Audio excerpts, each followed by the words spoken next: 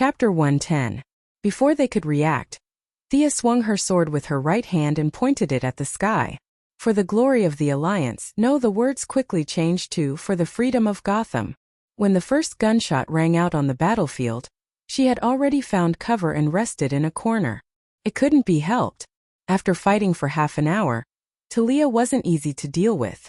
Not only was she exhausted, but she was also injured. She looked at her wounds. They were all superficial wounds. Her clothes looked good, but they had almost zero defense. Next time, she would have to get a set of high-density Kevlar from Batman. She ignored the battle in front of her, jumped over the crowd, and went to the back to rehydrate and bandage her wounds. What? Sisters fighting over a husband? She had just taken 2 sips of water when she was shocked by the news that Felicity whispered to her. What kind of logic was this? What happened to not spreading rumors? There were more than 500 people here, and that was enough to sentence her. When she found out that the final version of the story had been spread among the people on the battlefield, she did not know what expression to make. You Gotham people have too much time on your hands. That's why your imagination is so wild. She squinted her eyes and looked at the battlefield. Her first thought was to silence them. Did she have any weapons that could kill all of them? That would be difficult. Half of her pride from trapping Bane disappeared. She had taken the bullet and taken the blame at the same time. Batman, Catwoman, why don't you guys explain yourselves? She was depressed and could not be bothered to fight.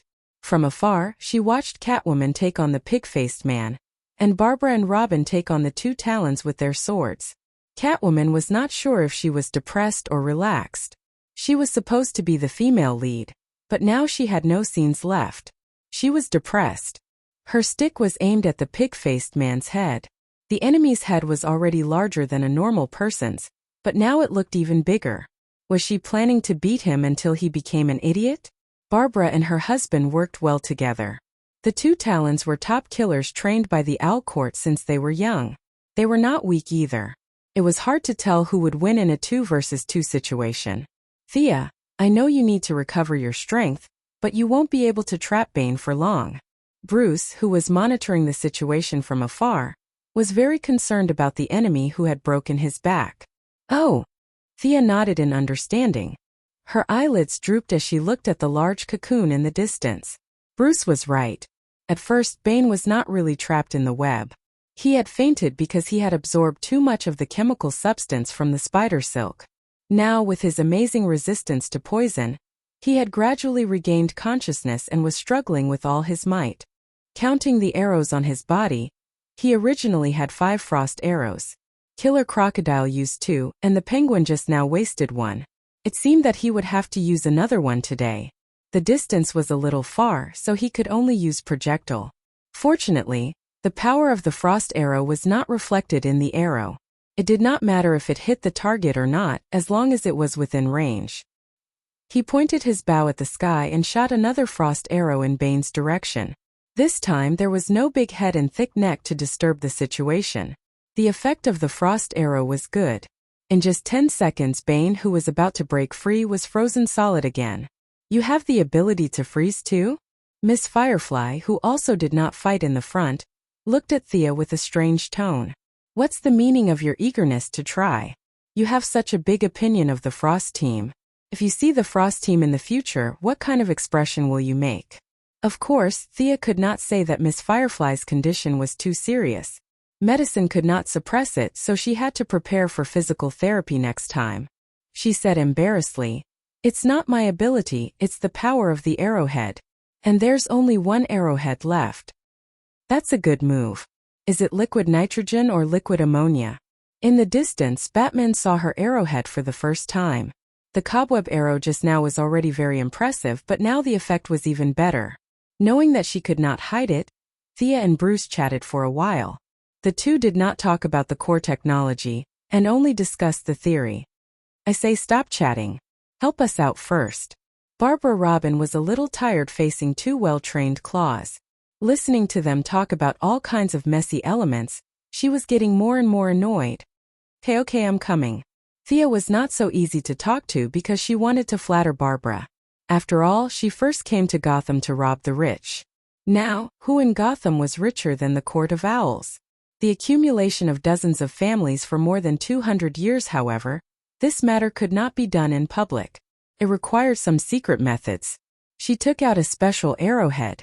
This arrowhead was installed with the nanoscale tracker.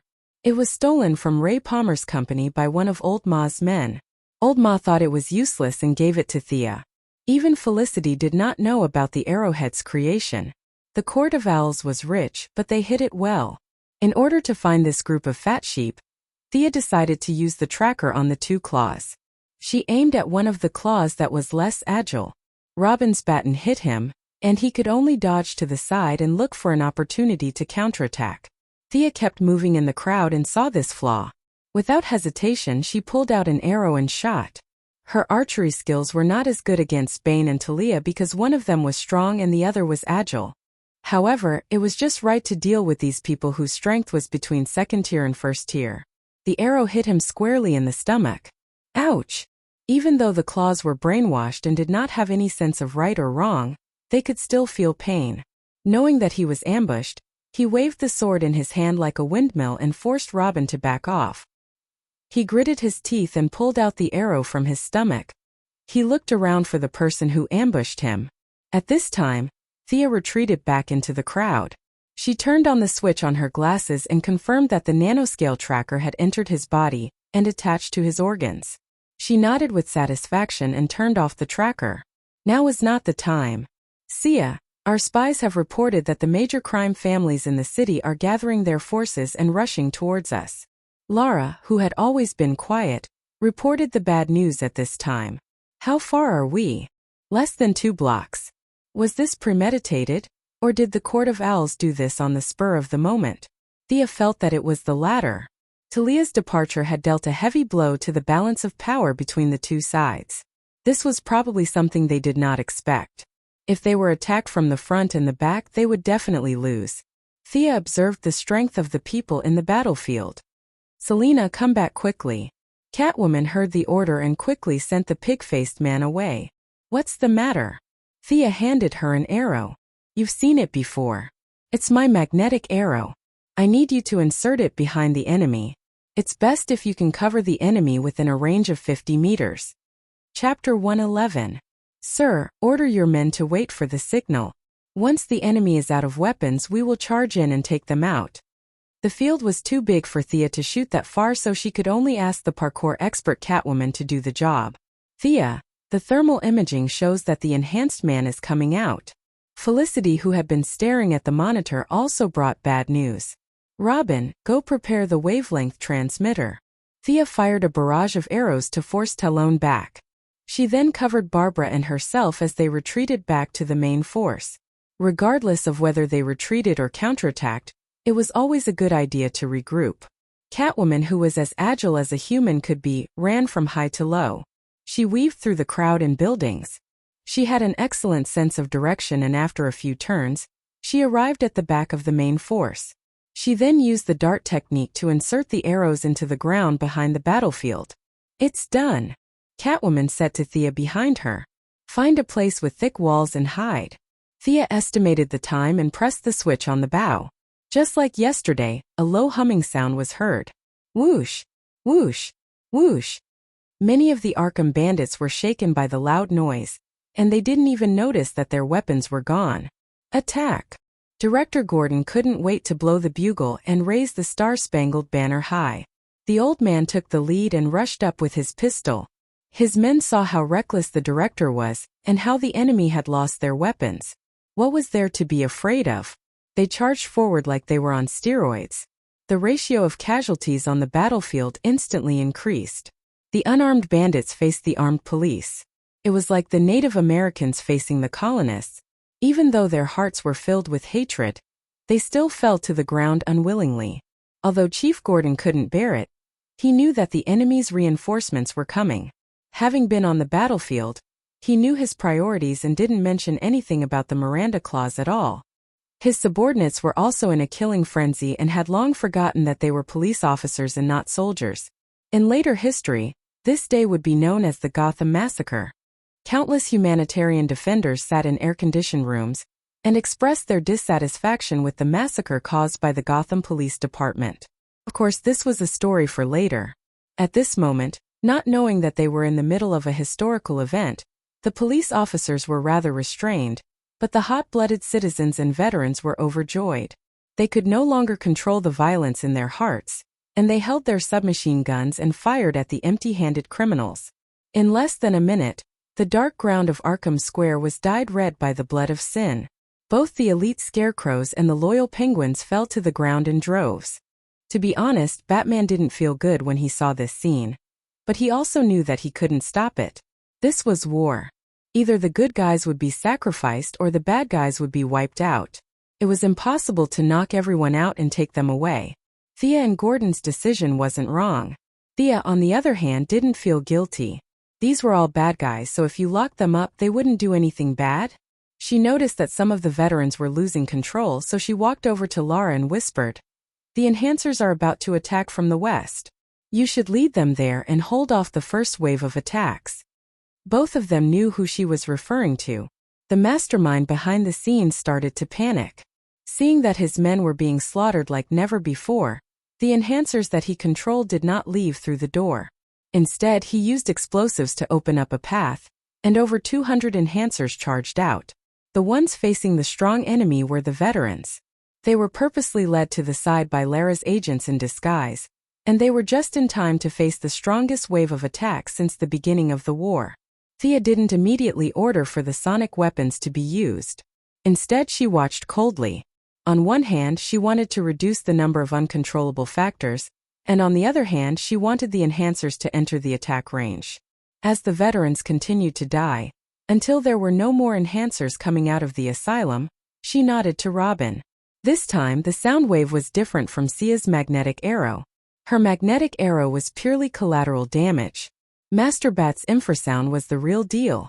Before anyone on the battlefield could notice anything, the 200-plus enhancers had already started to stagger. The effect is not bad. Thea gestured to Director Gordon. "Let's continue. Can these people still be saved?" The old director was still trying to salvage the situation, but Thea shook her head. "The genetic transformation is irreversible. They are no longer the original citizens, Director." The old director, who was known as the Executioner Gordon in the years to come, had nothing to lose.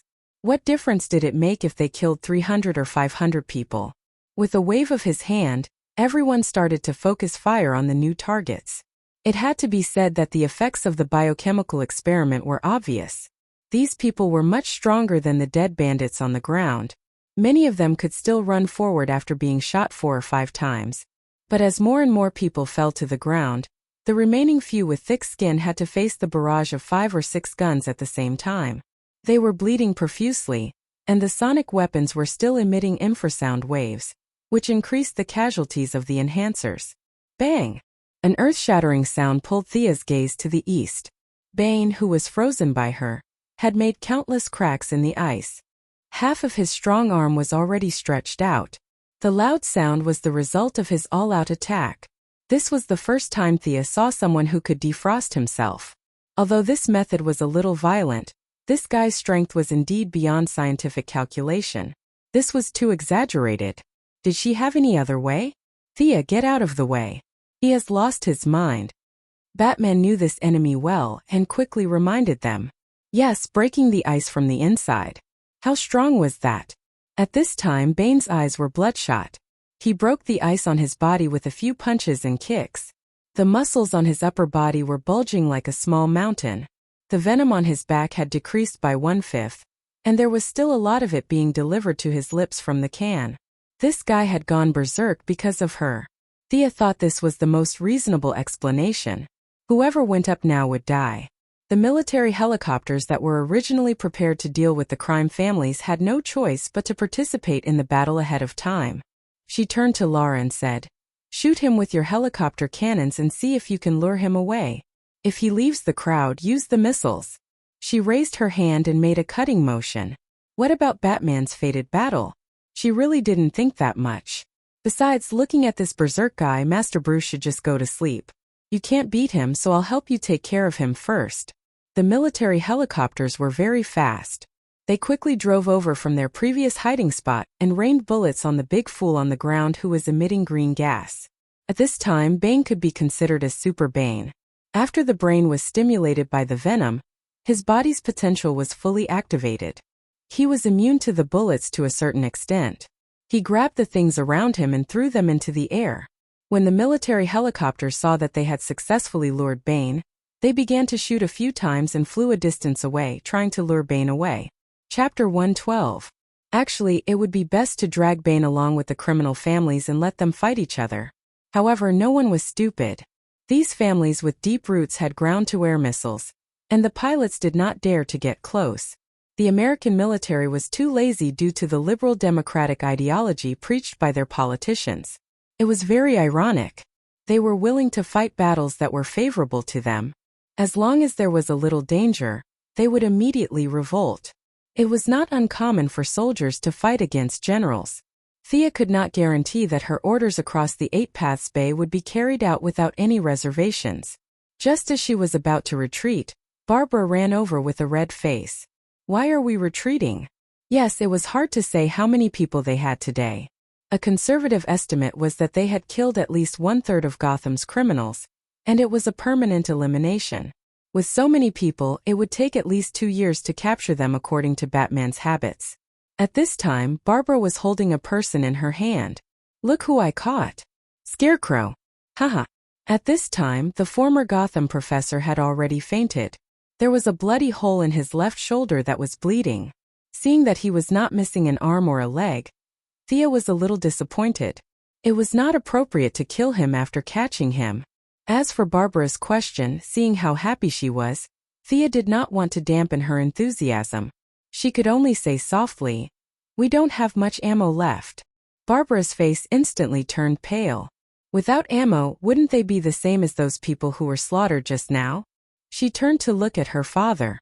After receiving confirmation, she quickly asked Thea, who had leveled up into a resourceful star. "What should we do?" "Don't worry, this place is so big. I've already asked Catwoman to scout ahead. She knows the place well. We'll be back after taking a big detour." Thea knew that the attack on Arkham under her command had come to an end. The next time they came, it would be Batman leading the team. She could not help but sigh. Looking at the Scarecrow being carried away, she asked them about the results of the battle. She found out that the Talon duo had already escaped, the Penguin Man was missing, and the Pig-Faced Man was killed on the spot because he was too big. Talon's escape was good news for him. Even if Penguin Man was still alive, Talia would come after him. Although he didn't manage to destroy Arkham in the end, the enemy's strength was basically wiped out. At least his efforts were not in vain. He ordered the troops to follow the Catwoman, who had returned from exploring, and went around 7th Avenue and Poplar Street to return to the camp. Before she left, Thea ordered Miss Firefly, who had maxed out her fire talent, to set up a fire. On one hand, she wanted to stop the enemy from chasing after her, and on the other hand, she wanted to burn down this evil asylum. The retreat was quite successful. The major crime families were only motivated by the interests of the Owl Court and didn't want to fight them head-on. Both sides tacitly returned to their homes. Once they returned to the camp, everything was fine. At least Thea had nothing to do. She was not in a hurry to activate the tracking device. The Court of Owls was not at the end of their rope yet. She needed to wait a little longer. During dinner, the few of them gathered together to discuss the next step of the plan. This time, Thea had gradually reduced her speech and left all the work to Batman. The two of them were well aware of this exchange of roles.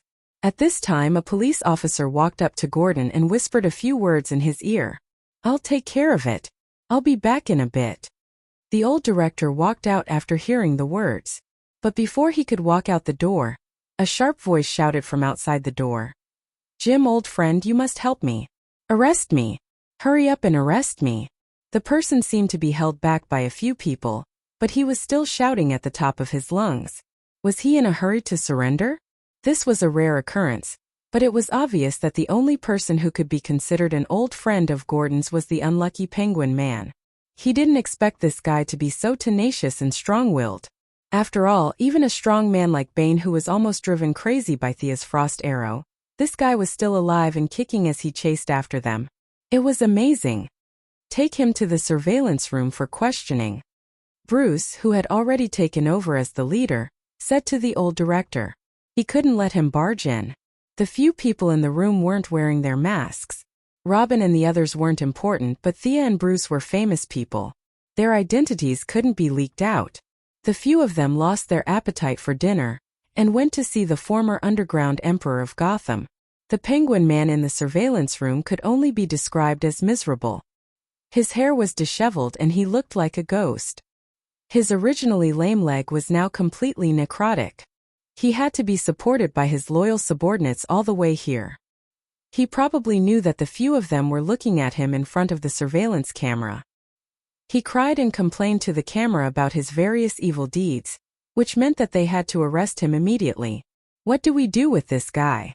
Gordon, the boss of the police station, asked. This guy was obviously afraid of death.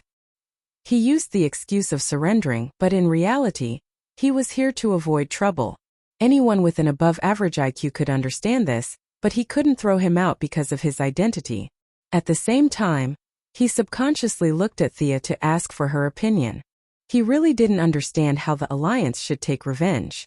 Looking at the high-end ceremony, would it cause a chain reaction if he said that he was going to take him into custody? Was it necessary for him to sacrifice countless police officers for a major criminal? It was a bit of an exaggeration to say that Thea was buried in the hole she dug, but at least half of it was buried. She couldn't say that she was acting during the day. Her relationship with the Alliance couldn't be exposed, so she had to keep it a secret. She thought about it again and again. She couldn't say anything, so she could only push the blame to someone else. Let Uncle Bruce decide. She turned and left the surveillance room after saying that. At this time, Uncle Bat was in a dilemma. With his IQ, he could see that Thea didn't care. Only Talia could scare Penguin like this. But this was the contradiction. He didn't want to see Talia at all, but he also didn't want to let the criminal go. He wanted to go back to bed and pretend to be sick for a few more days so that he could push the blame to Thea, but Thea had already run away. After weighing the pros and cons, he finally won out. Lock him up. Humph. Catwoman knew a little about his psychological activities. She thought that he still wanted to see his old lover. She was jealous, slammed the door and walked out. Batman felt that he wasn't understood, so he went outside to get some fresh air. Unexpectedly, he saw Thea, who he suspected to be his sister-in-law, sitting on a tree and looking into the distance. It was a rare opportunity, and he also wanted to talk to this smart and witty girl to confirm her true thoughts. But he couldn't climb trees now. His waist hadn't fully recovered. He walked to the tree and asked softly, "What are you thinking about?" Thea jumped down the tree. "I'm thinking about my father and brother." She wasn't lying. She didn't know if she had ruined Oliver's opportunity, but she really didn't care. She just wanted to take him back to Star City and reunite with her family.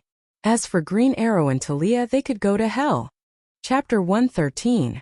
Batman, who was well versed in psychology and had done a lot of research on microexpressions, immediately knew that she was telling the truth. He felt a little sad as they were in the same boat. His parents had both died, and she had lost her father and brother. Their fates were really similar. But he still wanted to ask himself a question. So many people died during the day, do you feel guilty? They were all bad guys and they were killed by the police. We are a country with a legal system, and these people deserve to die for resisting. Thea sometimes could not understand the logic of these heroes, but she could not refute them. She changed her perspective and pushed all the blame to the police. "Anyway, I didn't do it, I'm very calm." Batman was also stunned by her sophistry. What she said was completely correct, and no one could find fault with it. But he still did not want to give up. "But we just killed all the criminals, isn't that inappropriate?" Thea knew that he would not give up until he got an answer. She could only use the enthusiasm she had when she debated with Old Ma last year, and come up with another theory. You are enforcing the law by arresting the criminals and sending them to the police station, and they are also enforcing the law by resisting until they are killed. This is not contradictory. Today's action is not a small-scale arrest. We are fighting a war between good and evil. There can only be one winner, and this war is not over yet. There are still thousands of citizens waiting to be rescued. Thea did not give him a chance to reply. She continued, I admire your actions, but from what I have seen in Gotham recently, Gotham not only lacks a Batman, it also lacks a Bruce. What do you mean? Batman was confused by her words. It means what it means. You are Batman at night and a playboy during the day. I think it is a bit of a waste of Bruce's illustrious identity. You should know that Chief Gordon is about to retire, so who will be in charge of Gotham during the day? Have you thought about it? You mean? Bruce's IQ was off the charts.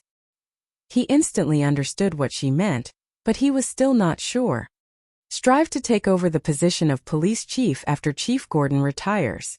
With your connections and wealth, you can do better than the old chief. Thea didn't have a deep relationship with him. She was just trying to divert his attention to the politicians and financial groups. It would be much easier for her to deal with the Owl Court. But Batman really listened to her nonsense, and he even carefully considered the deeper meaning of her words. Gordon had been a police officer when he was young, and the two had worked together for many years. Today, Thea's words made him realize that his old buddy was really old. It's not wrong to say that it's dark under the light. I really haven't thought about the future of the police station. The old chief should really take a break. After so many years of life and death, he was kidnapped by bad people countless times. If it were me, there wouldn't be such a problem. Would I be afraid of being kidnapped? He nodded at Thea, indicating that he would think about it, and left with a lot on his mind. After he left, Thea found a clean patch of grass and sat down. She said softly as if to herself, He's gone far. Big sister, come out. Talia's figure appeared from behind a tree trunk not far away. She didn't have a bow, only a long sword at her waist. You're not my sister. Wasn't that obvious? Thea wasn't wearing a hood or glasses. Anyone could see that she wasn't related to Talia by blood. It's obvious. Thea picked up a pebble on the ground and threw it into the distance. Talia didn't have the intention to fight. She found an empty spot and sat down. The two were about 3 meters apart. She looked at her with bright eyes. Where did you learn your martial arts? Thea smiled but didn't say anything. How could she expose herself so easily? Are you trying to bully me because I'm young? Talia was mentally prepared for her silence. She started to analyze. You're definitely not trained in Nanderbart. You're the descendant of a certain adjutant, right? It couldn't be helped. The ninja master had lived for too long. There were more than 100 adjutants who worked with him. Although most of them died in Nanderbart, there were always a few exceptions. Talia couldn't be sure if these people's descendants passed it down. You don't want to attract the ninja master's attention to Gotham, right? Since they couldn't see the light of day, things were easier. Yes. The two of them could reach a consensus on this point. Sia nodded. According to the rules of the Alliance, I'll leave and not participate in the matters here. Since you're not too bad, I'll remind you that the Owl Court has found a secret weapon and is currently activating it. This news surprised Thea. The court had a lot of cards up their sleeves. How could they have a secret weapon to turn the tables at this point? What is it? She asked anxiously. Talia smiled proudly. I don't know. I only heard that they stopped the experiment of strengthening humans. That Professor Hugo is trying his best to solve it. Seeing that Thea was deep in thought, she threw a metal plate to her. I owe you a favor this time. If you need anything, you can find me in Russia. After that, she walked quickly into the forest and disappeared in a few sprints. Sia was dismayed by this half-spoken approach. It was too difficult to build trust between people. What kind of weapon was this? She racked her brains but could not think of any other weapon that Gutan could have up his sleeves. She could only shout to her right. Did you hear what she said? What weapon do you think it is? I'm dumbfounded. How would I know? Catwoman walked to Thea's side and lay on the ground. She was still chewing on a piece of grass as she stared blankly at the fading sunset. Your family of 3 only wanted me, an outsider, to be your counselor, right? Come on, let's continue chatting. She's gone anyway. Isn't that good? You can have some alone time with Bruce again. Don't go to Star City for this date. Go to the metropolis. Thea remembered their unique way of traveling clearly. No, I don't have money. Speaking of this topic, the feline girl felt depressed, and even Sia, who was half a teacher to Lady Shiva, felt awkward. Big sister was too ruthless. Just look at how she forced the feline girl into such a state just so that her daughter could live a carefree life. Seeing that she still wanted to say something, Catwoman interrupted her and took out a scroll from her bag. This is a painting I got from Killer Moth. Take a look and I'll sell it to you. Painting? Thea felt that her ancestors didn't have any artistic cells. It was better to talk about explosives and swords with her. Why talk about painting? Besides, she was poor. If you didn't talk about money, they could still be friends. However, it wasn't appropriate to reject it directly. She could only accept it and take a look. The painting wasn't long. It was less than 1 meter in length and width. It was obvious that the painting was very old and had been repaired by an expert. However, Catwoman violently cut it so its value was reduced by at least 50%. The content of the painting was also very monotonous. It seemed to be a forest with a winding stone path in the forest. Other than that, there was nothing else. There were no people or animals. It could barely be considered a landscape painting. Chapter 114. It was supposed to be a very ordinary painting. But it was this ordinary painting that made Sia feel that her strong willpower was constantly being absorbed. At the same time, whispers came from the painting, the sky, and the trees. It would have been better if she could hear them clearly, but the voices were so soft that it seemed like a gust of wind could blow them away. No matter how hard she tried, she could not hear a single word. Hey, what's wrong with you? The feline girl was still waiting for her to reply, but after waiting for a long time and seeing that she didn't respond, she gave her a light push. Me. Sia didn't know what was wrong with her. She carefully looked at the scroll again. The great suction force had disappeared, but she could still hear the whispers in the air. She didn't know if it was because of her tinnitus or something else, but she could still hear the whispers in the air.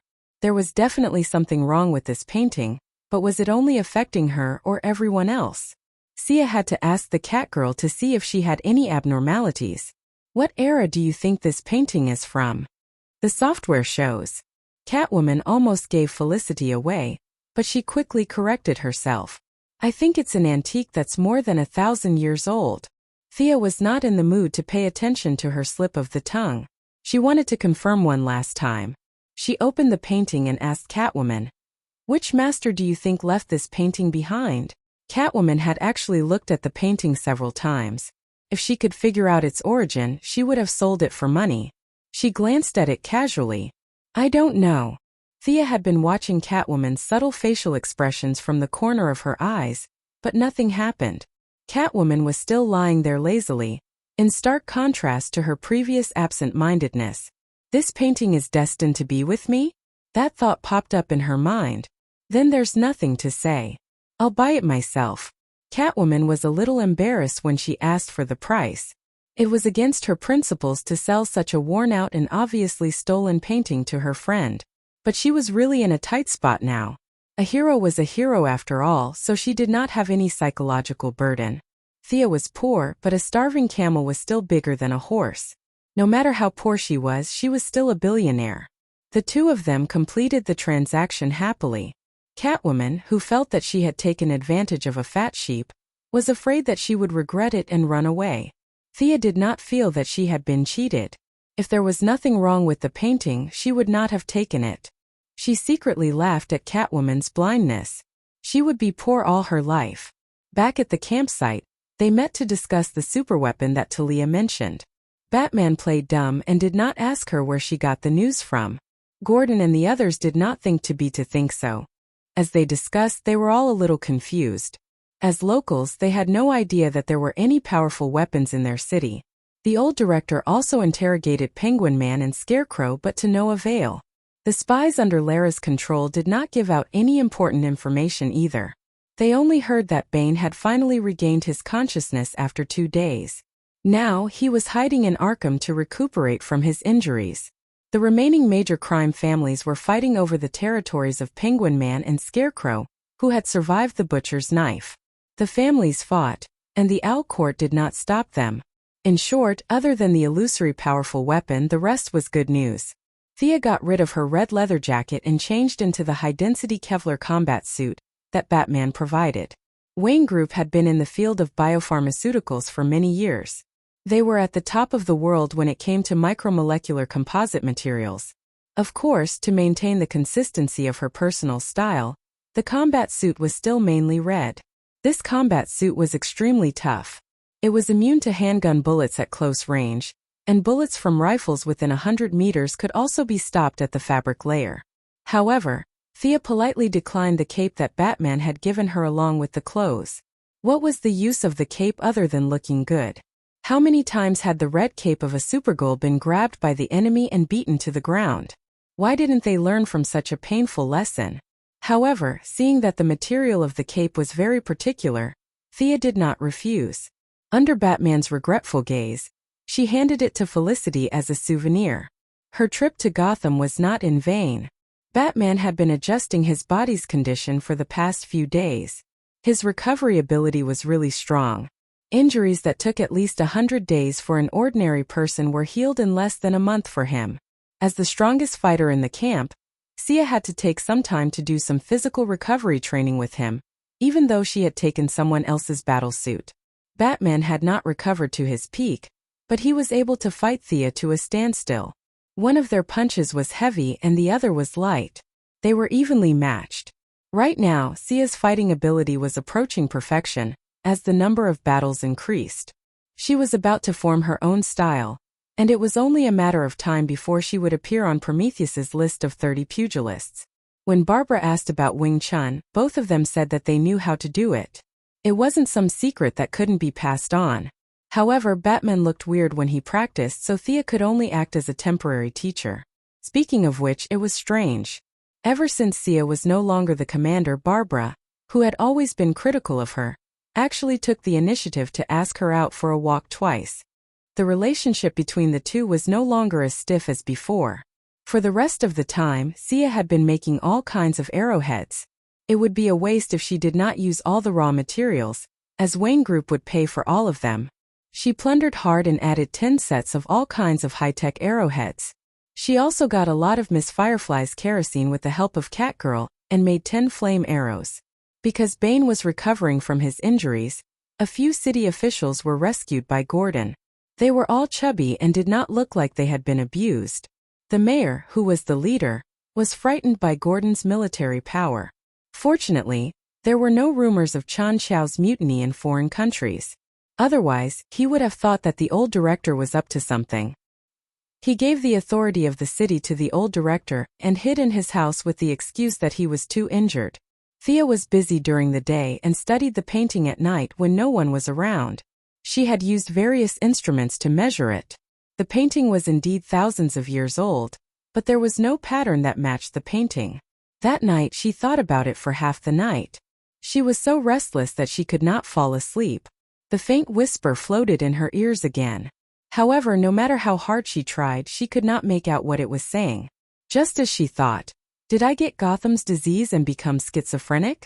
The characters with dual personalities in the anime are all amazing, but I really don't want to become like that. Come to me. Can help you. I'm not a bad person. The voice this time was different from the one she heard before. It was a little muffled, as if it came from underground. Let's go and see. She immediately made up her mind. Of course, it was not because the other party said that he was not a bad person.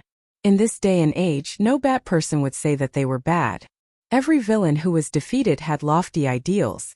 Therefore, she did not take the words seriously. She would analyze the problem in detail when they met. Chapter 115. Ever since she changed into the Kevlar combat suit provided by Batman, the original antiviral suit had been eliminated.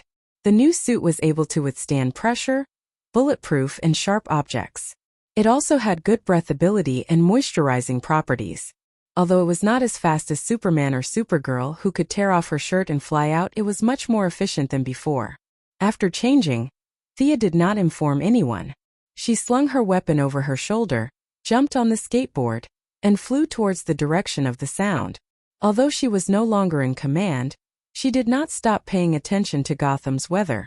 Every now and then, she would instruct the old director to shoot up into the sky. Out of respect for her, the higher-ups followed her orders without hesitation.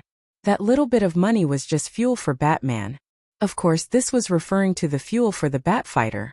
The speed at which the cumulus clouds accumulated could not withstand her daily destruction. She could now see the bright moonlight at night. She did not know how much crime had decreased, but at least it was much more pleasing to the eye. Using the bright moonlight, she identified the direction. The voice was still occasionally heard. "Come to me. I can help you." It seemed to be coming from the south. Gotham was a large port city. The east was connected to the sea. The north and west were inland. As for the south, Thea only remembered that there was no one there. It was a muddy swamp. Although she had many doubts in her mind, she still entered a state of concentration. She did not fly at the highest speed. She constantly observed her surroundings and carefully flew towards the direction of the sound. As the surroundings became more and more desolate, her perceptive sense did not send out any warning signals. Her infrared scan did not show any signs of heat from large animals. "I'm here, young one." A low voice sounded from below. Thea took out a frost arrow and nocked it on her bow. She gradually lowered her altitude and carefully prepared for any attacks that might follow. However, when she descended to an altitude of 20 meters, her surroundings were still desolate. No matter how she looked around, she could not see any signs of life nearby. "Where are you?" Although it was silly to ask, she really did not see this so-called person who could help her. "I'm out. I'm not a bad person." Following his words, a gurgling sound of water could be heard. The swamp below began to ripple. A certain green guy that looked like a large sludge monster slowly crawled out of the swamp. Vines were flying everywhere now and then. Tons of mud was suddenly pulled into the air by the figure, and then fell back into the swamp because of gravity. Thea stared blankly at the 5-meter-tall green humanoid creature in front of her. Who was this? Or rather, what was this thing? She looked at the bow in her hand. Her archery skills, which had been successful in the past, did not give her any sense of security at all. Could her arrows hurt this guy who was 5 meters tall and weighed several tons? The only thing that gave her courage was the skateboard under her feet. If she couldn't win, she could still run. Maybe she couldn't say a single word. She quietly watched as the tall green creature moved around a few times, rubbing its face and stretching its neck.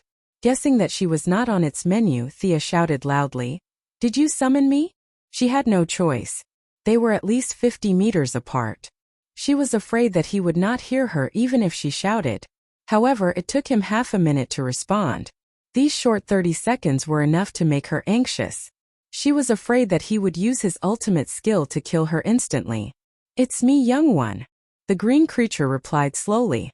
This made the short-tempered Thea's eyebrows twitch. If she could not defeat him, she would definitely teach him a lesson. "What do you want from me?" Thea knew that she had to lower her head when she was under someone else's roof. She lowered her altitude to the same level as him and asked respectfully. "It's a long story. Be patient," the green creature said calmly. Thea felt that this guy did not seem to have any bad intentions. She could only say that she was very patient and that they could talk until dawn. "I'm not a bad person." Thea did not understand why he kept emphasizing this point. It remained to be seen if he was really not a bad person or if he was just trying to numb her. "I'm a botanist. I became like this because of an experiment. My original name was Alec Holan. Of course, no one calls me that anymore. They all call me the swamp monster." The giant green creature, or rather, the swamp monster, sighed when he talked about the past. However, he quickly put the past aside and talked about the purpose of today's visit. "There are many supernatural beings in this world. I'm one of them. Our leader detected a supernatural reaction on your body. That's why he ordered us to come in contact with you."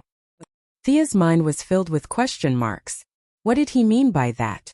Was there a supernatural reaction on her body? Was she about to awaken her superpower?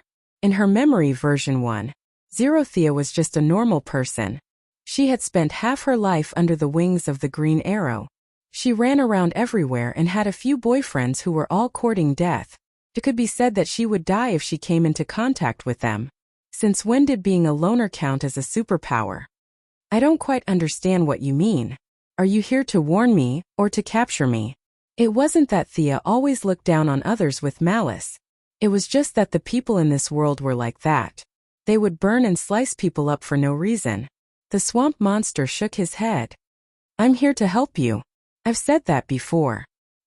Very good and very powerful. Every villain said that they wanted to help others at the beginning. Their methods of help were usually daggers, explosives, brainwashing, and the like. Thea didn't say anything. She waited for him to continue. You should have obtained some kind of sacred relic. This relic awakened your bloodline. You're not a normal person. You have the legacy of the ancient sages. Relic? This wasn't hard to guess. The painting that Catwoman stole from the killer moth was the beginning of everything. Because she didn't know whether this was a blessing or a curse, she brought that strange painting with her when she went out. As for the bloodline, it was a little confusing. Was it brought about by the fusion, or did she have it in the first place? This was a bloodline. It sounded so high and mighty. What bloodline limit, D-clan, weren't they all cheats brought about by the bloodline? But did she really have such a thing? Although she was a little afraid that this big green guy would snatch her painting, she still took it out. The relic you're talking about is this, right? As for the bloodline, can you explain it? The swamp monster revealed a smile that he thought was kind, but Thea thought was terrifying. Only you know your bloodline. I used to be a botanist, but now I'm not even a human. I can't determine the source of your bloodline. Only I know? What do I know? Thea's brain was about to become mush. Just when she was about to say that she couldn't remember, the scenery in the painting flashed in her mind, and her family name that she had never shown before. Merlin. Chapter 116. The great wizard Merlin was a legendary figure that everyone in Europe and the United States knew about. The meeting between the great wizard and King Arthur, and the legend of the 12 Knights, had reached the point where almost everyone knew about it. But was this Merlin who was so famous the same person as Malcolm Merlin? She had been painstakingly searching for 8 generations of the Quinn family's ancestors. It turned out that the truth was so close to her. But was this really the truth? She looked at her own hands. Her 5 slender fingers were white and full of strength. Whether it was a bow or a sword or a dagger, she could use them all skillfully. But no matter how she looked at it, it did not look like she could shoot fireballs or icicles. Moreover, in terms of bloodline, Old Ma's bloodline should be purer than hers.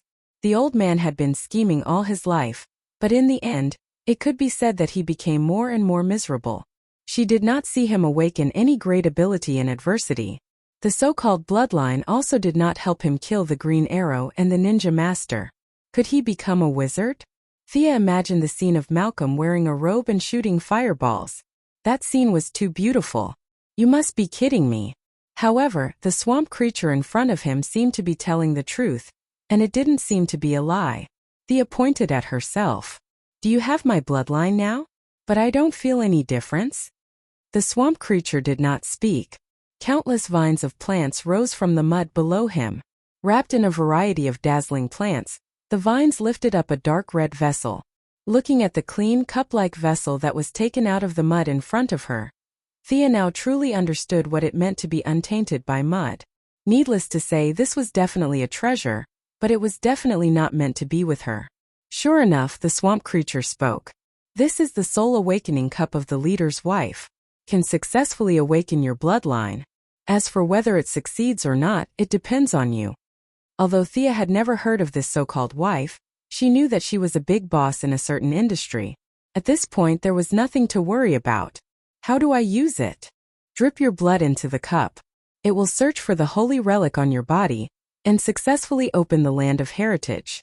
The swamp creature probably knew that he looked a little scary, and he didn't know how brave Thea was. Using his past experience as a human, he only felt that if he was a little girl, he would have fainted for 10 minutes. He controlled the vines to put the cup on the ground and slowly took 2 steps back. Thea descends from the air to the ground. She doesn't dare to leave the skateboard. She walks around the inconspicuous cup twice. She doesn't see anything wrong with it. Thea rolled up her sleeves and made a cut on her arm. Fresh blood quickly covered the bottom of the cup. Just as Thea was wondering how much blood was needed to activate this thing, she felt a hook hooked onto her belly button and pulled upwards. She wanted to shout, but the rapid wind had already made her unable to speak. She only felt that she had been stuffed into a narrow tunnel. Her entire body was enveloped by a huge wave of air, and she was flying at high speed in this extremely long tunnel. After an unknown amount of time, when she regained consciousness, there was only one thought in her mind. This user experience sucks. He patted his butt and wanted to stand up. Only then did he realize that the combat uniform he was wearing was gone. Instead, he was wearing a beggar's outfit.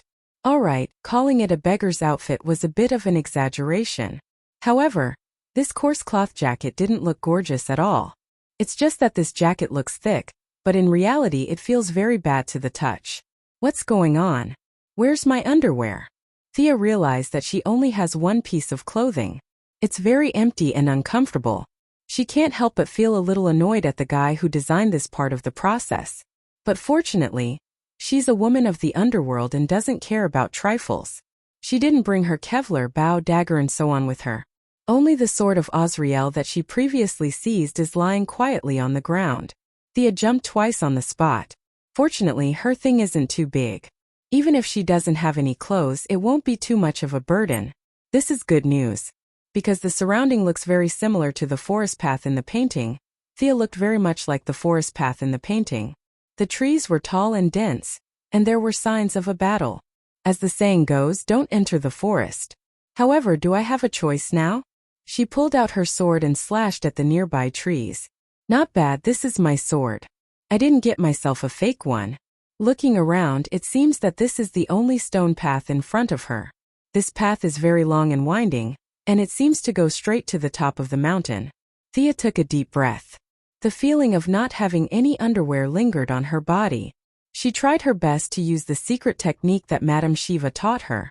She abandoned all distracting thoughts and focused on walking up the mountain. The path was neatly built. Thea didn't know if this is a real scene or a world in the painting. She didn't see any animals or birds along the way. Her surroundings were quiet. Occasionally, there would be wind blowing, but it didn't cause any disturbances to her sharp senses. Just when she was about 1/5 of the way up the mountain, she received a warning from her perceptive sense. There was a tingling sensation that seemed to be stabbing her brain. Someone is ambushing me. Thea quickly saw the target. A guy with a face full of black fog and a body full of armor jumped down from a tree and slashed at Thea. At this time, the enemy was in mid-air, and his body was full of openings. In theory, it was the best time to attack. However, because she didn't know how strong his armor was, Thea chose to dodge. Thea did a side roll in advance to avoid the heavy slash. She didn't get up, but used the sharp sword in her hand to slash at the unprotected foot of the enemy. The armored man reacted quickly. He lifted his foot to step on the edge of her sword. At the same time, he used the huge two-handed sword to slash at Thea's head. This guy is very powerful. Thea used her agility to pull away and focused on defense. She peeked at the opponent's attack pattern and waited for the opportunity to find a flaw to determine the winner. Through the continuous exchanges, Thea gradually figured out the ins and outs of this guy. Looking at his skills, he definitely wasn't a nobody when he was alive. His two-handed sword danced vigorously, and ordinary people would have been hacked to death if they encountered him. Thinking of this, Thea was a little puzzled. Is my bloodline really Merlin's? Why did the mage selection have a martial arts competition? Or was it that the mages of Ancestor Merlin's time were all warriors? Although she was a little puzzled, she still easily dealt with this guy. Thanks to the ninja master's knowledge, Thea had long seen through this guy's swordsmanship. It was an ancient English battle formation swordsmanship. Whether or not he was a knight of the Round Table was unknown, but this set of swordsmanship was something that Thea had learned before. Moreover, as a master who had been in seclusion for 800 years, he had long studied the ways to break these swordsmanship. As long as she followed the recipe, she would be able to defeat this guy. Soon, Thea found the flaw that she was waiting for. The Black Fog Knight used a move where he held the sword with both hands and stabbed forward. Thea used the edge of her sword to block the knight's sword. Then she charged forward fiercely and stabbed the sword in her hand into the knight's face. The Black Fog Knight immediately stopped. The shocking killing intent from before dissipated in an instant. He crossed his sword in his right hand and knelt on one knee on his left knee. He performed a salute that Thea couldn't understand, and then disappeared like a breeze. Chapter 117. After killing the Black Mist Knight, Thea did not let down her guard. She carefully made her way to the top of the mountain. The second half of the journey could be described as uneventful. In fact, by the time she was halfway up the mountain, she had a rough idea of what was going on. The original purpose of this checkpoint was probably not to let the apprentice sorcerers slay the knights blocking the way. If he guessed correctly, it should be to test the reaction speed and basic physical fitness of the people who came. To put it bluntly, it was to select the person who would run away in the face of danger, and the person who could run away quickly. However, Master Merlin probably did not expect his descendants to have such a weirdo like Thea. She killed the obstacle with just a few punches and kicks. The Black Mist Knight's martial arts were outstanding even today. The medieval ancestors of the Merlin family could only scurry away in front of him. It was impossible that ancient martial arts were better than modern martial arts. A skill must be more refined and refined. After countless generations of refinement, the final version must be stronger than the original version. Of course, if there was inner force or true inner force, it would be another matter.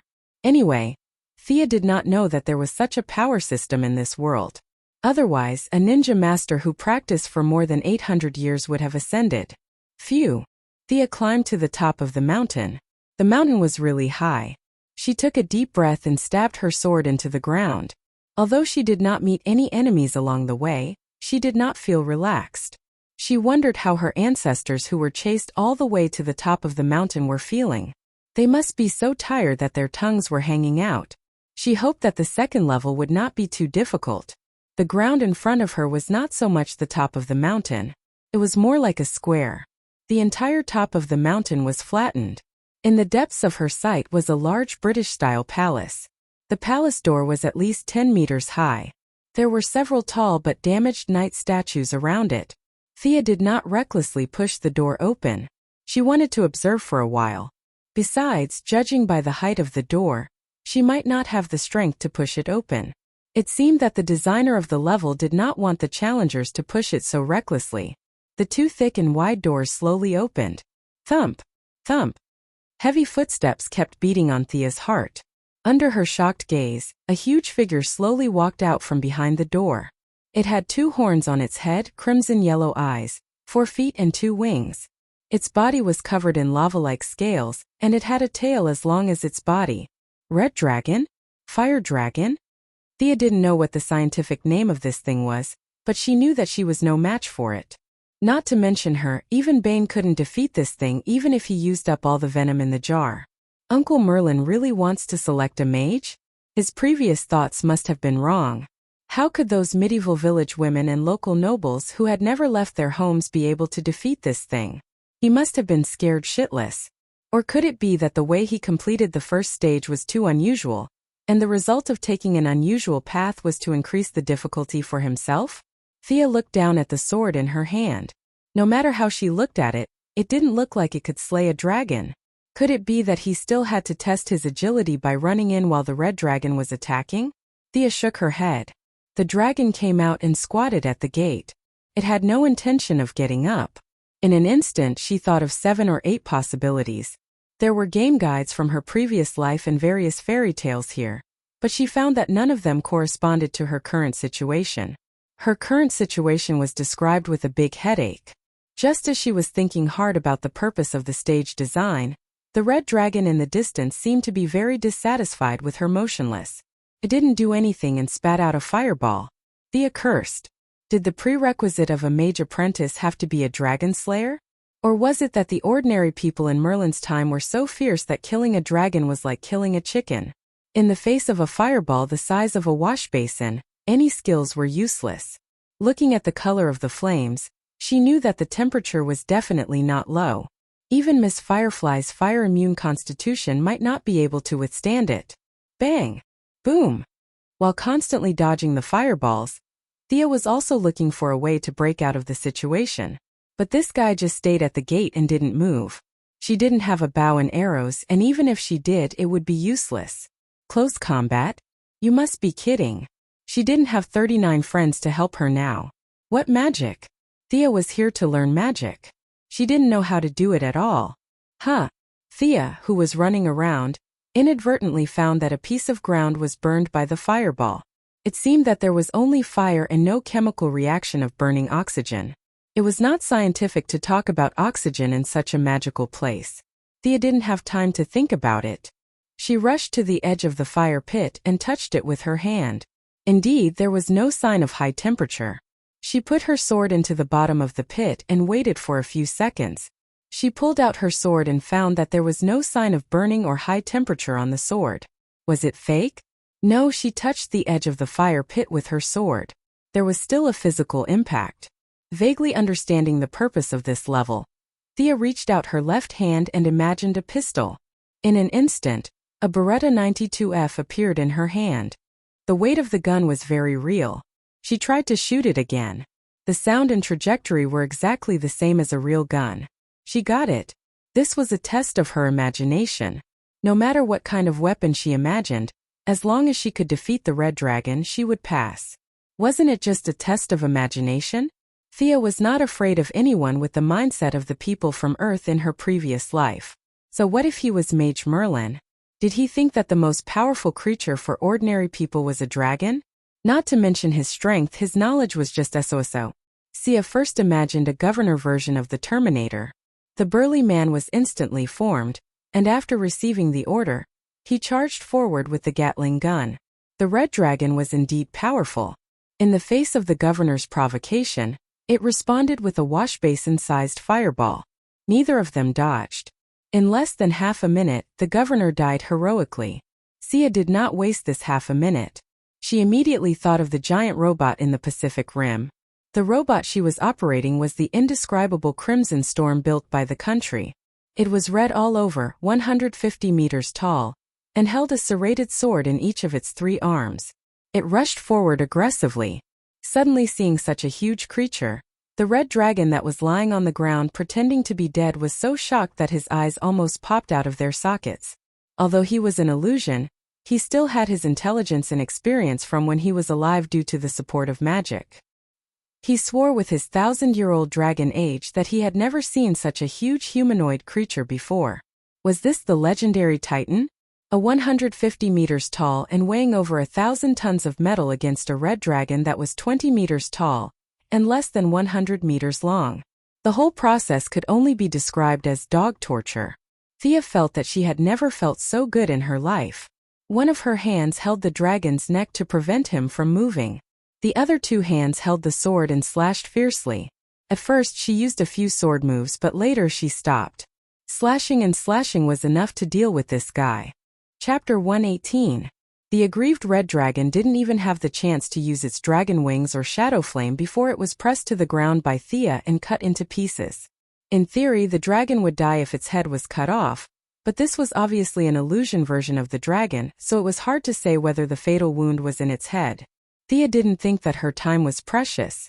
Like mincing meat, she cut the majestic red dragon into pieces of meat that were less than half a meter long and wide. She searched around but didn't find any forging materials like dragon crystals or dragon cores. She sighed. Just now she found that there was a trick to pass this level. There were 4 broken knight statues at the door. The designer's goal was to use these statues as reference objects to simulate the classic scene of a knight and a mage working together to kill a dragon. But she didn't know which generation of ancestors had misunderstood or deliberately caused trouble for their descendants. But he or she directly brought the statues to life and fought a great battle with the red dragon. The 4 statues were now piled up on the side like garbage, and if one didn't look carefully, one wouldn't know the specific meaning behind it. Anyway, she passed. Thea controlled the robot to put her on the ground. She was 150 meters away, so she didn't dare to cancel it suddenly. She would fall to her death. Carrying her sword, she walked around the pile of meat and walked into the hall. Not long after she entered the hall, the 2 doors closed in a very old-fashioned way. She pouted.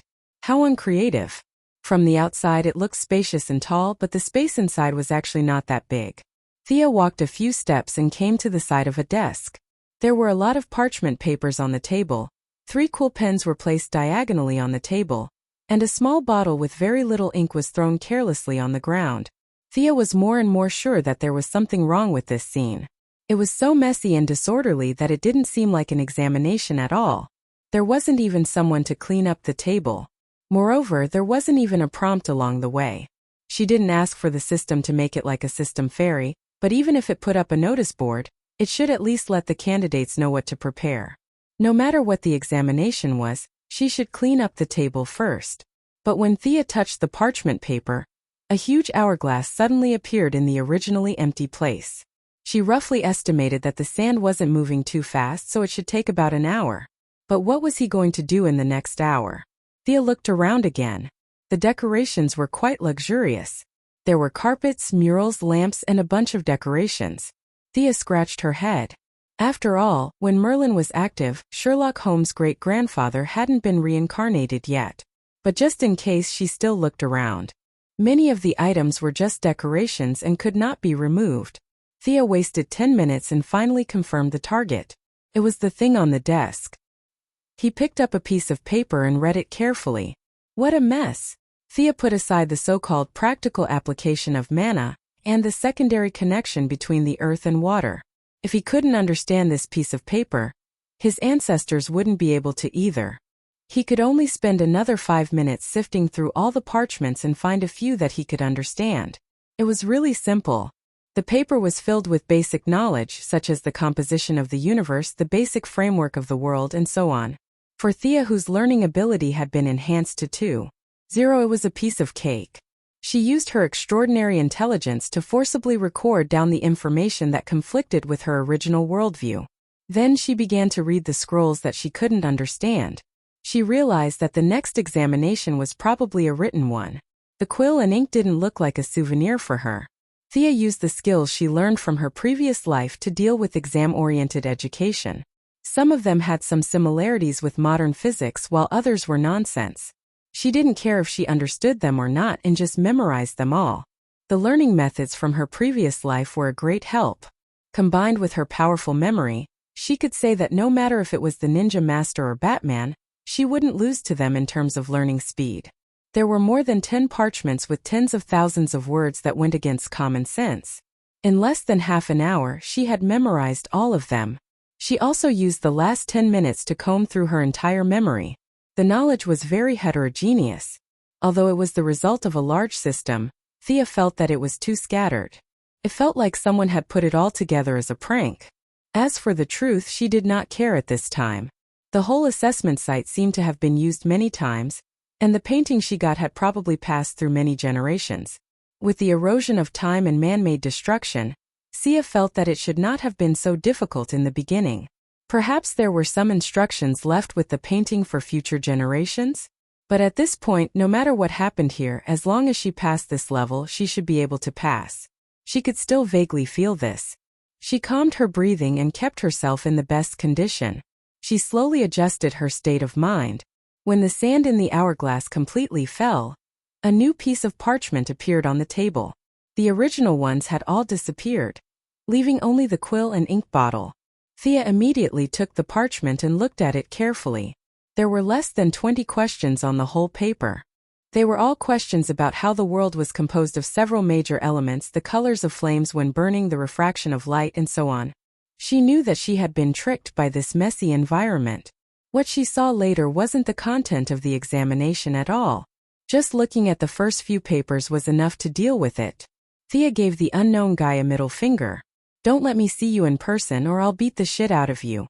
Although the questions were very simple, she still answered them seriously. In less than 5 minutes, she finished all the questions. After checking several times and confirming that they were all correct, Thea was a little dumbfounded. Who should I give this paper to? Hey, I'm done. Is anyone here? She stupidly shouted at the empty room for a long time, but no one came out. She fainted. Ancestor Merlin, don't tell me that in order to take care of the descendants who just learned how to read, the examination time was set especially long? Thinking about it, it was possible. In the Middle Ages, not to mention the common people, even the king who could write his own name was considered a high-quality person. At that time, the king was more like the leader of a society than the leader of a country. Many nobles didn't know how to write their own names, so they could only wear a seal on their hands and press it when it was their turn to sign. She waited patiently for a while and found that still no one paid attention to her. Okay, since you are so assured, I won't be polite. Thea left her seat and looked around again. Although the hope was not big, what if she could find something good?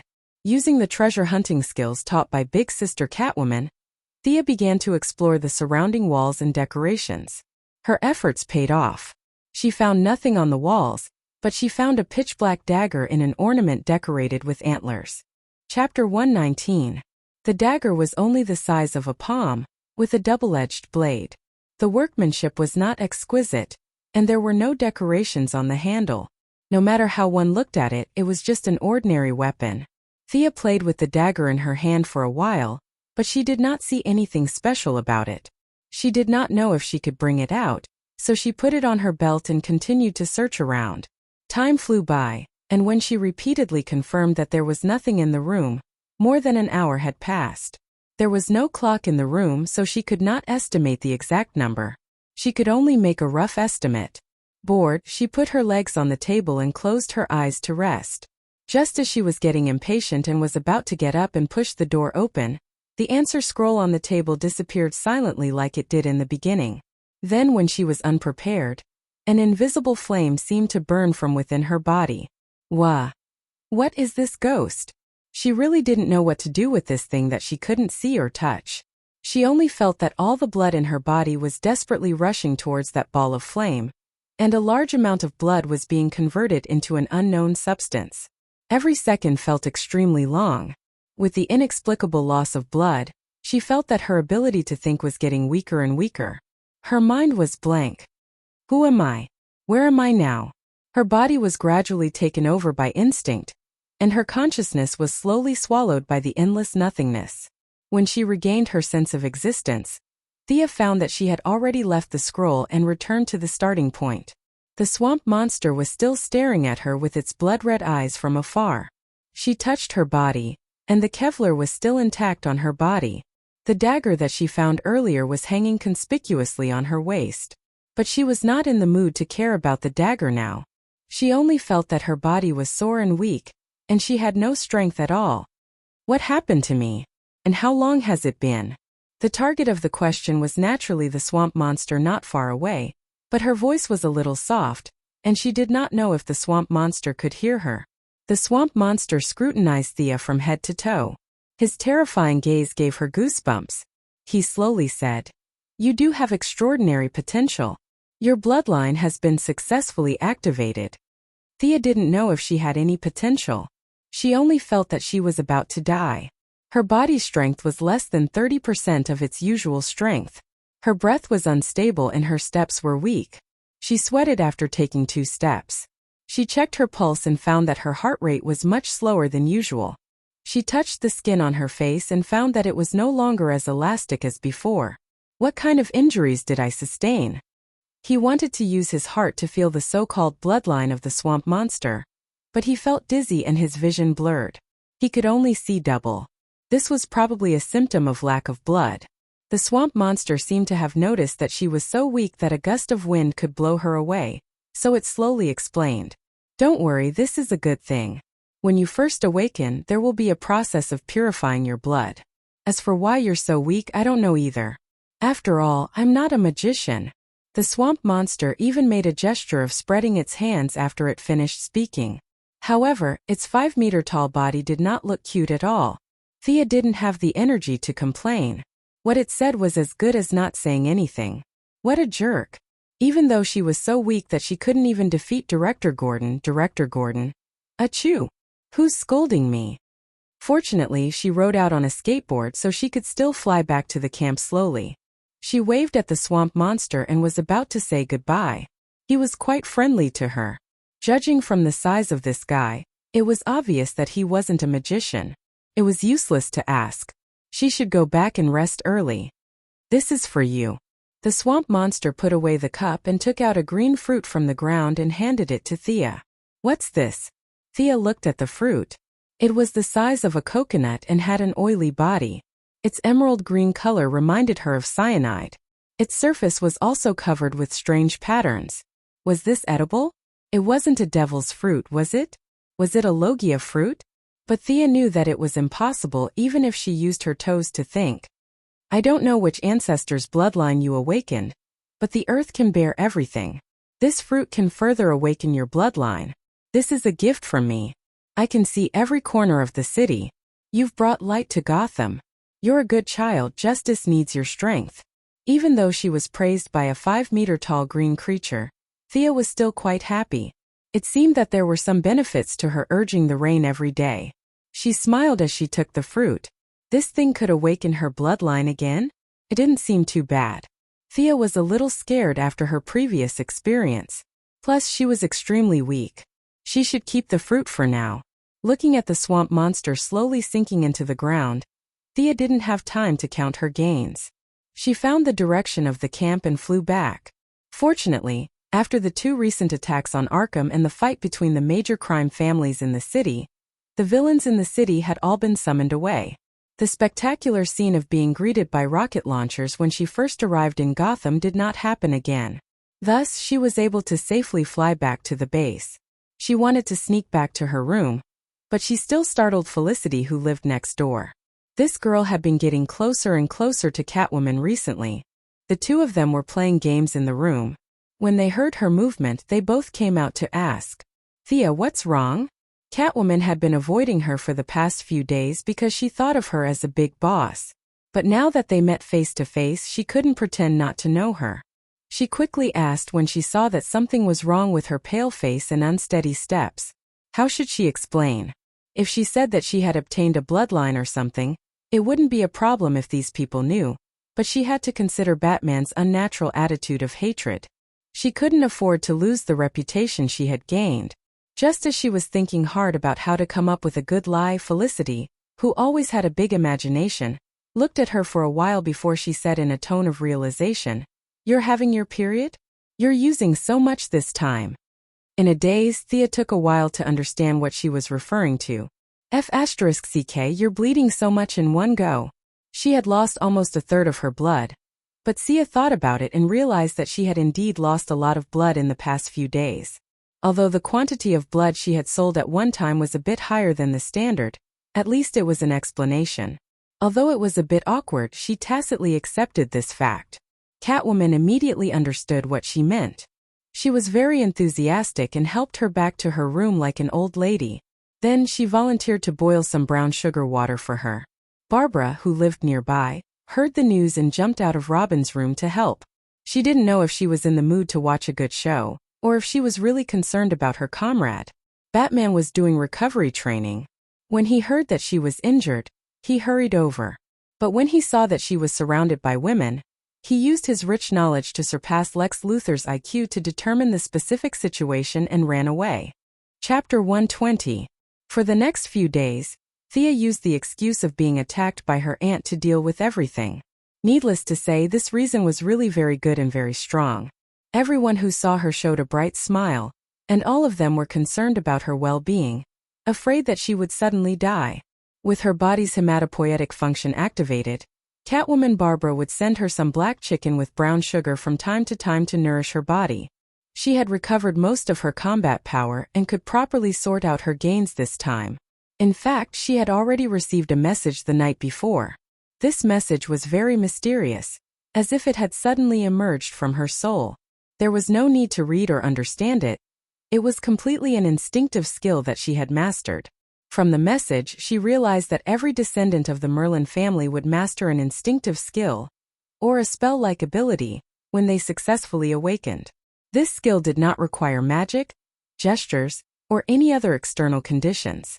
As long as one had enough physical strength, they could activate this ability.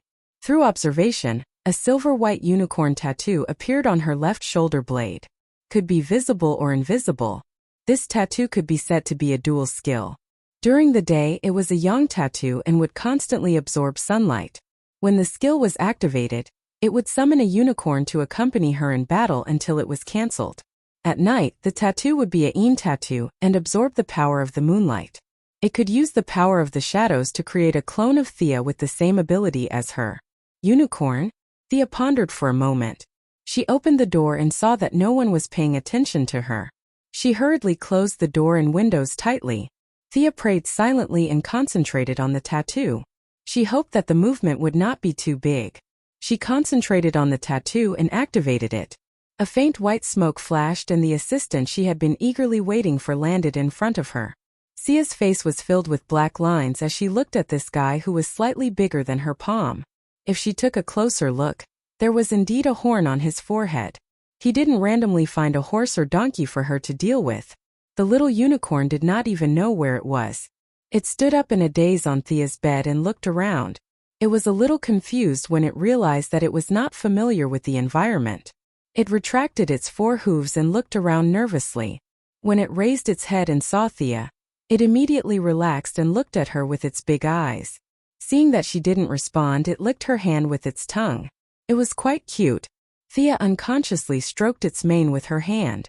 It was so soft, and it felt so good to the touch. Looks like this guy won't be able to become a fighting force in a short period of time. Don't tell me I have to rely on it to kill the enemy. That night, she tried the doppelganger technique again, and the results made her feel gratified. This was different from a certain Japanese manga's cloning technique. This clone was also a physical entity that could attack and speak. Even if it was hit, it wouldn't turn into smoke and disappear. However, it would still deal fatal damage. Thea's fighting abilities could also be completely controlled by the physical entity. However, the equipment on her body could not be replicated. If the enemy knew the inside story and attacked the original body, she would be dumbfounded. However, the flaws did not obscure the beauty of the jade. They could be flexible. For example, one of them held a saber while the other held a dagger. They could circle left and right a few times and the enemy would be stunned. Thea once hid in the house and tested it. After the skill was activated, the stamina consumption would double. If the consumption per unit of time was 1, now it was 2. The damage received by the clone would not affect the original body. In theory, Thea would be fine even if the clone died 100 times. But at the same time, she wouldn't be able to learn anything the clone read. The two of them could only share some simple information. This could be considered as having its advantages and disadvantages. It was also very simple to increase the power of the Yang rune and Yin rune. The Yang rune could be exposed to the sun, and the Yin rune could be exposed to the moon. The unicorn would grow from a juvenile to an adult with the accumulation of sunlight. In the end, it would even grow a pair of wings and become the royal unicorn family. As long as it evolved to an adult, the two of them could merge. Thea would automatically have most of the unicorn's abilities and characteristics. The clones at night could also become more agile and intelligent with the accumulation of moonlight. It was even possible for 2 or 3 clones to be created at once. In order for the unicorn to grow up as soon as possible, Thea could proudly claim that she was also the kind of person who could strengthen herself by basking in the sun. In the future, she could add a deck chair next to Superman and Supergirl. Let's bask in the sun together. She didn't know what kind of talent the predecessors had. Yes, to save herself the trouble, she now called it a talent. She felt that this clone talent was still very suitable for her. After all, her mind was filled with fighting and killing. This skill had unknowingly doubled her combat power. If she wasn't afraid of exposing herself, without the technological equipment, Batman would no longer be her opponent in a one-on-one fight. Speaking of the concentration of the bloodline, it was necessary to talk about the process of blood loss at the end. Although there wasn't much information at this time, Thea could still analyze that it was a process of burning blood and returning to one's ancestral roots. She could now feel that there were 2 drops of golden blood in her heart. She didn't know if it was because she had completed the trial too well, but the purification process was completely at full power. Theoretically, the energy that could only be converted into 1 drop of blood was excessively stimulated, and 2 drops of blood were purified.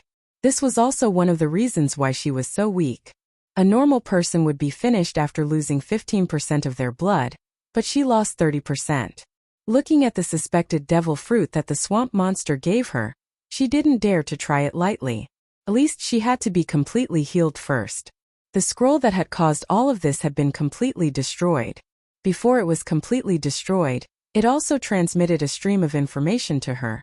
But this information wasn't as clear as the information about her talent. The whole message was intermittent. Thea could only guess that one of her ancestors was forced to enter the secret realm because of his lover. After that, there was a lot of unknown information. In the end, he destroyed the key inheritance guide. She speculated that it might be a piece of parchment and left the world alone. It was really a sad story. Thea didn't have a trace of sympathy for this ancestor. He was the one who destroyed the assessment guide along the way, causing her to be in such a sorry state. She had to rely on guessing along the way. Other people's trials might be of normal difficulty, but hers was definitely of hell difficulty. At the same time, This ancestor who had caused so much trouble for her also sounded the alarm bell for Thea. She should still keep some cards up her sleeve. This guy was probably too arrogant, so he was targeted by someone with no bloodline, no luck, and no inheritance. If others don't have it, then why don't you keep a low profile? In the end, he was killed before he could cultivate the divine ability. If she put herself in his shoes and thought about it, if someone else had an ability and she didn't, how would she feel? She would definitely be jealous, and would definitely do everything possible to get the ability into her hands. There had been many people like this since ancient times. If this guy happened to be patient and scheming, then she could only pray that he would be able to kill her at the crucial moment. Thea instantly thought of someone who had these conditions, and she had a relationship with him after so many twists and turns. Batman, Green Arrow's good father-in-law, ninja master. This old guy didn't have any abilities, and had lived for 800 years by relying on the immortal pool. He must have seen aliens with abilities. If someone said that he wasn't jealous of all kinds of supernatural powers, Thea would be the first to believe it. Moreover, the more Thea thought about it, the more she felt that Thea was ambushed by Ninja Master in version 1.0 of the show, causing her to suffer irrecoverable injuries. After that, Thea's overall quality began to greatly decline, and she even withdrew from Green Arrow's team. Was there some inside story that she didn't know about? There were so many people around Green Arrow, Laurel, Sarah, Felicity, and a bunch of other women. They were all important, so why did he have to ambush Thea? Throughout the entire show, Ninja Master had only personally dealt with two people. One was Thea, and the other was Green Arrow. There were many doubts, and perhaps only Ninja Master himself knew the truth. Malcolm's experience was also very strange. He came to Nanderbart alone because of the death of his beloved wife, and Ninja Master began to teach him without hesitation. In just 2 years, he was promoted to the position of adjutant. With his 800 years of life experience, couldn't he see that Malcolm was ambitious? Wasn't he someone who lived under someone else's roof? All kinds of clues proved that he knew about ancient bloodlines. In some aspects, he even knew more about them than the descendants. After all, too many things had been buried by history over a long period of time. Was this also the reason why he valued Batman? The Wayne family had a long history, and their glory could be traced back to the Crusades in the Middle Ages. Just thinking about it gave him a headache. He picked up the dagger he had found in the trial. At first, he thought that the black blade was rusty, but after rubbing it a few times, he realized that this was the color of the dagger. There were a few words engraved on the dagger and the handle. Thea, who could barely be considered a mage apprentice, used the knowledge she had memorized and the search engine to finally understand the meaning of these words. Black Fog. Chapter 121. Through the transformation of her bloodline, Thea's perception had undergone earth-shattering changes. At this time, the originally illusory perception in her body and the spiritual power derived from her bloodline merged to form a looming energy, which could be called magic power for the time being. When she used this magic power to communicate with the inscriptions on the dagger, she would use a special method to change the appearance of the original magic power and launch it out. The consumption of magic power was very small, and the consumption was the dagger's own energy. The user only played the role of guiding the direction, but it was this function that made the essential difference between a normal person and a mage. After playing so many games, Thea quickly figured out the purpose of this weapon. It could create a pure black fog in the line of sight. She didn't know what the original designer thought, but in any case, outsiders couldn't see through the fog, and the people in the fog couldn't see anything, including Thea, who was the one who released the fog. This thing was originally used for running away, right? But now, technology had developed to the point where there were smoke bombs. The magic power of this dagger was somewhat useless, and the black fog was only aimed at human vision. Using thermal imaging technology, one could still see that there was a living person inside. Thea played with the dagger a few times. The main character could pick up a storage ring or a dragon egg after falling down, but she only got a broken dagger. What bad luck! She rewrote the contents of the parchment that she had hurriedly memorized and tried to find common points through the engraving method on the dagger. But to be honest, the effect was really bad and there were too few references. There were some results on the internet, such as the story of Merlin and the female ghost, the battle between the snowman and the mage Merlin, and all kinds of information mixed together, and it was impossible to distinguish between the truth and the lies. Thea didn't dare to practice recklessly. Most people would go crazy at a high level, and it would be too ridiculous if she practiced the wrong path as soon as she started. There was also no one to guide her. The swamp monster did mention the Xanadu madam, but he also said that she was a mysterious person, and that she was the descendant of some ancient race and could live forever. Compared to her, the ninja master was like a child. For this kind of person, her concept of time must be incomparably indifferent. It was very likely that she would only realize this matter 10 years later. If he waited for her, it would be too late. In fact, there were still a few magical heroes in this world. At least Thea knew of Constantine's great name. However, she remembered that this person was like a reincarnated pervert. She didn't want to be attracted to him. Since he couldn't figure it out, he could only take it one step at a time. First, he had to recover his body, adjust his condition to its peak, and then eat the fruit of the earth that the swamp monster gave him. Although her body was weak and she couldn't practice martial arts with Batman, she didn't completely rest. Considering the fact that his future enemies were all monsters, he had to increase his own strength. Magic was not something that could be mastered in a short period of time. It required a lot of study and accumulation. Of course, like Shazam, who dreamed every day, "I want to fly to the sky and stand side by side with the sun, the world is waiting for me to change," he would shout Shazam to the sky when he encountered a situation, and then a thick purple lightning would strike him, and then the originally thin and weak little boy would become a muscular magician with a height of 180 centimeters. Thea disdained this kind of quick method. What was the difference between this and the indescribable country's Lord Guan Yu?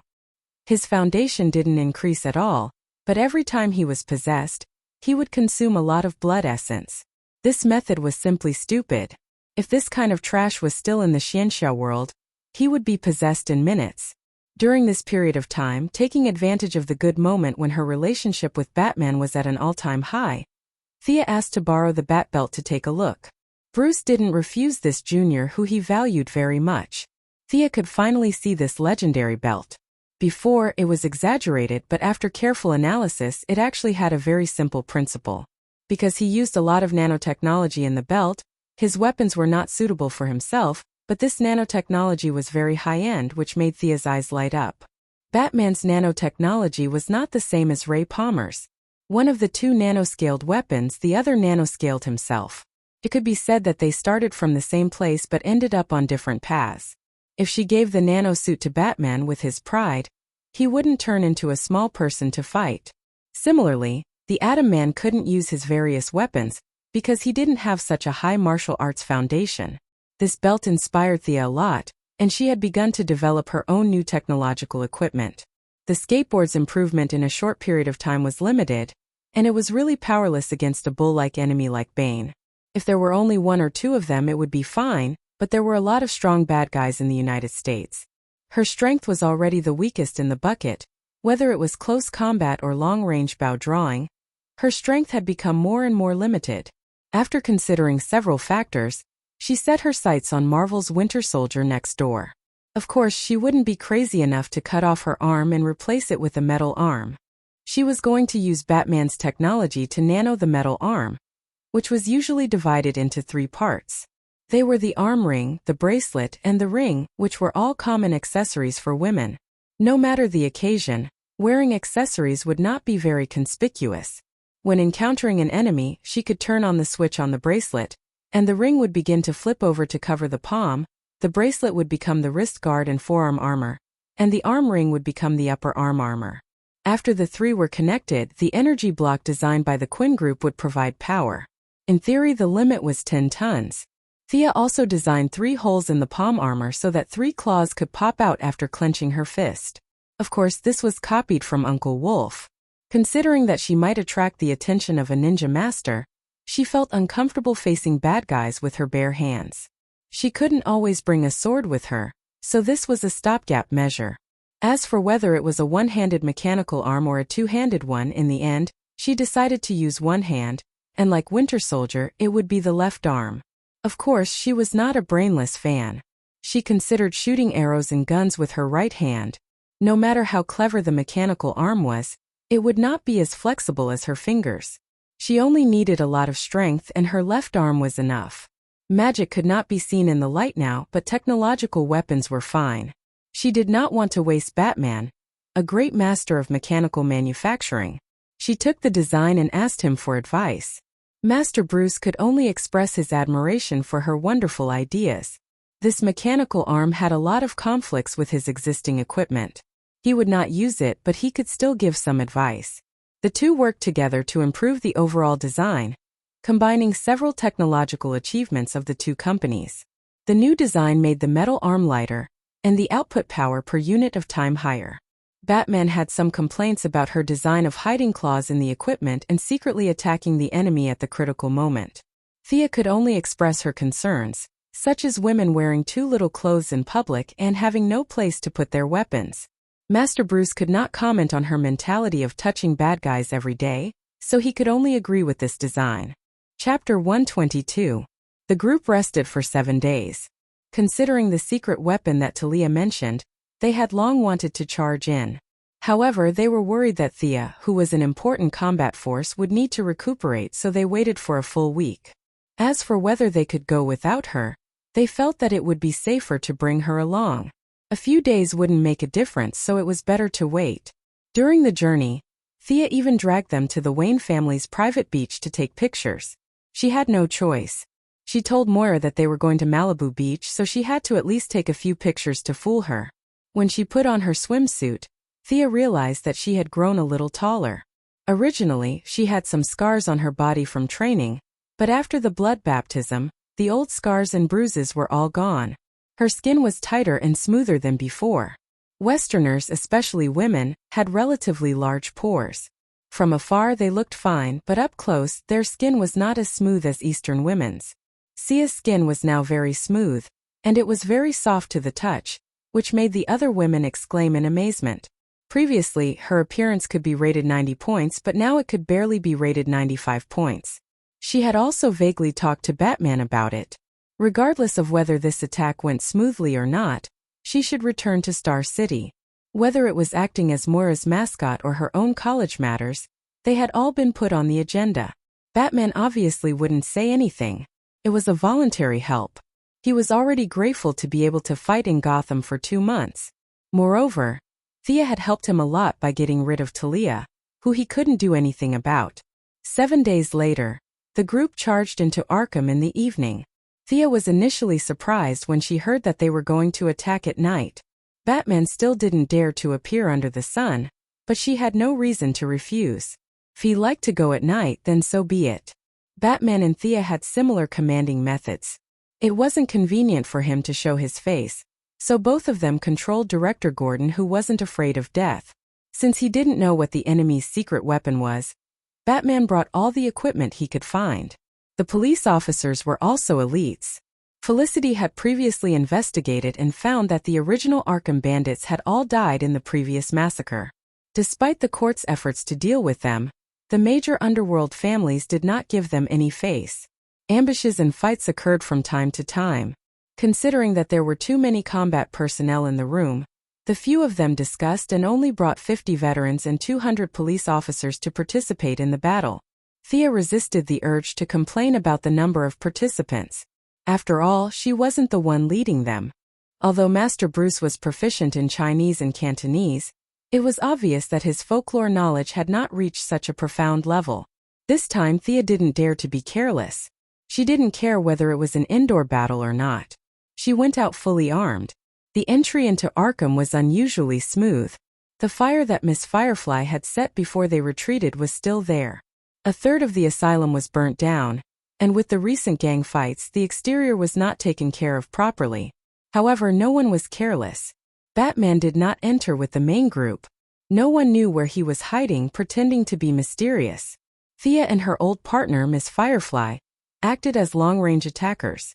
Although the two had a cold reputation, they had worked together many times and had some chemistry. But the tacit understanding soon disappeared. Batman used some kind of device to detect Mr. Freeze's existence, and commanded Firefly to fight him in his earpiece. Not long after, the two Talon members also jumped out to cause trouble. Batman then sent Barbara and Robin to deal with their old rivals. From time to time, groups of 2 or 3 gangsters would shoot at them. The whole team could only leave a few people to deal with them. As they went deeper into Arkham, The number of people by Gordon's side decreased. There were gunshots and explosions all around them. Was this a war of attrition? Thea also felt that this tactic was shameless. Even if they won, they would suffer heavy casualties. However, under such circumstances, they could only grit their teeth and fight their way in. Ah! With an angry roar, a guy with a large can on his back charged out. He aimed a punch at Gordon's head. However, he did not manage to land the punch. A bat dart pierced his arm from the side. The dart had a barb design similar to Thea's. Once it was pierced, it would not loosen. The end of the dart was connected to a thin string. The other side of the string was tied to a pillar not far away. If he continued to charge forward, whether he could hit the old director or not, his arm would be broken. Bane! Batman stood on top. His deep voice was transmitted into their ears through a voice changer. Thea pouted when she saw this. You were at the back of the team, right? Don't think I didn't sense your presence. If you saw the enemy, you would have jumped onto the platform. Can't you guys fight properly? Isn't it tiring for you to run so high? Why did you have to act so mysterious? You must have used a Talon gun to get up there, right? Why did you jump down after receiving everyone's admiring gazes? Actually, Green Arrow also had this bad habit. Why couldn't she speak properly?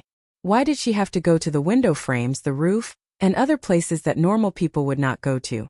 Why did she have to act like a master? As expected of the ninja master's son-in-law. Even though their appearances were different, they were still very similar when it came to acting. Leave him to me. You guys continue. There's still space under Arkham. Batman ordered through the headset and began to fight with Bane. Bane could tell that Batman did not use venom to stimulate his potential. Most likely, he was still traumatized by Thea. This time, he was purely using his martial arts skills to fight with Batman. Thea looked at him. He was indeed quite strong. If she fought him alone, she would not be able to take him down. However, if she used the magical version of left and right intercombat, he would not be able to last more than a minute if two Thea attacked him together. Seeing how serious Batman was, Thea did not plan to gang up on him. Only by defeating Bane would he be able to become the invincible Batman again. This was a knot in his heart. He and Catwoman protected Gordon as they led the remaining people into the depths of Arkham. Catwoman quickly found the elevator that led underground. Catwoman, who was a master of unlocking, opened the elevator door in a few seconds. They did not encounter any enemies underground, nor did they find the secret weapon that Talia mentioned. Instead, they found a large number of Gotham citizens. There were too many of them. There were at least 1,000 of them. All of them looked dispirited and many of them had fainted. Gordon and Thea's team of less than 50 people could not transport them. The elevator could only transport a dozen people at a time. The fight above was like a battlefield. These people would be courting death if they went out. However, many of them were already in serious condition. There were people fainting on the ground every minute. Gordon, who lacked the quick thinking, automatically looked at Thea. His meaning was, Batman is busy outside. Please come up with an idea. Thea pondered for a while. Felicity, how many meters are we underground? Use the 3D model to see if there are other tunnels nearby. It was impossible to transport 1,000 people in one elevator. If they really transported them, half a year would pass. Chapter 123. There should be an underground passage, you guys look for it. Old Master Batman spoke in the earpiece. His voice was intermittent, making people suspect that he was doing some kind of pleasurable exercise. Of course, Old Master still had his integrity. He was panting because Bane was not easy to deal with. Half of the police officers were sent to look for the exit, and the rest made some simple stretchers to take care of those who had difficulty moving. Thea and Catwoman sat on the side and rested, watching the old director run around. They found the exit quickly, but it was not a broad road, but an abandoned sewer. The sewer was very wide. It seemed that Gotham used to be a city with a lot of rain. The sewer was tall and sturdy, but the dirty ground did not look like there were any signs of human activity recently. Looking at the dark and abandoned sewer, they were a little troubled. It was too dark. What if there was an ambush? It's high enough here. I'll ride the skateboard and scout. Thea, as the one with the highest combat power, could only take on this difficult task that no one knew about. Catwoman was a little embarrassed, but she was not as agile as Thea. She reminded her to be careful. and the two girls hugged gently. "I'll go in first, wait for my signal." Thea took some kindling and a torch, called out to them, and entered the sewer alone. After a while, when they could no longer see her, she activated her blood mark. Clone technique. A lifelike shadow floated out of her body, and in less than a second, the shadow was completely materialized. It was dressed exactly like her, and looked at Thea vividly. It was a strange feeling. The same body, the same thoughts, but different perspectives. It was like looking into a mirror. The clone's equipment could also be changed, but the effect was really speechless. It was just an empty shell. Thea tried the sword that the clone carried, but it was not as sharp as a nail clipper. She cancelled all of them and passed the torch over. Thea's original body was still on the skateboard. She pointed into the distance and ordered, "Go scout." The doppelganger curled his lips in a very human-like manner, took the torch and moved forward. "That's a lot safer." Thea followed behind him slowly. She would never put herself in danger. If it wasn't for this secret technique, she would never do such a dangerous job. After walking for less than 10 minutes, Thea also sent a signal to the people behind her. Although the smell was bad, there was no danger. "Selena, you stay at the back. I'll take the lead." The old director thought highly of the meticulous Catwoman. Although he was almost 60 years old, he still had the spirit of taking the lead. He ordered a few police officers to take the lead, and he himself followed closely into the abandoned waterway. Although Thea lit some fire sources to provide illumination along the way, there were too many people in the team.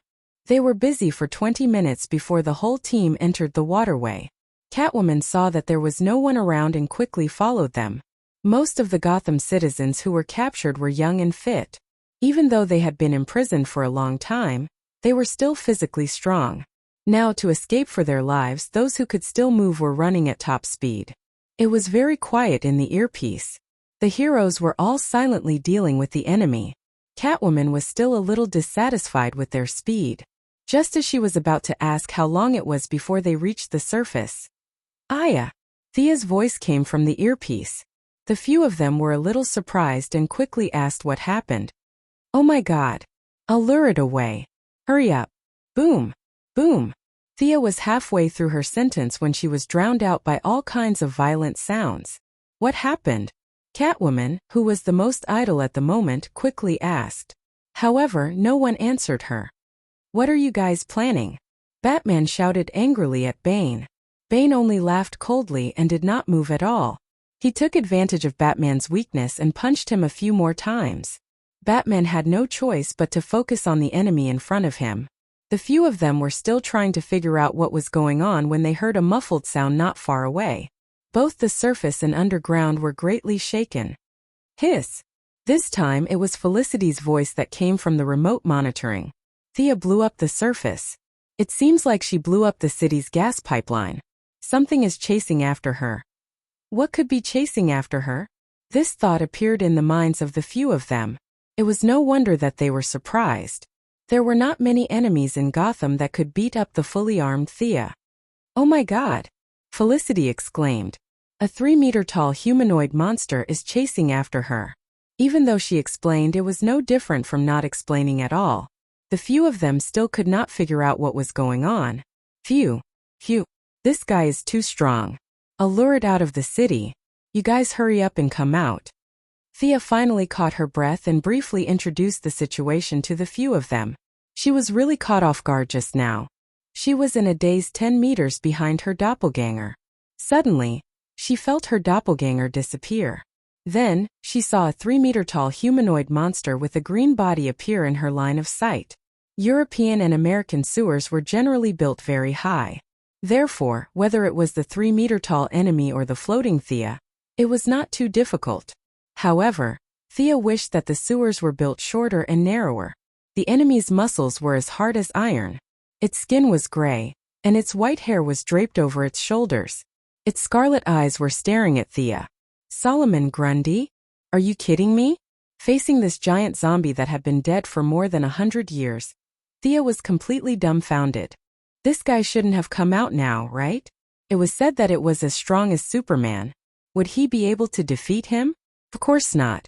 Thea understood. This should be the secret weapon that Talia mentioned. The Court of Owls must have used some method to activate the giant zombie in advance and ambush them in the sewers. Are they trying to catch all of us in one fell swoop? Fortunately, she sent her doppelganger to scout ahead. Looking at its big fists, even if she was protected by a Kevlar combat suit, she would be done for. Thea did not want to fight this guy underground. She communicated with the magic of the black mist dagger. A black mist that could even absorb light enveloped the giant zombie. Since she did not know the effect of the black mist, Thea created another doppelganger and passed by it. The result was satisfactory. The giant zombie kept smashing around in the black mist and did not notice the doppelganger that slipped past it. Thea did not say anything and flew over the giant zombie's head. When she flew 30 meters away, she was also afraid that this guy would cause trouble for the large group behind her. Although she knew that it was invulnerable, she still wanted to use her speed advantage to pull it away so that the citizens would not be scared and pee their pants. Thea drew her bow and nocked an arrow. The target was too big. There was no need to aim. Thea shot at the center of the black mist. Chapter 124. The zombie seemed to have sensed the attack and rushed out of the black fog according to the direction of the arrow. Thea glanced at the zombie and saw that her arrow had fallen to the ground. Very good, very strong. It did not break through the zombie's defense at all. Without another word, she ran. However, she had underestimated the zombie's super strength. With its powerful strength, its speed was also unbelievably fast. It did not even slow down when it turned corners. With its huge body, it would probably catch up with Thea in a few seconds. Knowing that the environment here was limiting her ability, Thea controlled her doppelganger to run in the opposite direction to buy herself some time. As expected, the zombie was confused by this action. Its slow brain did not know which direction to go. Thea could not race with it in the tunnel. She had to return to the ground and fly up quickly. She looked around and took out a flame arrow, aiming it at the gas pipeline. After thinking about it, she felt that it was not safe. She threw a cloud of black fog in the zombie's path and created a new doppelganger. She handed her a gun and pointed it at the gas pipeline. Thea's original body quickly ran away. What happened next was what Felicity saw. The entire Arkham area was shaken by a huge earthquake. The original location of the pipeline was blown into a huge hole that was 20 meters deep and 30 meters wide. Thea successfully escaped into the sky, and the zombie Grundy was exposed to everyone's sight. Thea shot 2 more arrows with a frost arrow and a flame arrow, but the results were close to nothing. The zombie was not only invulnerable to weapons, it was also impervious to fire and water. Furthermore, it was extremely strong. Other than not being able to fly, it had almost no weaknesses. Thea did not dare to fly too high or too fast. She only wanted to pull the zombie out of the city. Whether she asked the swamp monsters for help or the remaining heroes to gang up on it, there would be room for her to use it. She also told Uncle Batman about the situation here. Batman and Old Gordon approved of her plan to pull the monster out of the city. However, when they heard that there was such a strong monster in Gotham, they did not believe it. Fortunately, Batman was knowledgeable, calm, and experienced. He reminded Thea to be careful and said that he would be there soon. Thea wasn't expecting much from him. Bane wasn't easy to deal with. He should be able to win, but if he wanted to kill him immediately, it would be a dream come true. It was better to rely on oneself than on others.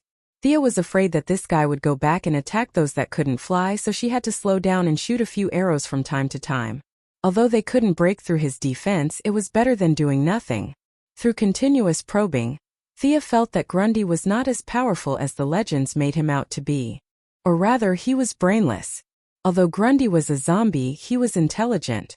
However, the guy in front of her did not seem to be intelligent at all. He was dragged around the city by her clumsy provocations. One flew in the sky while the other ran on the ground. Soon they were out of the city and arrived at the southern swamp that changed Thea's fate a few days ago. After circling the swamp twice, Thea didn't know if the swamp monster had left, or if it felt that it couldn't defeat them and didn't dare to come out. It was as quiet as a wasteland. She had no choice but to continue circling Gotham. To the east was the sea. Thea tried to pull Grundy for another 10 minutes. This guy wasn't that stupid. After entering the sea, it ran back when it realized that it was seawater. She had no choice but to pull it to the west while calling for help from her friends. The first to arrive was the military helicopter from Heaven's Eye Society. They couldn't make a move in the city, but now that they were in the suburbs they had nothing to worry about. 8 anti-tank missiles hit Grundy accurately. The smoke dispersed, and the zombie roared at the helicopter as if nothing had happened. The pilot of Heaven's Eye Society almost fainted. Now you know fear? I dragged this guy for a marathon. Do you think it was easy? Of course, Thea couldn't sit back and watch her allies die. She shot a few more ice arrows to attract the zombies' attention. At this time, Batman was burning with anxiety as he listened to the battle in the distance. However, Bane had learned his lesson this time. He didn't use venom to strengthen himself. Instead, he relied on his extraordinary skills to entangle Batman and try to keep him in place. There was a difference in skills between the two, but it wasn't big. Last time, Bane's sudden burst of strength had tricked Batman and led to the backbreaker incident. Therefore, this time Bruce was very conservative. 40% attack and 60% defense. Bane was also a little scared by the venom attack last time. He didn't dare to use his full strength. Anyway, the mission of the Owl Court was to hold Batman back. He didn't have to risk his life. Batman could guess what he was thinking. Thinking to himself, he raised his hand and threw out a smoke grenade. Bane reacted quickly. His first reaction was that his opponent was going to run away. How could he let that happen? He used the throwing technique that he used to fight in underground boxing, and pounced on his opponent's waist. You were fooled. Batman's smoke bombs were all feints. He had already expected Bane's pounce. His left hand slammed forward, grabbed the breathing mask on Bane's face, and tore off the mask with force from his wrist. The severe pain made Bane run out of the smoke range in a few steps. His mask wasn't put on. It was surgically connected to the facial nerves. Now that it was violently removed, the nerves were seriously damaged and affected the operation of the brain. For a moment he was muddle-headed. Batman saw that his face was covered in blood. His eyes were cloudy, and most of the skin around his mouth was torn. He knew that he had one.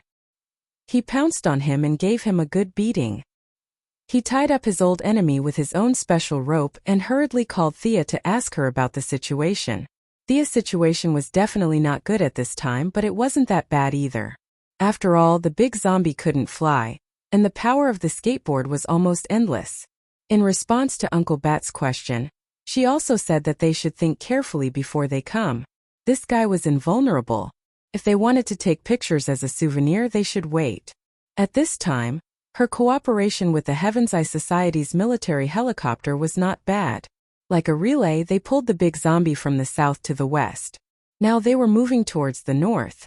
In the communication channel, she could only say that they could still hold on. They should think of something quickly. After asking for her location, Batman didn't look at his comrades. He quickly got on his Batfighter. His equipment had a GPS. He had already found it a few days ago when Bane was in seclusion. The supersonic Batfighter quickly rushed to the battlefield. He was shocked when he saw Solomon Grundy for the first time. This thing didn't look like a laboratory product. It looked more like a natural product. How could there be such a thing near his own Gotham? He believed what Thea and the others said about it being invulnerable. However, in order to test it himself and obtain more data, he still fired a dense rain of bullets with the autocannon. Chapter 125. The Batfighter could be considered as the most advanced aircraft on Earth. It was fast, powerful, and easy to operate.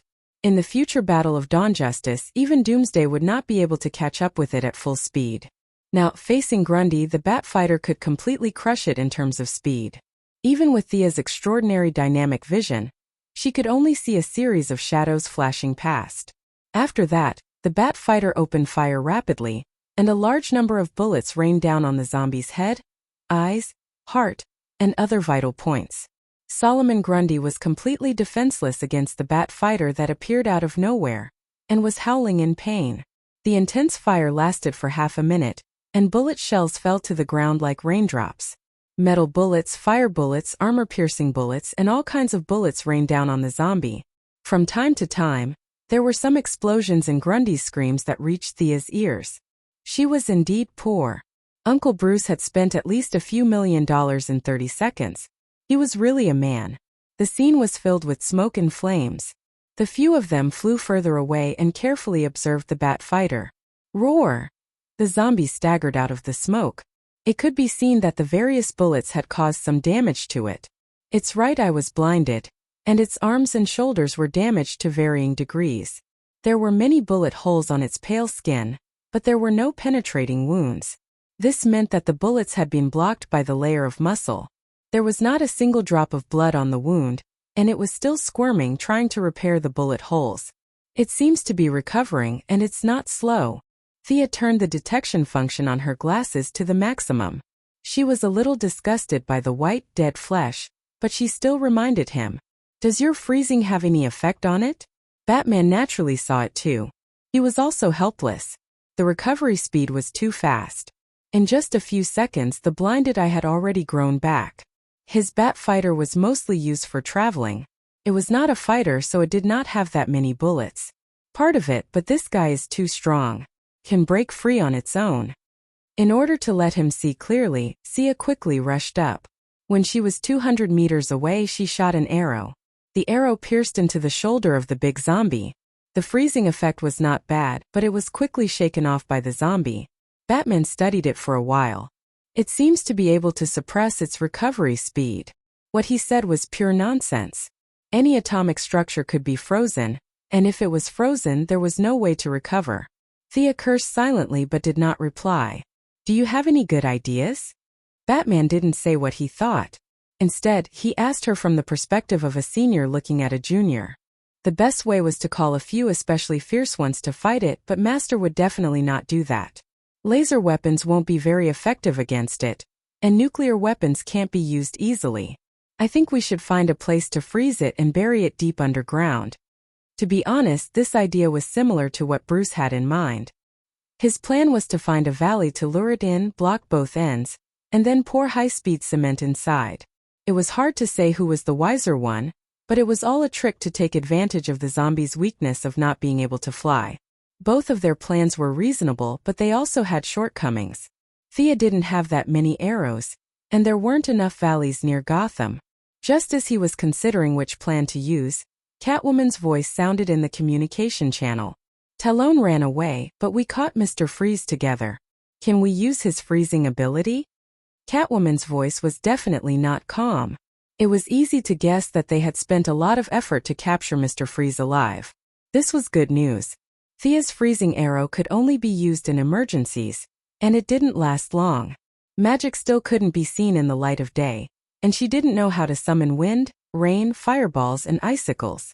In fact, that kind of magic had disappeared from the world. No matter how powerful a fireball was, it couldn't be more powerful than a missile.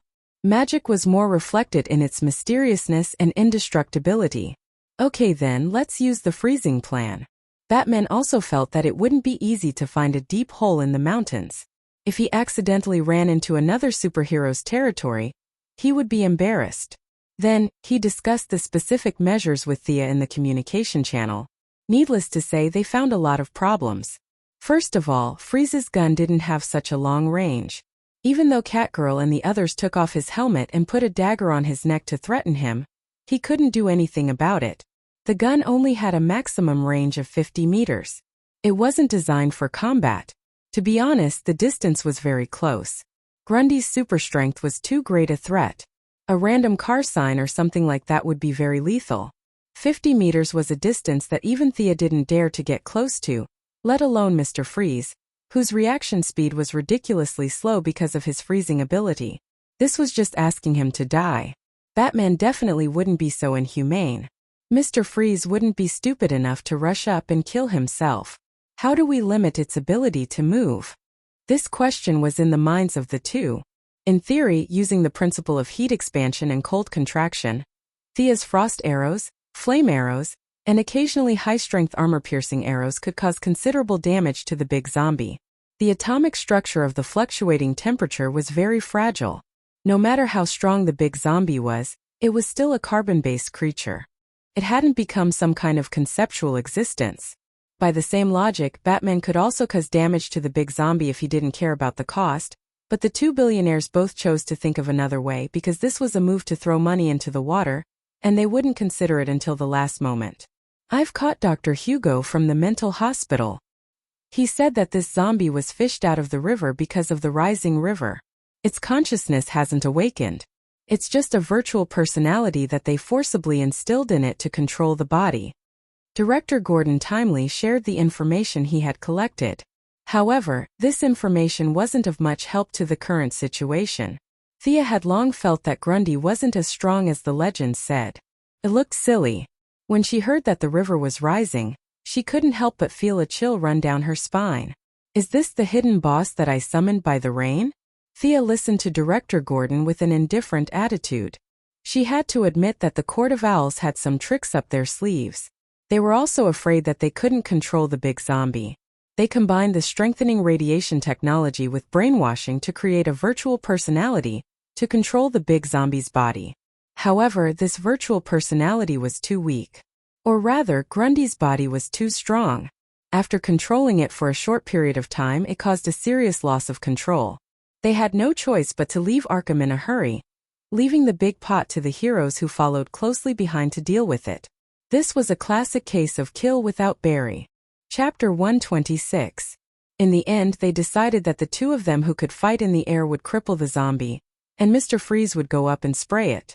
Uncle, what if we don't succeed? Do you have a backup plan? Thea still felt that the idea was not solid enough. After all, the more detailed the plan, the lower the chance of success. Even the slightest mistake could cause the entire plan to collapse. Many villains had grand plans, but it was easy to destroy them. Batman was silent for a moment. I've called for backup. Don't worry. Oh, you're so arrogant in your calling for backup? I'll believe you for now.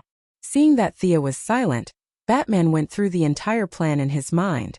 When he felt that there was no problem, he calmly gave the order. Selina, bring Mr. Freeze and come here as soon as possible. Thea, delay it for a few more minutes. I'll go find a suitable place. As he spoke, he started to check the information on the Batfighter, but he soon found that his password could not be used to access the satellite. Oh, I've checked it for you.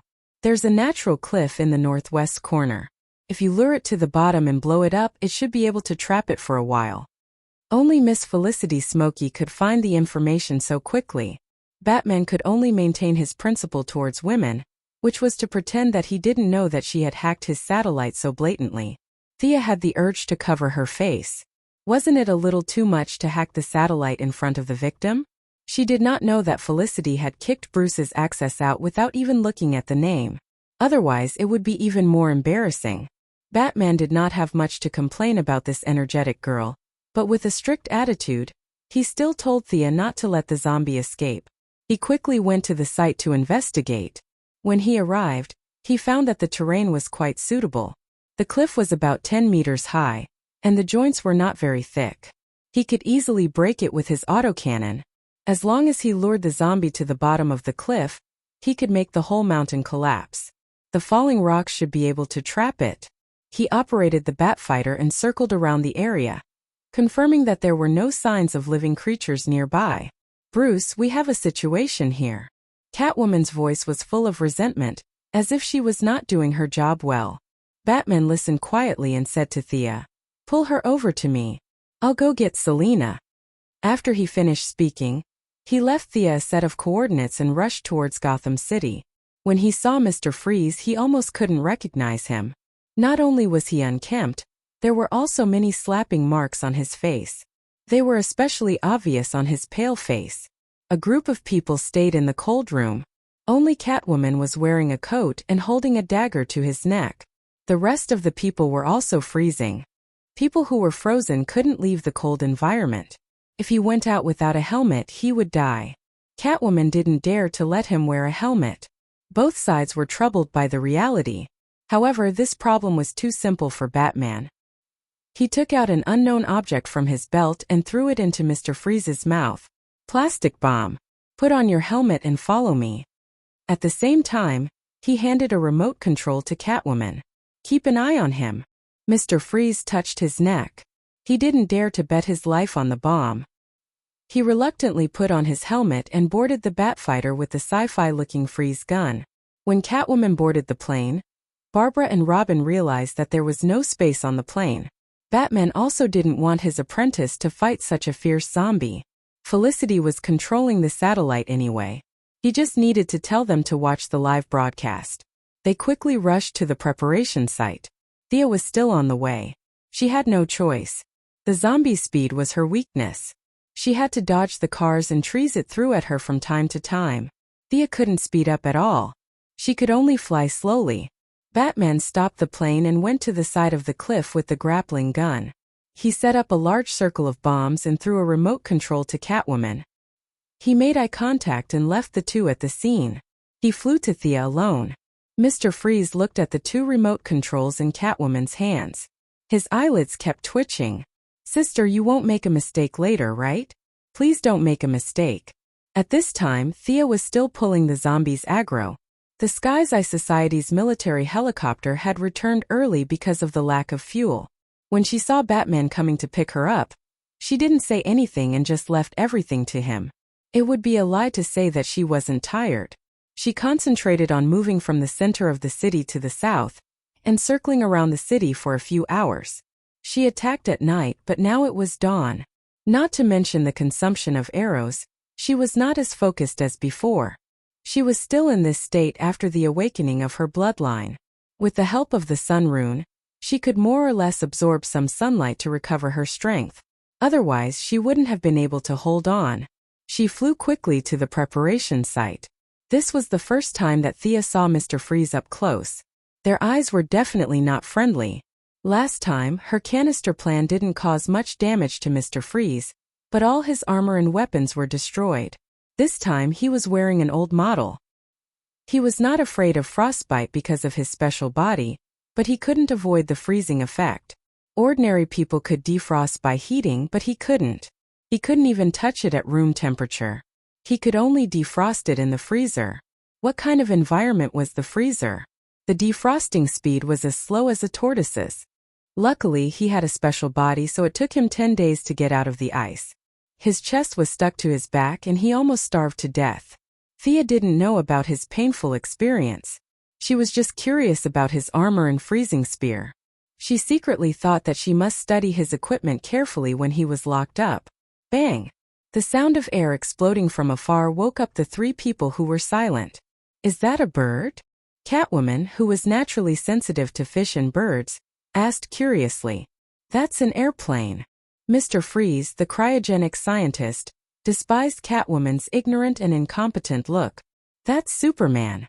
Felicity, who was remotely controlling the Wayne family's satellite, immediately discovered the identity of the intruder. She screamed like a die-hard fan, her voice so loud that it made everyone's eardrums buzz. Thea was speechless. "That's enough. Can you not be so exaggerated?" The person who came was wearing blue tights with a Big's logo on his chest and an obvious red cape. It was obvious that he was Superman. His face was strong, and his expression was full of sunshine. He seemed to be the embodiment of positive energy. He stayed in the sky far away and didn't come down to greet them. Thea felt a lot more at ease now. Both of her legs were still there. Wouldn't that little zombie fall into the bowl with a handful of her hands? Thea's sharp spiritual power sensed a strong sense of peeping. She looked up at the sky reflexively. That sunny guy was looking at her with shining eyes. "Damn! I just said hello, and you're peeping at me. What is he looking at with his X-ray vision? This guy doesn't have any weird fetishes, right?" Thea subconsciously hugged her shoulders. Chapter 127. After thinking for a while, she understood that this guy was not using his superpower to look at girls. He must have noticed something strange about her and took a peek. Thea harumphed heavily. Her secret had been discovered, and there was no point in hiding anything when dealing with this group of cheaters. Her golden blood was so obvious that it would be difficult for her not to be discovered. Next time, her combat uniform had to be equipped with an X-ray protection function. There were too many people with X-ray vision these days. If she met a few perverted ones, she would be at a disadvantage. However, when she glanced at Superman in the sky, she saw that his face was full of uncertainty. In the end, he did not say anything. He just greeted Thea thoughtfully and did not say anything further. Could it be that this guy did not see it? Ancestor Merlin's bloodline was very powerful. It came with a shielding function. Thea did not know if her guess was right. She thought to herself that she should try to get some information out of Big Chow later. Thea's thoughts aside, in less than 5 minutes, the few of them saw a small black dot on the horizon gradually approaching. The bat fighter was afraid that the zombie could not catch up, so it did not dare to drive too fast. It could only fire a few shots and fly for a while before firing again. To be honest, this made Batman feel a little uncomfortable. His fighter could fire backwards, but it was really uncomfortable to shoot and stop like this. He also had to concentrate on avoiding the ground-to-air cars and electric poles thrown by the zombie. He could only admire Thea for being able to pull him along for a few hours. "You guys hide here well. I'll go take a look." No matter how agile the bat fighter was, it was not as agile as a skateboard. It was true that a small boat was easier to turn around. Thea could see Batman's dilemma. Seeing that Superman had no intention of going up, she could only go and help. However, when she was less than half the distance, an accident happened. Batman did not know if he was too relaxed or the angle of the fighter was too small. A boulder weighing more than 100 pounds was thrown out by Grundy like a sandbag. With a crack, it broke the left wing of the bat fighter in half. Looking at the bat fighter spinning and crashing into the ground, Thea hurriedly raised her speed, found a good landing spot, and shot 4 entanglement arrows into the ground. As it turned out, the anti-jump-off spider webs that Dr. Hoffman had designed to save people who had committed suicide were very useful. Under Superman's surprised gaze, the bat fighter was caught by 4 layers of dense spider webs. Thea hurriedly flew over and rescued Uncle Bruce, who had treated her quite well. At this time, Batman was wearing a black helmet, black armor, and black cloak. Even the skin on his face was black. He was purely embarrassed and angry. He had lost so much face in front of his old rival. In his heart, he secretly cursed himself to increase the bat's sensitivity by 300% next time. Due to the failure of his mech, the original plan of digging deep into the ground and burying them had to come to a temporary halt. At least these few people could not carry out the plan. Fortunately, the reinforcements who wanted to laugh at their old rivals finally decided to step in. Superman did not act rashly. Instead, he used a long-range attack to test his opponent's strength. 2 orange-red lasers shot out from his eyes and directly hit the big zombie. The big zombie, who had been attacked by the lasers, took 2 steps back. It let out a deafening roar at Superman. Ignoring the lasers on its chest, it picked up a huge rock on the ground and threw it out. Superman, who could move faster than the speed of sound, would definitely not be hit. He nimbly turned around in the air and dodged the rock. He focused on the outcome of his battle. The development of the situation was somewhat beyond his expectations. The heat rays that had always been effective did not cause much damage. At the same time, the enemy's strong self-healing ability also shocked him. Was this guy really an Earthling? This self-healing speed was almost on par with us aliens. Superman believed in the principle of not fighting blindly if he could kill, so he did not waste any time. He pulled his left hand back to his waist and raised his right fist high. Then he rushed towards Grundy. The distance between the two of them instantly shortened as he flew at supersonic speed. Although Grundy had been brainwashed and could only move by instinct, his body's natural reaction was still there. Facing this punch, he did not retreat. Instead, he roared and raised his huge fist to meet it. Boom! There was a loud explosion at the place where the two of them collided. The huge force squeezed the air in all directions. The trees and rocks that were closer to the two of them were instantly smashed into powder by the powerful shockwave. Catwoman and Batman were experienced and had already found a place to hide. Thea also quickly increased her altitude to avoid the powerful shockwave. This kind of strength was too unreasonable. No wonder Batman did not like Superman. "You have such great strength. You make us who have worked so hard to train in martial arts feel ashamed. No matter how good we train, it's useless." Thea thought that she was broad-minded, but this was the first time she had seen such an inhumane battle.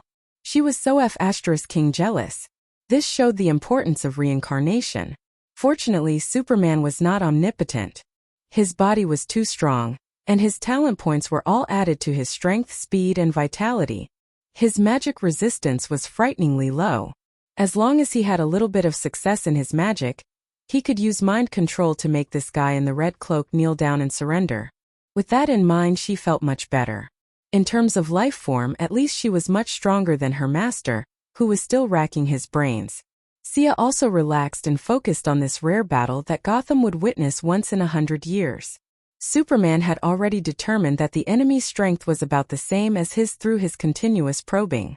However, his opponent did not have the ability to fly. This seemed to be something he could make use of. He started to use his mobility to fly around Grundy. Although the big zombie tried his best to fight back, the effect was minimal. Superman's fists still landed on his head like raindrops. The battlefield of the two became bigger and bigger. Trees and mountains were destroyed by the aftermath of their attacks. The originally flat ground was also trampled by the angry Grundy. Thea flew high and focused on the battle. Could not be helped. She did not know which idiot taught Superman how to fight. He especially liked to grab the enemy and throw them out like bowling pins. After that, he would poke at the side and pose with a cold face. As one of the grandmasters of combat, Thea did not understand. Was there a need to do this? The damage from the fall was not as good as a punch. Throwing the enemy out was just giving up the early advantage. Grundy might have thought that it was fun after being thrown around a few times, so he started to play the throwing game with Superman. Superman would grab Grundy's neck and throw him out, and Grundy would grab Superman's cape and send him flying. The battlefield was getting bigger and bigger. Thea had already descended from the sky. It was more dangerous in the sky than on the ground. She hid beside Batman. Uncle was very experienced. He had already hidden in a shallow pit and watched the scene of the battle. This was probably the reason why so many people hated Superman. He did not pay attention to the environment. The originally beautiful place was now like a wasteland after a nuclear war. The next apocalyptic movie could be filmed here. Thea only had one word left for Chow: brainless. The battle lasted for 10 minutes. Although the big zombie was at an absolute disadvantage, Superman was still unable to take it down. This made him a little anxious. He saw an opening and went to the side of the zombie. He punched the back of its head. Chapter 128. The zombie had completely entered its instinctive combat mode. When it heard the gust of wind coming from the side, it reached out its pale hand and grabbed Superman's fist without hesitation. The corner of its mouth curled into a sinister smile. Superman struggled a few times, but he could not break free. What was going on? Their strength had always been about the same. This guy's strength has suddenly increased. He shouted at the few of them. In his impression, this big guy must have been created by some ambitious human scientist. Gotham and the rest should know something about it. However, Batman and the rest had always been running around. They had never fought so openly before. How would they know why? Fortunately, Thea vaguely remembered that the zombie had something that looked like withered ash. She carefully observed Grundy's surroundings. There was indeed a faint gray fog surrounding him. Ask Superman to stop hitting the enemy's head. Didn't Director Gordon say that the court created a new personality for it to control it? Look at the fog surrounding its body. I suspect that its strength has increased. This means that the old personality is about to awaken. Thea summarized her analysis to Batman. Fog? Why don't I see it? Old Master looked around for a long time but did not see any fog. This is bad. Am I the only one who can see it? At that moment, two little people appeared in her mind. The black Thea grabbed the white Thea and slapped her. Slap, slap, slap. Who told you to talk too much? Who told you to talk too much? Thea wiped the non-existent sweat from her forehead and did not say anything. Batman looked at her with confusion. Then let's use our method to imprison it. After that, he picked up a device and whispered a few words. Superman was stunned for a moment. He then changed the angle of his attack and started hitting Grundy's legs. Oh, you two even have a special communication channel. Thea thought to herself. Their friendship was really strange. They were fighting against each other and cooperating at the same time. Batman whispered a few more words. Then he turned to Thea and said, "Bring Selina and the rest up there and freeze it." Okay. Thea did not say anything else. She pulled Catwoman and Mr. Freeze and flew towards the demolition site. Superman had given up on the zombie's head after receiving their instructions. Instead, he attacked the zombie's legs and arms. The gray fog that was about to take shape seemed to be restrained by something. It retracted back into the body intermittently. In terms of strength, Superman had the upper hand again. Superman at full power was not just for show. With punches, kicks, and heat rays, Grundy's limbs were broken like a sandbag. No matter how strong his recovery was after such a long battle, the speed of his cell repair inevitably slowed down. "Come over here." Datsao, who was radiating sunshine, waved at the people on the skateboard. "Hurry up and get down." Catwoman ordered Mr. Freeze as she gestured with the remote control. Although he was very unwilling, Mr. Freeze had no choice but to jog and jump off the skateboard. Catwoman was not satisfied with his dragging speed. She even kicked him hard. When he got close to Grundy, he did not care about its roaring mouth. He aimed at the zombie's head and pulled the trigger. Visible frost quickly covered the zombie's skin. Mr. Freeze also knew that if the zombie escaped, the two flying in the sky would not be afraid. He would be the first unlucky one since he was the closest and the slowest. Superman also had frost breath. Perhaps in consideration of the overall situation of the cooperation between the two sides, he breathed out frost breath after Mr. Freeze. Seeing that they were so lively, Sia also shot a frost arrow in the spirit of killing people. Mr. Freeze was very motivated. Without Catwoman's urging, he spat out the frost gas. Occasionally, he could hear the zombies' muffled roars. He was so scared that he did not dare to relax. He kept changing his angle and froze the entire ground. He only stopped when the air in the pressurized barrel was completely exhausted. He took a few steps back and watched the development while panting. Batman was not idle at this time. He changed the Batfighter with half of its wing broken into a Batcopter. He pulled a square metal box from Wayne Enterprises that was 10 cubic meters in size. It was made of solid tungsten and could withstand a temperature of 3,000 degrees. He covered the frozen zombie with the box. After that, he poured a stream of high-speed cement into the gap in the box. Looking at Solomon Grundy gradually being buried and disappearing, Thea felt a little pity. As a beginner sorcerer, she felt a very strong power from the zombie. This power was not the power of the body but something of a higher level. She could not explain it clearly. If she could study it, she believed that it would improve her ability. Unfortunately, now was not the right time. It was not good to do anything in front of Batman and Superman. Moreover, she was very weak. Even if she obtained the power from the zombie, it might cause more trouble due to her lack of control. "You are? Sister Kara Danvers?" Superman flew to Thea and asked in an uncertain tone. He always felt that this girl was very strange. His X-ray could not see through her at all. All kinds of abnormalities could not be seen by others, but he could see a lot of sunlight entering Thea's body every minute and every second. After coming to Earth for so many years, this was the first time he saw someone who could absorb sunlight. Because he could not see how he looked when he was basking in the sun, he was not sure if Thea's reaction was the standard reaction of Krypton. From the sunlight, he naturally associated it with his cousin Kara Danvers, whom he had not seen for many years. Batman, who was originally in a daze on the side, suddenly pricked up his ears. "What do you mean? You and Superman are also relatives? Also, you are Talia's sister.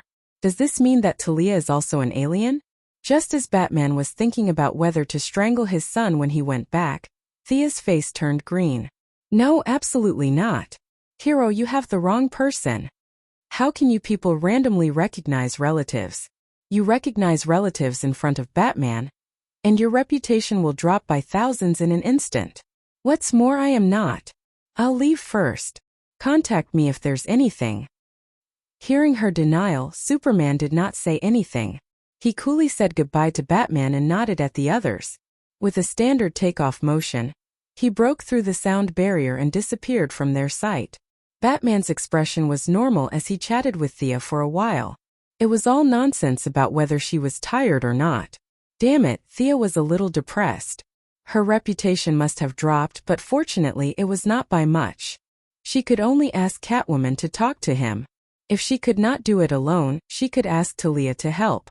No matter what, she had to get her reputation back. What do we do next? Looking at the big zombie sealed in a 10 cubic meter box, everyone, including Mr. Freeze, heaved a sigh of relief. This unkillable and extremely strong guy was not easy to deal with. At least for Gotham, where victory was decided by intelligence, this big guy was too reckless. It could easily flip the table, regardless of whether it was a hero or a villain. They could not accept it. Bury it on the spot. The old master's deep voice was transmitted to their ears through a voice changer. This kind of digging and burying had nothing to do with the heroes. Gordon, who was known as the #1 bug in Gotham and could not be killed, quickly appeared in their field of vision. He brought a lot of workers and digging equipment with him. After a brief introduction, he started digging on the spot. Batman meant that the deeper the better. Of course, Thea didn't want it to be so troublesome, but she had no reason to object. In the end, the person in charge of the construction said that since they didn't lack money, they could only dig 10,000 meters at most. They wouldn't be able to go any further with the drill. Originally, Thea wanted to take a look at the situation, but when she heard that they had to dig 10,000 meters deep, she immediately fled. Could there even be oil? How long would it take? She used the excuse of going back to rest and flew back after saying goodbye to the others. Chapter 129. Catherine, come down and play with us. Mom, it's so dark here. Come play with me. You be *Tisich. I won't let you go even if I become a ghost. In a gorgeous bedroom, a middle-aged woman with a face full of fear suddenly woke up from her sleep. No, don't come here. As the ticking sound of the clock echoed in the quiet room, she finally realized where she was. She looked at herself in the mirror, her face was ashen, and a trace of fear appeared between her brows from time to time. She rubbed her forehead. It's the third day and I've had nightmares. I can't live in this *TY place anymore. She angrily pressed the call button on the bedside table. Her loyal subordinates would escort her to another safe place. However, after waiting for a full 3 minutes, it was still quiet outside the door. She could only hear her own heavy breathing. She knew she was in trouble. She took out a pistol from the bedside table and looked around vigilantly. Hi, Mom, good evening. She suddenly heard a greeting. Without thinking, she shot at the window where the voice came from. The person was shot and fell to the ground, which made her sigh in relief. However, before she could calm down and think, she saw the same person appear at the window and greet her with the same tone. Hi, Mom, good evening. When she took down the third monster, her nerves were stretched to the limit. Although she was not a killer, she was trained in marksmanship. Her shots must have hit the other party, but it seemed that the other party was not hurt. Who was this person? Or was it something else? She tried to calm herself down and held the gun tightly, trying to comfort herself. When the monster appeared at the window for the 4th time, she did not shoot rashly. She wanted to know why the monster was looking for her. The monster covered in black fog came to the window and saw that she did not attack. Instead, she looked at him vigilantly. He knew he was one step closer to success. He jumped into the bedroom. Don't come here. The middle-aged woman named Catherine pointed her gun at the black mist figure with trembling hands. No matter how hard she tried to cheer herself up, she was still scared out of her wits when she saw such an abnormal phenomenon. How could a normal person be shrouded in black mist? It was hard to say if this guy was even human. However, she was soon surrounded by an even greater fear. She did not have the heart to think about the black fog. The man in the black fog stretched out his smoky arm and snapped his fingers. Give me the gun. Catherine felt that there was something wrong with the other party's IQ. Why would I give you the gun for no reason? However, even though his consciousness was very clear, his body couldn't help but walk to the black mist figure's side. His limbs were stiff as he handed the gun over. This abnormal scene almost scared her heart out of her chest. She felt as if a taut string in her head had snapped in an instant. Her rationality and logical thinking had all disappeared. She was finished. She had done too much evil, and it was finally the day when she could be free. 30% fear, 30% unwillingness, and a little disbelief. He trembled as he stood in front of the strange man in the black fog. The black fog monster that appeared here was naturally Gotham's good friend Thea. After solving the Grundy incident, she also knew that her trip to Gotham had come to an end. Whether it was to help Moira in the election or to learn more knowledge, she needed to return to Star City. She spent the remaining few days thinking about how to deal with the Court of Owls. Rather than an organization, this organization was more like a loose club. The members were not fixed, but they had to be Gotham locals with sufficient social standing. The court had controlled Gotham City from afar for 200 years. Batman had destroyed some of their strongholds when he was young, but they miraculously avoided the disaster. This time, taking advantage of the chaos in Gotham, they started to return to the forefront. Their hiding methods were not very good. They were just hiding among the people. As Batman had many connections with the locals, he naturally could not find these enemies hiding in the upper echelons of society. Thea did not have this problem. She only needed a breakthrough. She did not need to find everyone. 3 days ago, she activated the nano-tracker in Talon's body. The woman she tracked was the court's liaison officer. For the next 3 days, Thea continuously used magic to invade the dreams of this middle-aged woman named Catherine.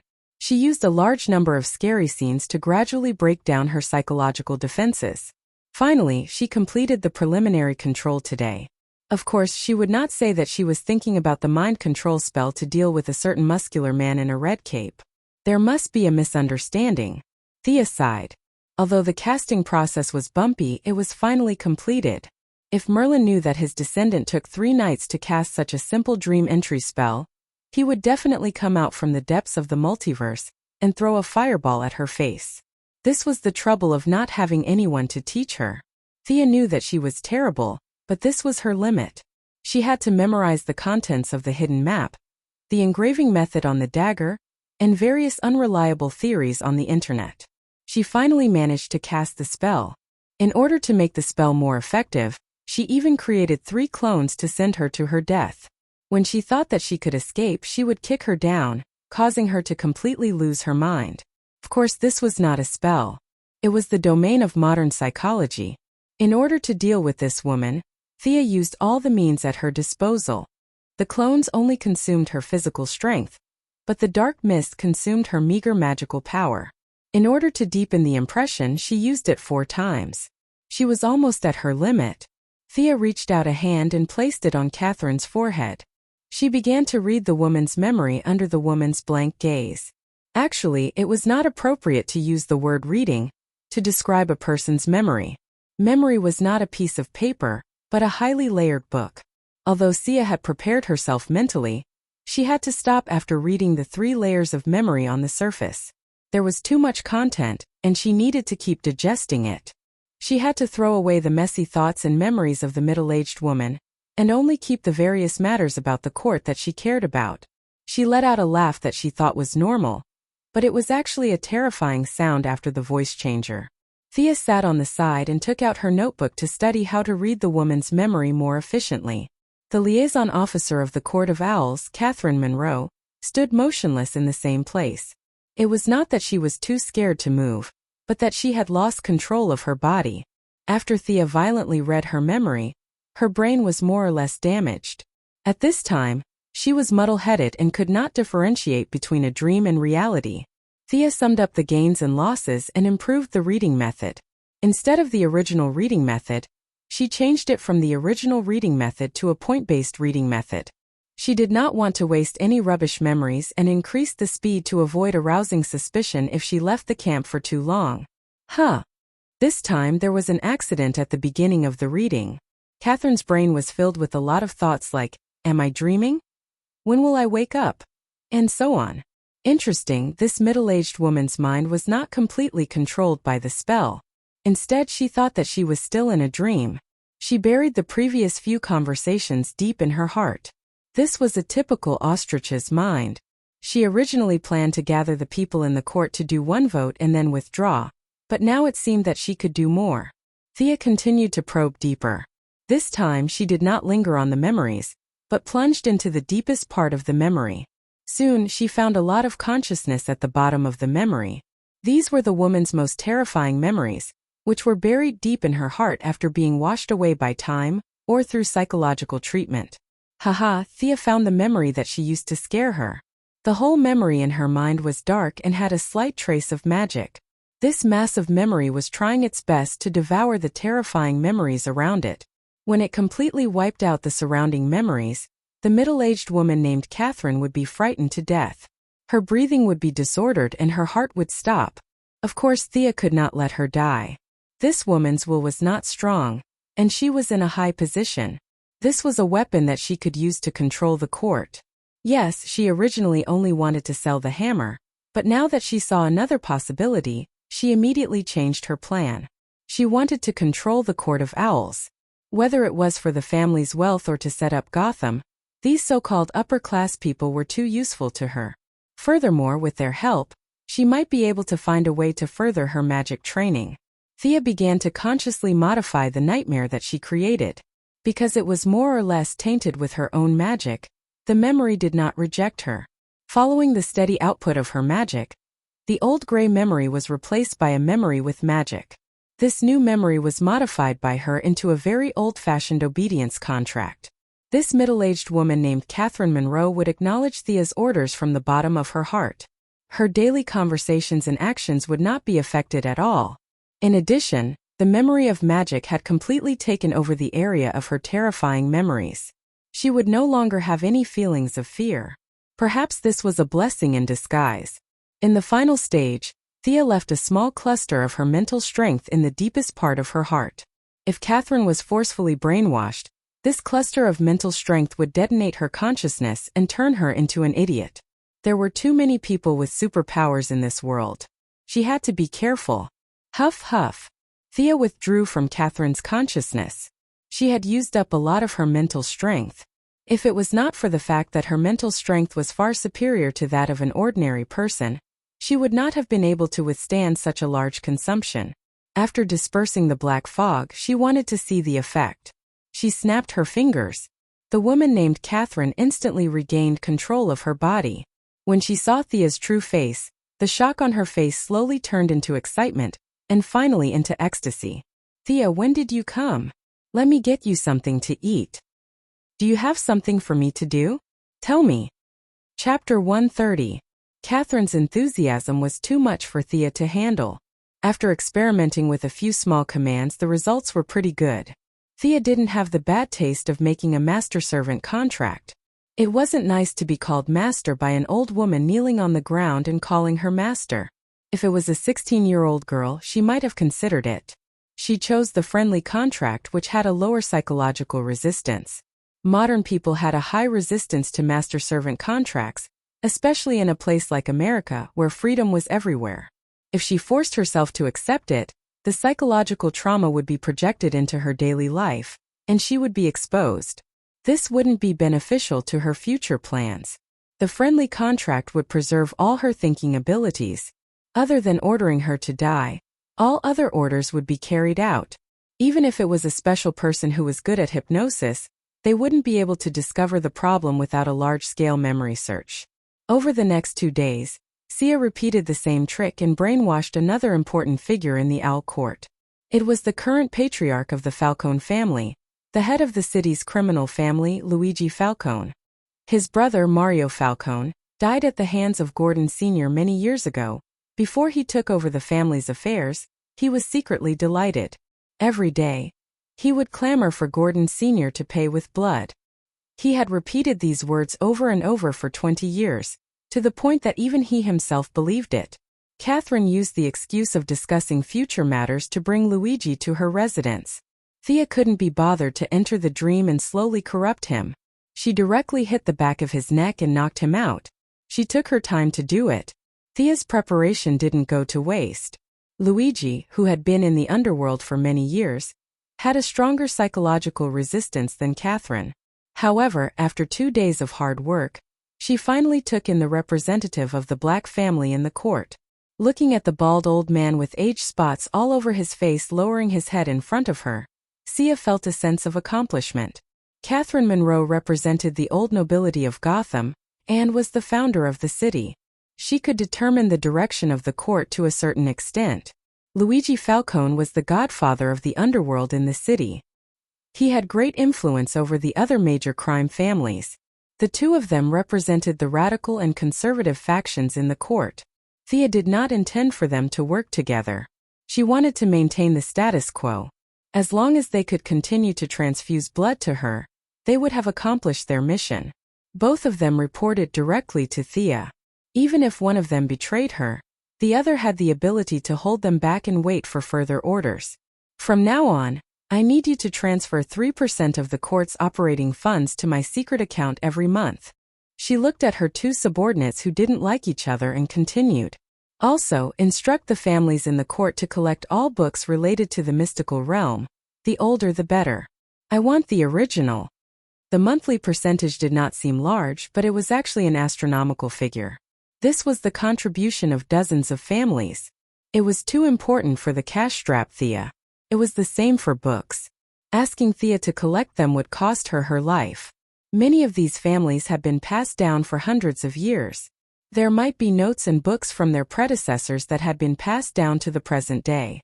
Rather than letting them gather dust in their hands, it was better to let her use them. Finally, she asked for various human experiment data and reports on the resurrection of the dead. Amazing! Thea flipped through the reports. She was impressed by the results of the court's research. They had started the research on the resurrection of the dead 50 years ago. Needless to say, their initial goal was the instigation of these old nobles who were afraid of death. But it was only 20 years ago that they began to show results. They used a few animal cells with strong self-healing abilities to create a brand new substance. Then, they used the principle of nuclear radiation to implant it into the DNA sequence of the dead. Then they used electric shock, fire, and freezing to activate the self-healing ability of the cells and resurrected the dead. But this seemingly good experiment result was not optimistic in actual clinical practice.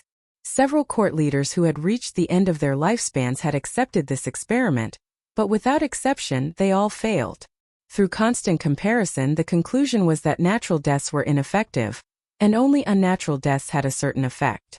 10% success rate? Thea looked at the final conclusion and laughed a little. How much money had been spent in the past 50 years? A sea of resources had been thrown into the water in exchange for a 10% success rate? Throwing this unreliable document aside, Thea picked up a small bottle and looked at 3 drops of almost transparent grayish-white liquid. The blood of Solomon Grundy's heart. These drops of blood were a pleasant surprise for Thea. She did not expect that the court was also thinking about the big zombie. They found the big zombie that floated out of the water. On the one hand, they simulated control, and on the other hand, they spent 15 days without rest to extract these 3 drops of almost transparent blood from the big zombie's heart. For ordinary people, this blood was very strange and beyond common sense. But for Thea, who walked the path of the supernatural, it could only be described as shocking. The power in these drops of blood was too strong. Just by sensing it a little, Thea almost got hurt. Gray, decayed, and had a strong corrosive power. This was definitely not the power of justice. Thea was a little relieved that she could not absorb this thing. Her instincts told her that if she absorbed it, she would turn into a zombie at the very least or die at the very least. This was not a power that a living person should have. But not absorbing it did not mean that she had to return it to the court. This thing was still useful to her. Living people could not use it, but dead objects could still be used.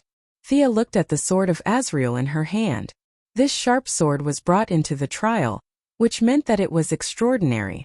With the analysis of the dagger, Thea had determined that this sword was originally forged as a magical weapon, but for some reason this crucial step was not completed. The runes were not carved, and the magic circuit was not written. Originally, this sword could only be a half-finished product, but now it seemed that she could complete the last step with Grundy's blood. But this required a lot of time and knowledge. Thea's time in Gotham was getting shorter and shorter, so the matter of magical weapons could only be left for the future. She ordered her subordinates to hide as much as possible. If Batman wanted to run for the position of chief of the Gotham police station, she would fully support him and drag him to all kinds of fundraising dinners in the upper class. The court's main task was to take over the black areas in the city, whether it was the territory of the Penguins or the Scarecrows. Of course, the court could not appoint the person in charge. The court still maintained its usual style of remote control, neither too close nor too far away. At the same time, Thea thought about it and did not stop them from persisting with the resurrection experiment. After so many years of research, there was finally some progress so they could continue with their research. Chapter 131. After successfully dealing with Arkham and rescuing a large number of citizens, Batman's recent days were generally quite pleasant. Catwoman's jealousy was broken by Old Master Bruce's persistent pestering, and the two of them returned to their former intimacy. As Gotham's security improved, the training of the two disciples was gradually scheduled. Once Batman became serious, Barbara would find it difficult to handle. She had to go to school during the day and form a team to fight criminals at night. The rest of her time was spent on training, and she didn't even have time to do the things she loved with Robin. However, every time she wanted to give up, she would see Thea's smile at the right time. Her unyielding personality made her grit her teeth and persevere. Thea would train with them in her spare time while building the mechanical arm. With her own fighting ability, she could even hold on for a long time against Batman. Fighting Barbara and Robin was even easier. Even if the two of them came at her together, she would be able to take them down with some effort. Batman had been thinking about Thea's suggestion to make him a bureau chief. He had repeatedly considered it and sought the opinions of a few parties. Among them, his old butler, Fu, had a decisive effect on his decision. According to Fu's opinion, being a bureau chief sounded much better than being a playboy. Whether it was considering the Wayne family's reputation or his own safety, it was a good idea. He had watched Bruce grow up, and he didn't want him to fight criminals day and night. Especially after the broken back incident, the 80-year-old butler was scared out of his wits. Even though he had never met Thea, he had a good impression of Thea, and would often persuade Bruce to become a bureau chief. The old butler was like half a father to Batman, and his reputation was constantly at the level of worship. Listening to his repeated persuasion, he couldn't help but be moved. Old Commissioner Gordon also supported this idea. He was nearing his 60s and the Gotham Police Department situation was not good, but it was not too bad either. If Bruce could take over his position, he would be able to rest in peace even if he died immediately. With the two most important elders in his life supporting this plan, he really could not think of a reason to reject it. However, out of caution, he did not go straight to the point. Instead, he tried to submit the application for the position of president of the Gotham Police Officers Guild. There were all kinds of unions in America, such as the Actors Guild and the Directors Guild. There were all kinds of unions that one could think of. The police union was purely a decoration, and no one had paid attention to it for so many years. Master Bruce had originally planned to test the waters and wait for a few days to see the reactions of various sectors. However, the next day, the overwhelming reports from various media outlets scared him to death. As the head of the police department, Chief Gordon secretly opened the back door and released some information among the police. Then, Thea remotely controlled the members of the Owl Court and used her connections to help him. Prodigal son joins Gotham Police Force. This was the front page of the Gotham Times. Tomorrow's star prepares to join the police force. Looks like a clear stream in the police force. The Gotham Evening News also did a full-page report. The Gotham Morning News even did a special segment. At 6 in the morning they stopped Lucius Fox, who was about to go to work. The black man did not know what was going on. He was confused by all the questions and could only choose to praise Bruce. In an instant, Bruce Wayne's image changed from a playboy to Gotham's savior. After these reports were broadcasted, the old man was stunned. Do I have such a high reputation? Could it be an enemy's trick? However, when he saw Lucius talking on the screen, it did not seem like it. He then asked for Catwoman's opinion. Why not?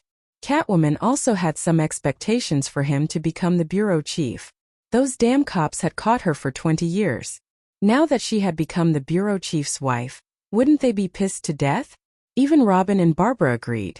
Robin was determined to be a police officer. Now that his teacher had entered the police force, it was definitely a good thing. Barbara had been trained too harshly by him. If he could let her rest for a few days, she would want him to be the Secretary General of the United Nations, much less the bureau chief. Bruce asked around and found that everyone in his circle was in favor of him becoming the bureau chief. No one was against it. Only then did he, who was in the late stages of paranoia, completely relax. If there was no conspiracy, then he would go. After confirming that he had indeed submitted the application to the city government for the position of bureau chief, Thea heaved a sigh of relief. No matter how well the Owl Court hid, there would always be traces. Now that she had found something for Batman, whose IQ was off the charts, to do, it would be much easier for her to transfer resources from Gotham. She instructed Catherine and Louis to mobilize all kinds of police, political, and business resources to be sure to delay Batman, so that he would not pay attention to the various capital flows in the city. From officially entering the eyes of the public to sitting on the bureau chief's throne, it was estimated that she could divert his attention for at least 2 years. During this period, Thea could get a steady stream of materials from Gotham and Wayne Enterprises. Yes, dozens of families in the Owl Court actually controlled Wayne Enterprises. If you add in the shares in Thea's hands, there would be no friends. But these controlled shares could not be seen. The Owl Court had been resisting Bruce's entry into the board of directors for more than 20 years, but both sides were still restrained. This opposition was only maintained at the normal business level. Thea was of course not interested in controlling Wayne Enterprises. Her goal was to become stronger. Although it could not be seen, Wayne Enterprises' various technologies and advanced equipment were at her disposal. This greatly improved her technical reserves and cleared many obstacles for the production of the Iron Man armor. Realizing that her trip to Gotham was coming to an end, Thea began to say goodbye to everyone. Outside the pavilion by the old road, the grass was green and the sky was green. That was impossible. They were all modern people. They could talk and video call. What was there to say goodbye to? Finally, on the tarmac of Wayne Enterprises, Batman's group of 4 and Director Gordon held a special farewell party for the Star City duo. Felicity and Felicity's relationship had warmed up so quickly that Thea found it unbelievable. The two of them ran to a corner and took out their phones to do some shady business. Although I have said it many times, I still want to say thank you. It is my honor to meet you. Bruce, who had been busy for the past 2 days, came to see them off. It is also my honor to meet you. Although she did not agree with his way of doing things, Batman's shining personality was still admirable. The two shook hands and Thea talked with Director Gordon for a while. To be honest, the two had more dealings with each other than the others. Thea could only express admiration for this very charming old man. She said a few words to Barbara and Robin. It was not a life and death parting. They could still meet in the future. Everyone take care. The two got into the helicopter, and Thea waved to them from the cockpit. The helicopter slowly rose to the sky and flew in the direction of Star City. Chapter 132. When Thea returned to Star City, she was dragged away by Moira, who had been anxiously waiting for her for 3 days. Moira had entered the preparation stage for the election. In order to win the approval of the voters, she had to play the role of a low-income person, or rather, she could not be a billionaire. She had to transfer the assets under her name and donate them to society. Only a fool would do that. The general rule of the game was to hand over the inheritance to the children. Although it was a bit like taking off one's pants to fart, almost all the candidates appeared to be poor. Each of them talked about how miserable they were in the TV debate. There were even some who moved from the rich district to the slums in order to gain the name of being close to the people. Moira's bottom line was not that low. She did not intend to give up her family's mansion to live in a low-rent house. However, the family's assets still had to be transferred. It was not impossible for a billionaire to directly participate in the election, but it would be very unusual. Her election style leaned towards the steady and practical side, and she did not need those eye-catching measures. Before Thea understood what was going on, she was surrounded by nearly 50 lawyers and signed documents for the whole morning. If it were not for the fear of shocking the world, she would have let her doppelganger out to sign the documents. There were too many documents. For the whole morning, she had written her name at least 1,000 times, and her wrist was sore. Although the Quinn family's assets were nominally under her name, in fact, she was still underage. The rules were different in the United States. The average age of adulthood was 18 years old. In Star City it was less, and the age limit was 17 years old. She was still 1 year away. Before she became an adult, her guardian still controlled all her economic lifelines. Her guardian was naturally Moira. So, after going around in a circle, her mother was still firmly in control of everything and was not affected at all. In any case, it was the first step in a long journey. She was just inheriting the company and it was already so complicated. Those who inherited the throne in ancient times must be even more uneasy. She had to say that it was a wonderful move to take over the Owl Court. Whether it was funds, connections, or subordinates, she had everything. If she waited for the Quinn group to fall on her head, she did not know how long she would have to wait. After a busy morning, Thea officially took office in the afternoon. Of course, she wasn't going to work in the group. The black uncle, Walter, still managed the group well. She didn't need to cause any trouble at all. She just needed to be on the board of directors. As Moira's only living child, she had to go and rally support for her mother's campaign. To put it bluntly, she had to act as a mascot on the spot to prove how successful Moira's mother's education was. She had to do her best to attract women's votes. At this time, Thea was wearing a light red dress. Even though she had told the stylist that she was going to a low-income community to promote, and that she shouldn't wear too revealing clothes, the bearded stylist still found her a dress that exposed a large part of her back. When she walked out of the changing room, everyone, including Moira, was shocked by her white skin. Thea had eaten the green object that was suspected to be the devil's fruit during her last few days in Gotham. Perhaps it was because of the earth attribute the effect of the transformation was quite mild. There was no major bleeding or pain. It only caused Thea's stomach to be uncomfortable for a few days before the whole process was completed. When she carefully checked the differences in her body, she found that the transformation did not strengthen her bloodline. There was no extra golden blood in her heart. Instead, her lungs had a qualitative leap. Her intuition told her that her hematopoietic function had been greatly strengthened. If she could automatically evolve a drop of golden blood in a year in the past, now the time had been shortened to 3 months. At the same time, her resistance to toxins had also been strengthened. From the outside, her whole body looked more beautiful and the lines were softer. The muscles that had gradually become visible during her training were also hidden. Her skin was so bright that even if she didn't deliberately dress up, she would still make the women around her feel sad. As a mother, Moira was not worried that her daughter would steal the limelight. She was only worried that her daughter would become more outstanding, and no one would be worthy of her.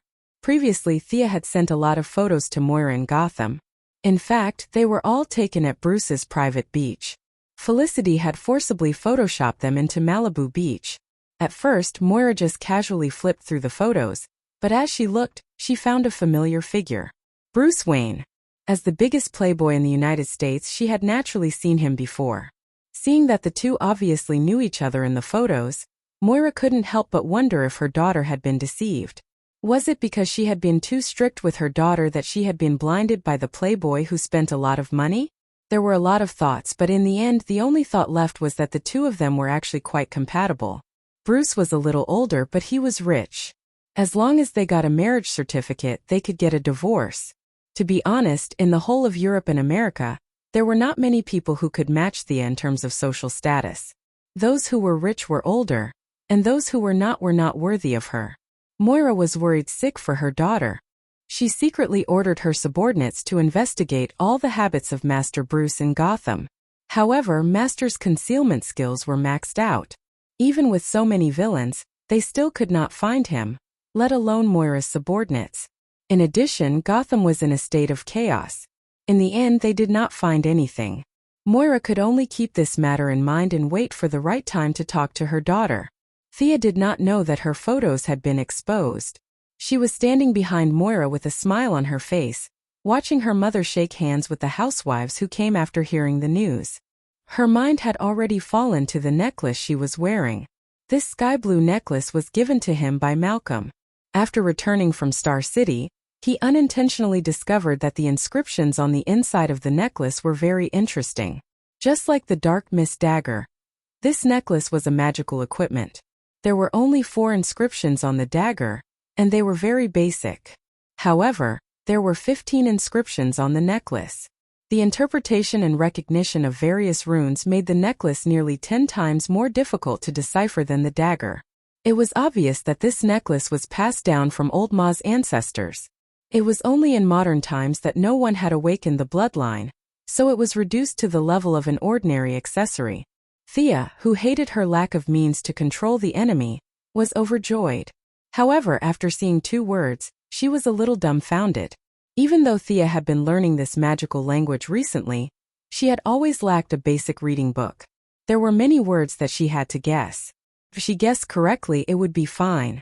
If she guessed wrong, it would be a pure waste of time. The whole deciphering process was as slow as a snail. After taking a few deep breaths, she knew that she was a little impatient. She slowly adjusted her state of mind. Moira was talking about the rights of women and children on the stage. The audience applauded from time to time. It was too noisy here. Thea pretended to clap her hands a few times. She planned to go back and study it. For now it was better to be a mascot. Chapter 133. Reality proved that it was not easy to put on a show. Thea pretended to be a good girl for 3 days and pondered over the inscriptions on the necklace every day. However, her expressionless face was interpreted by the media, and after 3 days, she found that all kinds of negative reports about her were overwhelming. Miss Quinn is extremely arrogant. Her elementary school classmate told her past. Thea Quinn hangs around the bar and gets drunk all night. There were a lot of reports, and Moira comforted her that she did not have to take it to heart. These were all the tactics of her opponents. Sia also understood that she was standing there as a target. In this world, who wouldn't talk about others behind their backs? The European and American media were all like this. If they wanted to say something, they could say it. She wouldn't lose anything. Compared to Master Bruce, who worked hard for Gotham at night and was scolded like dog shit during the day, she was considered mild. However, even if the mother and daughter did not care, the hot-blooded youths in the campaign team still cared about this resume. On this day, they publicly pushed out a fake elite who was good at talking and prepared to persuade Miss Thea. Miss Quinn that, although he had repeated his lines 10 times, when the young talent faced Thea, he could not help but feel a little nervous. She personally organized 2 Gotham Grand armed melee and participated in it once. This was not a joke because she directly killed hundreds of people and injured thousands of people. She affected the future of countless families and their fates.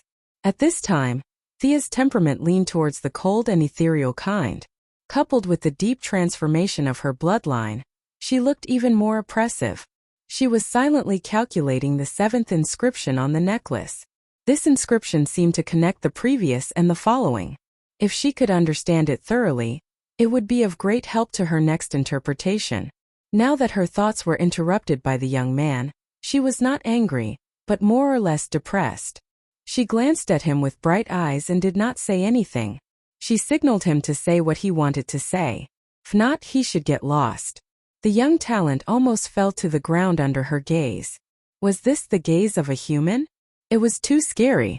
However, when he thought of his mission and how he had studied hard for so many years just to stand out, he stuttered, "Our election team hope that you can be more approachable and not be so cold." Without waiting for Thea's response, he forced a smile and ran away. Thea's clenched fists relaxed when she realized that he wasn't here to flirt with her. Ever since she had awakened her bloodline and was brought to the front desk by Moira, they had been sending her flowers every day and using all sorts of lame excuses to talk to her. They had annoyed her to no end. She could use her submachine gun to deal with the bad guys in Gotham, but it was definitely inappropriate to use force against these flies. After thinking about it, he decided to endure for a few more days. After Moira finished her speech in the city, he would be able to rest. As for the so-called cold face of the young man, she couldn't do anything about it. She was completely immersed in the study of inscriptions. Although science couldn't analyze it at present, Thea thought it was also a kind of science. It was really impossible to make her laugh while thinking about it. This group of young people in the election office took it too seriously. In fact, this was all a process that had already been arranged by the higher-ups. In the city council, how many members did Old Ma control and how many did Moira control? Although the Owl Court claimed to not leave Gotham, it could always influence some people. Finally, with the participation of the Heaven's Eye Society, almost 100% of the people agreed. How could it not be elected? The opinions of the voters stopped at the level of opinions. Once the election results came out, it would be whoever was elected. Things like calling a deer a horse happen every day in reality. Shaking her head, she collected her messy thoughts and continued to concentrate on her research. "Thea, you can take the car back yourself. I have to attend a banquet later." She finally had another day. Before getting into the car, Moira knew that she didn't like all kinds of social activities, so she gave her a day off and let her have fun. Thea was also disgusted with eating with those big-bellied successful people. They were a group of vermin with so much fat that even her arrows couldn't penetrate them. Knowing that she didn't have to suffer, she happily hugged her mother. She declined the bodyguards following. This kind of bodyguard looked tall and strong, but she could beat 10 of them with her bare hands. If she carried a weapon and used all her magic power, no matter how many people came, they would all die. Before getting into the car, She looked around and found that there was no one under the car. Then she turned on the engine and drove away. She couldn't help but be careful. It was not an assassination or anything. The main thing was that the tabloids were too crazy. 2 days ago, when Thea was about to get out of the car, she found a man in black lying under her car in an instant. First, she thought it was a scammer. In fact, she found out that it was a paparazzi from a gossip magazine. He didn't want to assassinate anyone. He just wanted to take pictures of the scenery under Thea's skirt when she got out of the car. Thea, who knew the truth, was so angry that her face turned pale. It was not appropriate to kill him directly. She could only beat him up and teach him a lesson. For a tabloid with a total of 2 or 3 employees, no matter how powerful Malcolm was, no matter how many claws the Court of Owls had, it was useless. He was not afraid of death at all. People were not afraid of death, but they were willing to die for the sake of sales. Encountering such a person, Thea had no choice but to be more careful. Driving alone on the streets of Star City, she couldn't think of who to look for a while. Felicity went back to her hometown. Of course, she didn't go back to her hometown to get married. It was said that she went to accompany her mother to celebrate Hanukkah. She didn't have many friends in Star City. She should go and chat with her future sister-in-law Laurel. Laurel was very happy that Thea came to find her. After a simple tidying up, the 2 women went to eat nearby. Although the 2 women were not close friends, they had known each other since childhood and were very familiar with each other. After a few words, they entered the stage of complaining to each other. Thea finished talking about her own troubles. Of course, she only talked about the part that could be said. If she talked about how she killed 7 people in and out of Gotham, it would drive Laurel crazy. When the topic turned to Laurel, Thea knew that she had not had a good time in the past 2 months.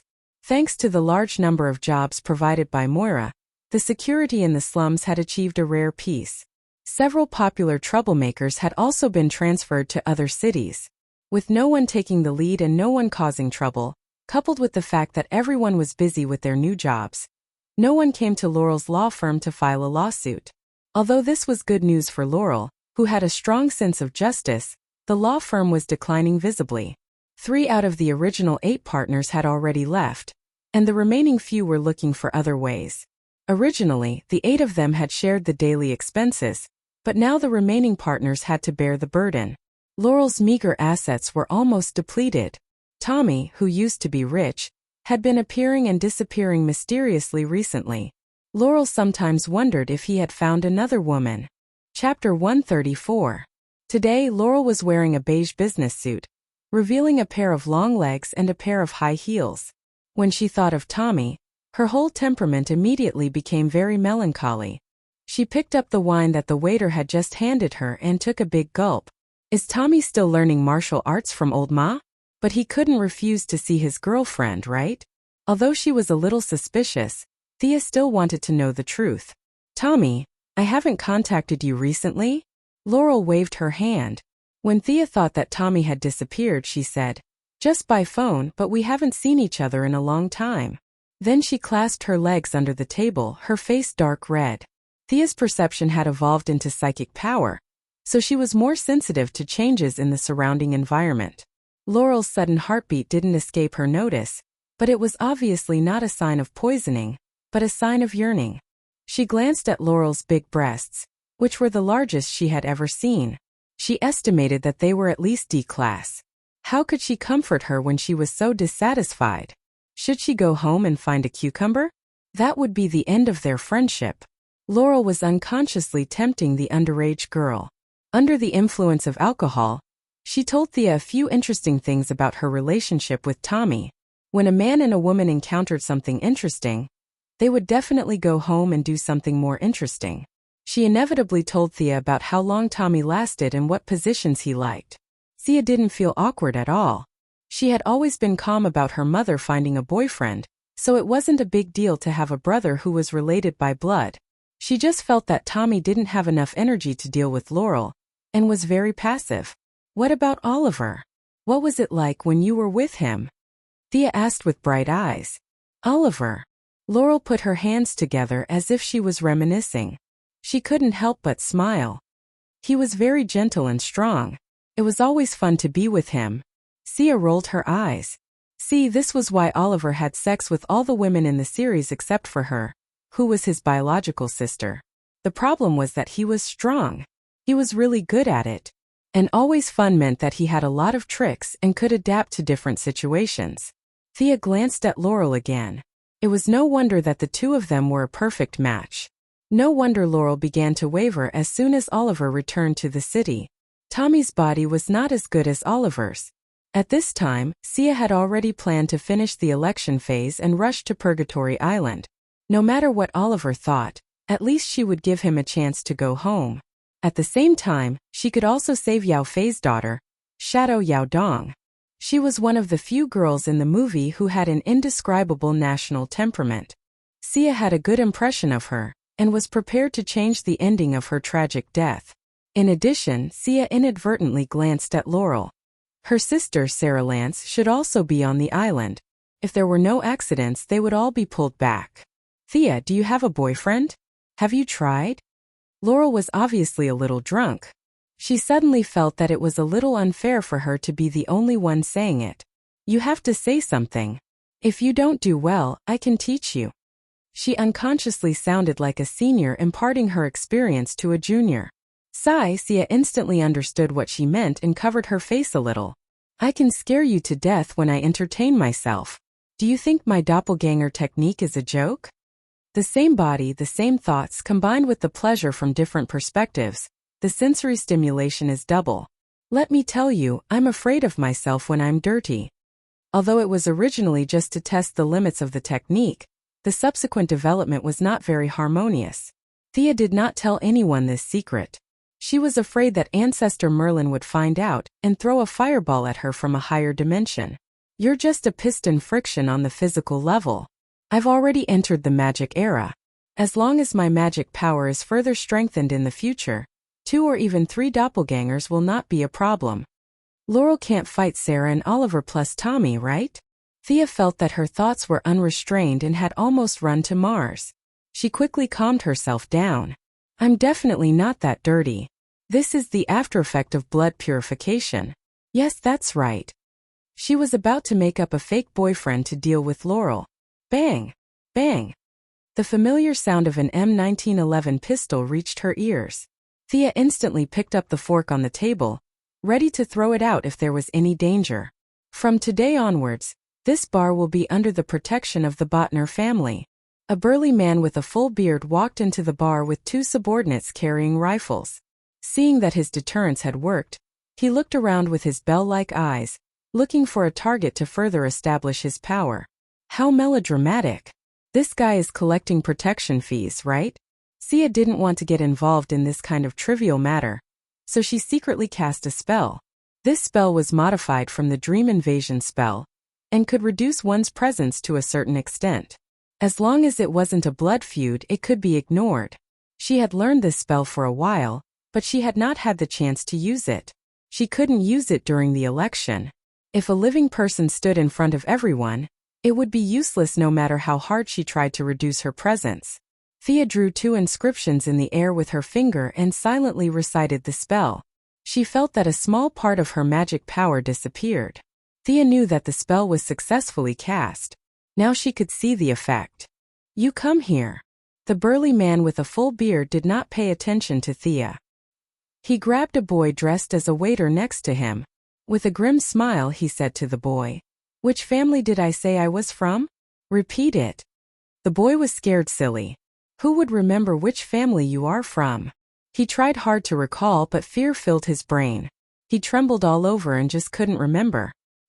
His reaction was in line with the bearded man's plan.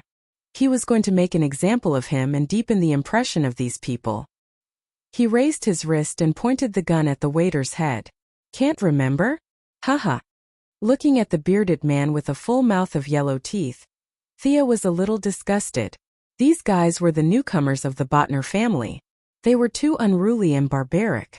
She had a pistol in her handbag. With her speed, killing these 3 guys would be a piece of cake. However, there were so many people on the scene. If she rashly shot, the follow-up would be very troublesome. It might even affect Moira's election to a certain extent. Seeing that the waiter was about to die on the spot, what should she do? She hated it in her heart. The heroes of Star City were really not good at learning from the advanced experience of other cities. Why didn't any masked hero stand out? Chapter 135. Be careful and don't come out, Laurel whispered to Thea while she was secretly hating the fact that Star City didn't have a hero. After that, he didn't care about his weak strength anymore. He stood up fearlessly and shouted, "Stop!" For a moment, Laurel became the focus of everyone. Thea almost fainted. Sure enough, she wasn't a pure hero of justice. The valiant and high-spirited person next to her was. Thea looked at Laurel with disappointment. Could the self-defense fighting skills taught by your father be enough to deal with these three gangsters? Why didn't you think carefully before jumping out? This was too brainless. No wonder the villains were so good at scheming against the heroes. They were all led into a ditch by the righteous heroines. She certainly couldn't watch Laurel get beaten into a sieve. She was a friend.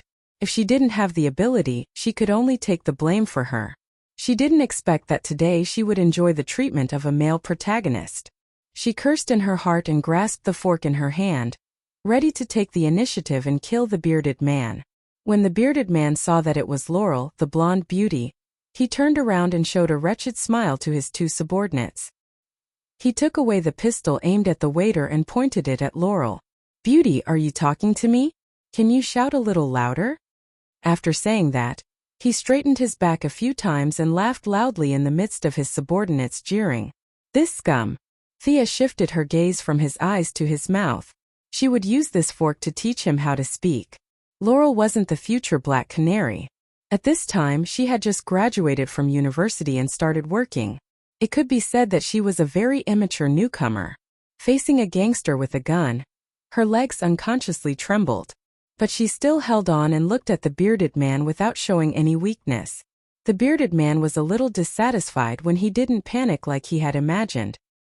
He was ruthless in his heart and was ready to fire at Laurel. Now was the time. Thea was ready to strike, but just as the fork was about to leave her hand, her powerful spiritual power sensed the abnormality, and she couldn't help but withdraw it. A dark black arrow pierced into the bearded man's shoulder. The shot that was originally aimed at Laurel was unexpectedly off target. Who was it? Nowadays, other than her, there were other people who used bows and arrows. Sia hurriedly looked in the direction where the arrow had come from. She almost bit her tongue when she saw it. The newcomer was of medium build. He was dressed in black and wore a black hat that covered most of his face. He stood on the wall like a recluse, holding a black recurve bow that Thea was very familiar with. Why would he come to save Laurel? However, upon closer inspection, the man's attire was slightly different from Old Ma's. He wasn't wearing the traditional black combat suit of the League of Assassins. Instead, he seemed to be wearing a black leather suit that was specially made. The man in black seemed to be very nervous. After making eye contact with Thea, he hurriedly looked away and shouted to the two girls, "Run!" The bearded man was shot by an arrow. He panicked and ordered his subordinates to open fire. At this time, the subordinates also saw the man in black and fired a rain of bullets at him with their automatic rifles. Then, under Thea's horrified gaze, the man in black was hit by a stray bullet and fell from the corner of the wall. Oh, this guy definitely wasn't Old Ma. The distance was more than 100 meters. If he had a little bit of experience in dodging, he wouldn't have been hit. But whether or not he was one of them, Thea couldn't just watch him be killed. She swung her hand and hit the bars light with the fork. Using a gun would easily expose her identity. The smoke would cause a reaction, and the bullet traces would be easily exposed. The fork was fine. She wasn't afraid of leaving fingerprints on it. Then Thea grabbed Laurel, who was slow to react, and ran out in the midst of the chaos. When passing the corner, she looked around and saw that there were no surveillance cameras. Under the cover of the night, she created a clone to rescue the man in black who was shot. The clone had the skills of the original body. Using the black fog to cover the original face, she grabbed the man in black and ran to the side under the gaze of a few scattered onlookers. When she came to a place where no one was around, she took off the hood of the man in black. Although she was somewhat mentally prepared, when she saw his face clearly, her doppelganger Sia still laughed out loud. "Isn't this my brother, Tommy? This guy seems to have improved a little from Old Ma's training. Looking at his appearance, Is he determined to be the second generation of the Black Arrow? She rolled her eyes and guessed the truth. This guy has been secretly protecting Laurel for most of the day. In fact, he didn't want to come out. He just saw that Laurel was in a critical situation today, and decided to help. What a love-struck man. Looking at his injury, Thea saw that the bullet hole was in his lower abdomen. There were no conditions for surgery nearby, so she could only carry him back to her secret base. Fortunately, Felicity wasn't here recently, so she didn't have to say much. The next step was the familiar process of disinfection and anesthesia, removing the bullet and stitching it up. Thea looked at her brother, a rookie hero who jumped out to save the damsel in distress. She didn't know what to say. If she wasn't here tonight, this rookie would have been killed by a few hooligans. Old Ma would go crazy if he knew the truth. He sighed as he put on the boy's jacket. After a few months of training, the boy had lost a lot of weight. Although he hadn't reached the level of training like Oliver, who used the salmon ladder every day, he still had a bit of manliness. "Who are you?" Tommy lost a lot of blood and his consciousness was a little blurry. He only saw a black shadow in front of him treating him. He immediately grabbed Thea's arm. Thea could be regarded as one of the top martial artists in the world. How could she be easily caught by him? But she was afraid of aggravating his wound, so she didn't struggle. To be honest, she scratched her head at his question. After thinking about it, she decided to continue to hide it. She was afraid that he would ask more questions, so she casually talked to him in Chinese. In the ears of Tommy, who didn't even graduate from primary school, it became %2 and M# and, what the hell? He didn't give up and wanted to continue to find out more about Thea. Then the two of them talked nonsense for a long time. In the end, the conversation ended with Tommy completely losing consciousness. Thea wiped the non-existent sweat on her forehead. It wasn't easy to fool people. She picked up Tommy's bow and looked at it. It was the same bow as old Ma's, but the tension was weaker. He was her son after all. When she graduated, she didn't give him any souvenirs except for slapping her own face. She automatically ignored the fact that she had stabbed her own father in the waist. She also forgot about the necklace and whatnot. While Tommy was unconscious, she carefully felt his blood. Except for the blood relationship between them, she couldn't feel anything else. It didn't feel like her blood was boiling. It seemed that not everyone could awaken the blood. Thea didn't know whether she should feel lucky or sad. Since the blood of the Merlin family gave her a place in the future, she had the obligation to protect the safety of the father and son. Chapter 136. Silently feeling the ties of kinship, Sia left a hint in Tommy's mind that he should leave the secret base directly after waking up and forget everything here. Fearing that it would cause pressure on his brain nerves, she used very little magic power. After checking that there was no problem, she took the initiative to deactivate the avatar. At this time, Sia was running with Laurel. This big sister really had the potential to be a hero. She had 2 Ds and wore high heels. Although she was a bit embarrassed, she still kept up with Sia's speed. "Okay, let's take a break." Thea saw that Laurel was exhausted and gradually stopped. Since she ate the green fruit given by the swamp monster, her lungs were very strong. At this speed, she could run for a whole day without feeling tired. Laurel was out of breath. When she heard that Thea was going to take a break, she didn't sit down immediately. Instead, she looked back and was relieved when she saw that there were no pursuers. "Thea, you have good stamina." After resting for a while, the observant Laurel immediately noticed that something was wrong. She was so tired that her tongue was hanging out, but Thea next to her looked like nothing had happened. Thea could only change the topic to her regular exercise and family inheritance. Olivier's body was so strong that it was inherited from his parents. She gave Laurel a knowing look. At this time, Laurel had sobered up and was not as bold as before. She didn't understand that these two aspects were actually not the same thing. She nodded a little embarrassedly and changed the topic. The two women talked about the recent security issues in Star City. At this time, Thea's avatar returned to her original body, and she understood what had happened. "Do you know who shot that arrow?" Thea lowered her voice, as if there was a big secret hidden in it. Laurel's eyes were a little strange. "How would I know? I didn't see anything clearly. I only remember that I was scared." And then the bearded man suddenly fell to the ground. "After that it was pitch black and you pulled me out." Laurel crossed her arms and looked up at a 45-degree angle to think about the truth. This was the true female lead at work. After being rescued by a hero, her curiosity had reached the limit. She had to find out who the masked hero was. After that, she would court death in all sorts of ways. Among the more representative characters were Louise Ryan, Ayers West, and so on. Thea glanced at the deep cleavage that was squeezed out by her arms. Was this a demonstration? There was only one truth. I won't tell you. You can take your time to guess. The next day, Thea accompanied her mother for another day. She greeted her mother and arrived at the Merlin Group in the evening. Hi, Thea. Tommy, who was sitting outside the CEO's office, saw her enter. Although he was listless, he still greeted her. Thea scanned her brother with her psychic power. Well, he had recovered well. The small part of her psychic power that she had left before had completely dissipated. It either worked or was wiped out by a higher level of power. Thea felt that it was the former. Why are you in such a bad state? She asked knowingly. Tommy looked a little embarrassed and said that he didn't have a good rest. Thea didn't treat herself as an outsider at all. She leaned on his desk and asked, "What's going on between you and Laurel?" I talked to her a lot yesterday.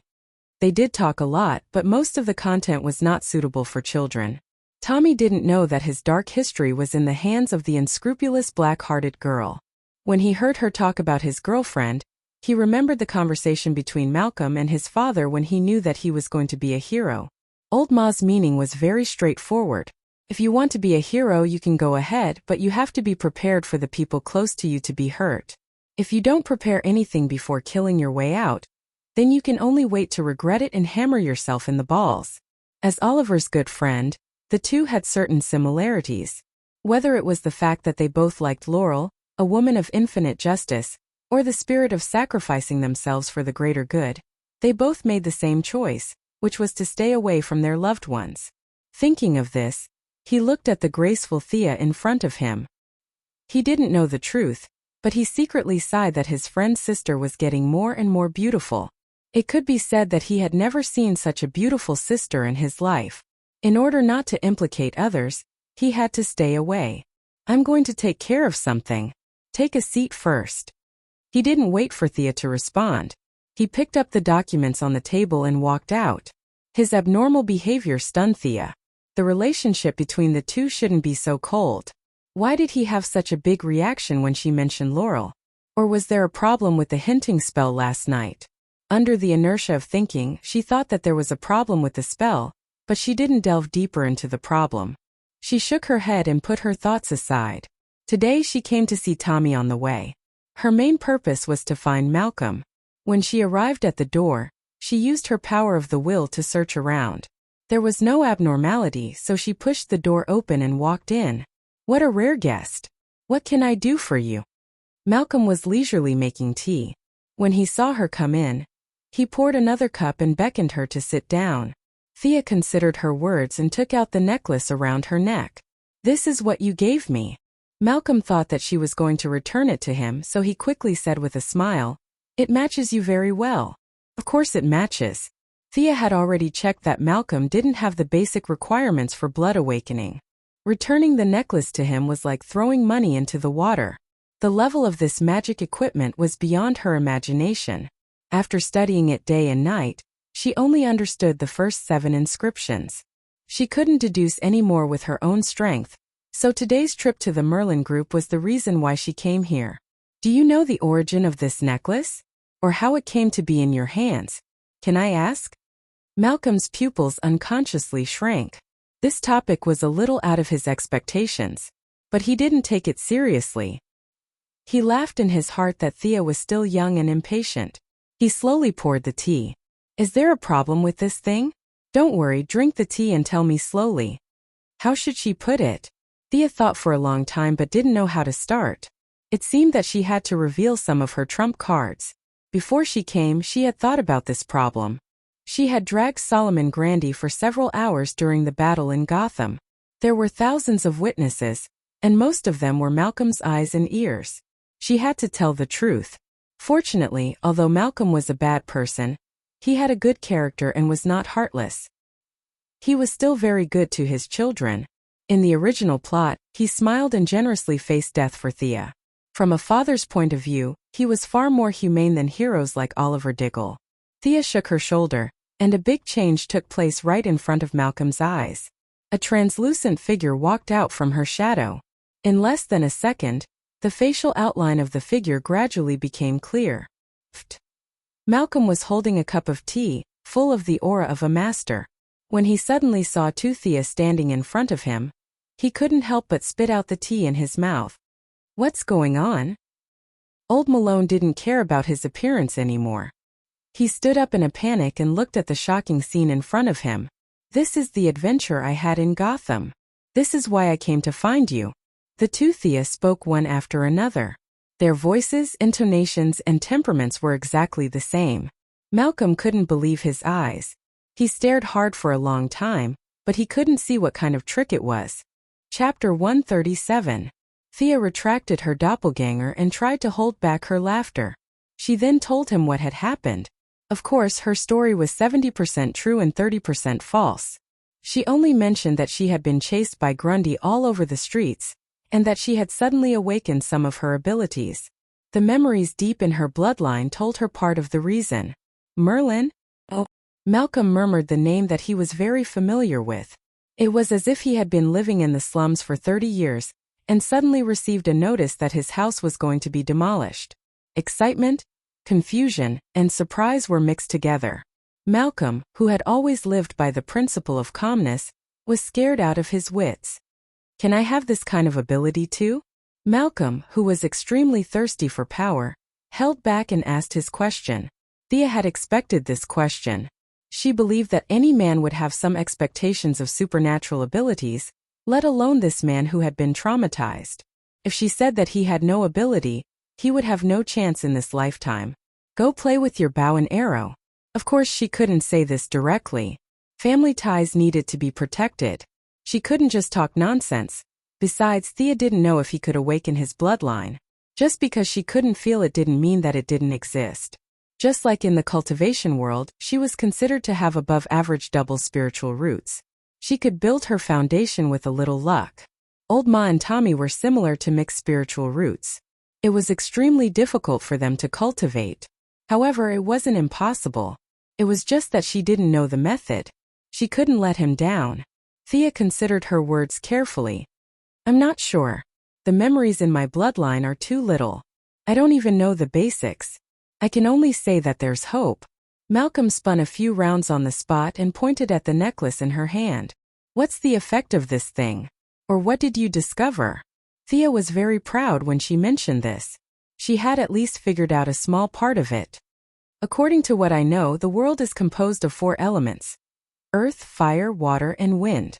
After the creation of the world, light and darkness were added. This necklace contains the power of wind and water. My personal attribute is more towards fire and wind, so I can only decipher the content of wind. Malcolm crossed his arms and listened to her talk with drooping eyelids. Wasn't the material world made of atoms? Won't your physics teacher beat you to death? But considering the frightening cloning technique just now, he didn't say anything and waited for her to continue. The main bloodline of the Merlin family is of the wind attribute, so this part is explained most clearly in the memories. I'll let you experience it. Thea grabbed the necklace with her left hand and drew a complicated inscription in the air with her right hand. The spell's complexity was beyond her ability. It took her 30 seconds to complete the 7 runes. Her mana was depleted in an instant, and this was with the help of the necklace's mana. Her current mana accumulation was far from enough to cast this spell by herself. Malcolm looked at the green wind around Thea's finger. Before he could ask, Thea pointed at him from afar. Pale green energy instantly surrounded him. If he didn't know that Thea wouldn't harm him, he would have jumped up. He raised his hands and looked at the translucent light that flashed across his arms. Is this magic? That's nothing. Thea laughed mischievously. Wind walking spell. Take 2 steps and experience it. The serious-looking old Ma turned a blind eye to her teasing and took a step forward in what he thought was a steady manner. Bang! Malcolm's step didn't hurt his balls, but his steps were lighter than expected. His left foot stepped on air. In order not to embarrass himself in front of his daughter, He used all his strength and tried to regain his balance with his right foot. However, the bad thing was that he didn't manage to control his balance. Like a rocket, he crashed into the ceiling 5 meters above the ground, making a loud dong sound. Malcolm rubbed his head and felt that his face was distorted by the pain. Looking at Thea, who was happily beating the floor, he felt depressed. Fortunately, he was indeed extraordinary. After moving around a few times in the room, he gradually familiarized himself with the changes in his body. So light. I can barely feel the weight of my body. At this time, he was running quickly in the spacious CEO's office, occasionally running a few steps on the wall. This was something he couldn't do before. This made him yearn for this power more and more. How long does this spell last? Old Ma ran happily, a smile appearing on his usually gloomy face. This speed is too slow. Won't you go crazy if you see the flash? Thea expressed her disdain for her father's curiosity. It works on me for about half an hour. I don't know if it works on you. Why is there a difference? Old Ma couldn't help but think. Could it be that his talent was particularly poor, so the consumption of magic was high? In fact, his guess was not far from the truth. Thea didn't prepare to explain it in detail. She vaguely said that the spell was like this and that if he was angry, he could bite it. 15 minutes. Thea observed that the green light on Malcolm's body had completely disappeared. It seemed that the spell's duration would be reduced by half when it was used on someone other than the original body. Thea naturally went into today's main topic. I'm not here to ask you to perform. Do you have any specific clues about the Merlin family? Do you have any records about the inheritance? Malcolm was more anxious than Thea after experiencing the wonders of magic firsthand. He racked his brains. Did his father, who had died 30 years ago, and Thea's grandfather, who she had never met, tell him anything before he left? The more he thought about it, the more confused he became. When his father died, it was during the Cold War. The American economy was in a slump, and Thea's grandfather only taught him the craft of shoe repair. He didn't care about it at all. After that, he went to sea. Damn, would there be any clues about the inheritance? He vaguely remembered that the old man gave him a shoe repair kit and then he died. It had been 30 years. Who knew where it was? Thea watched Malcolm's face turn from red to green, and then from green to black. She was afraid that he would go crazy and interrupt his train of thought. You have to think further. When did the Merlin family arrive in Star City? Did you have any relatives before that? Can you contact them? Her barrage of questions brought Malcolm back to reality as he tried to figure out where the shoe repair box was. He didn't care about this problem at all. God knew how many relatives he had. How many in America? There were at least tens of thousands of them. What about Europe? He could only say that there were more. After thousands of years, the amount of work to find people was too much. Seeing Malcolm lowering his head and pondering, Thea was secretly pleased. A lot of work was right. She didn't want him to think about sabotaging every day. She couldn't let him ruin her mother's political achievements. This was the same as dealing with Batman. She gave him something to do to prevent him from thinking too much. Batman used responsibility to restrain him, and Malcolm used power to tempt him. She didn't know how effective it was, but at least they were all hooked. Chapter 138. Anne. Thea began, carefully pondering over her words. What else? Old Ma's head was now full of clues, such as genealogy, birth certificates, and so on. He could not wait to break into the National Immigration Administration and retrieve all the files since the founding of the country. When he heard that there was more, he thought it was about clues and listened attentively. You know that I've seen Talia, right? I got the news from her that the ninja master's purpose of taking you in was not simple. Thea would certainly not say that she knew the future plot, so she conveniently put the blame on Talia.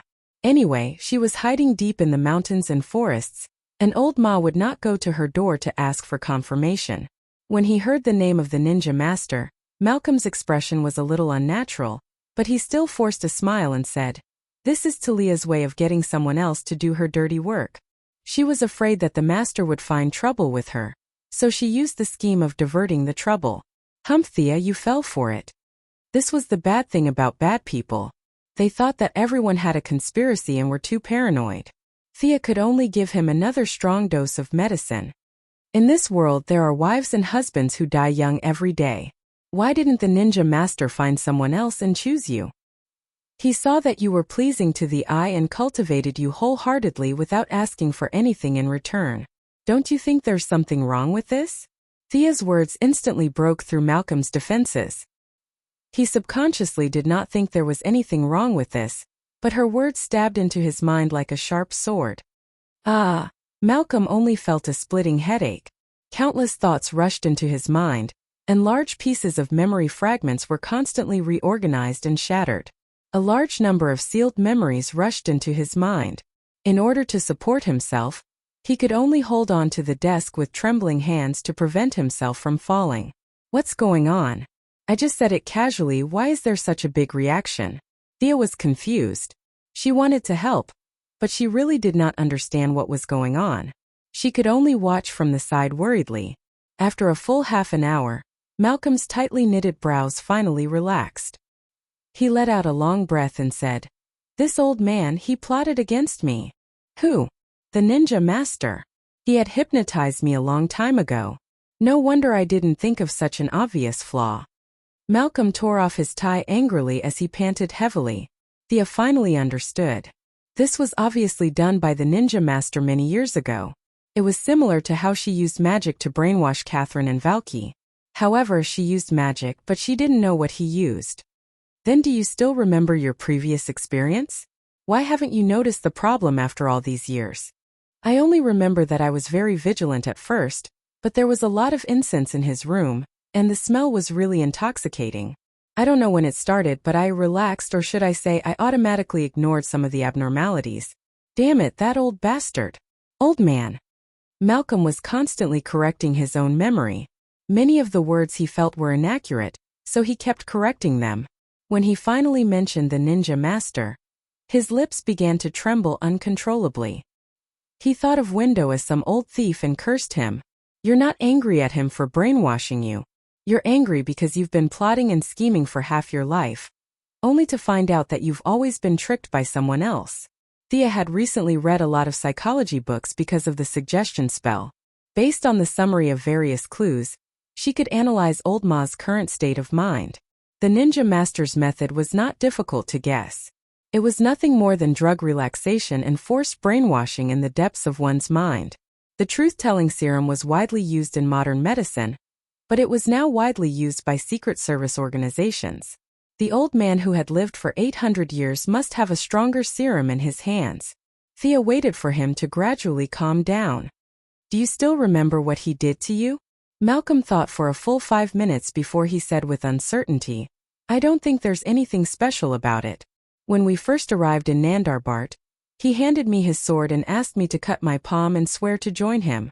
At that time I didn't know any martial arts and I only felt dizzy. I always thought it was because I had never seen blood before. Could it be?"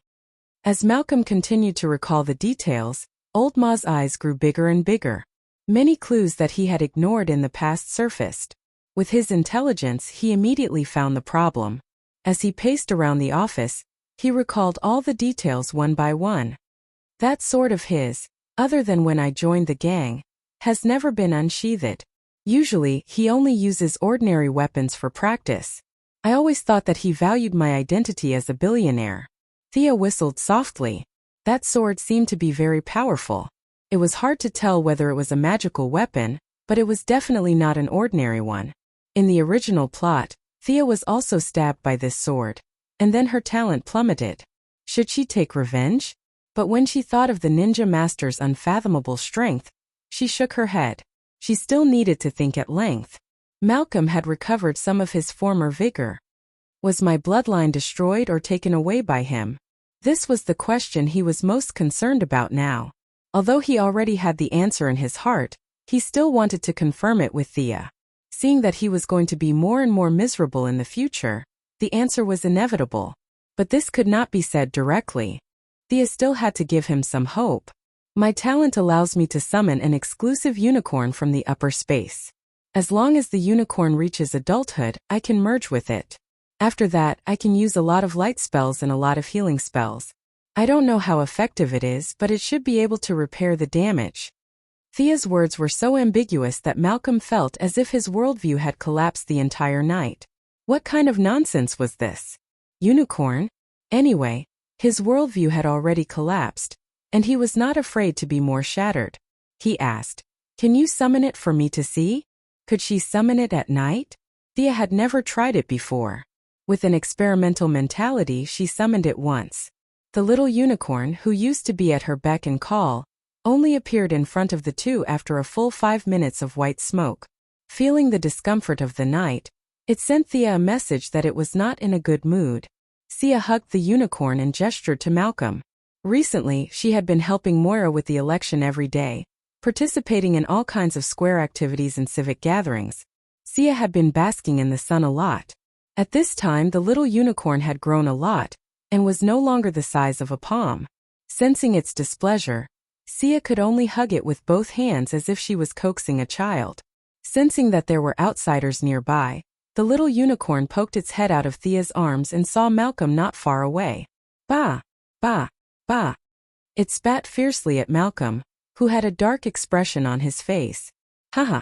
Thea laughed awkwardly and quickly comforted the cute pet. She sent the little unicorn back to the different space under Malcolm's gradually darkening face. Chapter 139.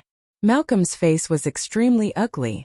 He pointed at the place where the little unicorn disappeared and asked softly, "My bloodline can't summon this guy, right?" Thea shook her head.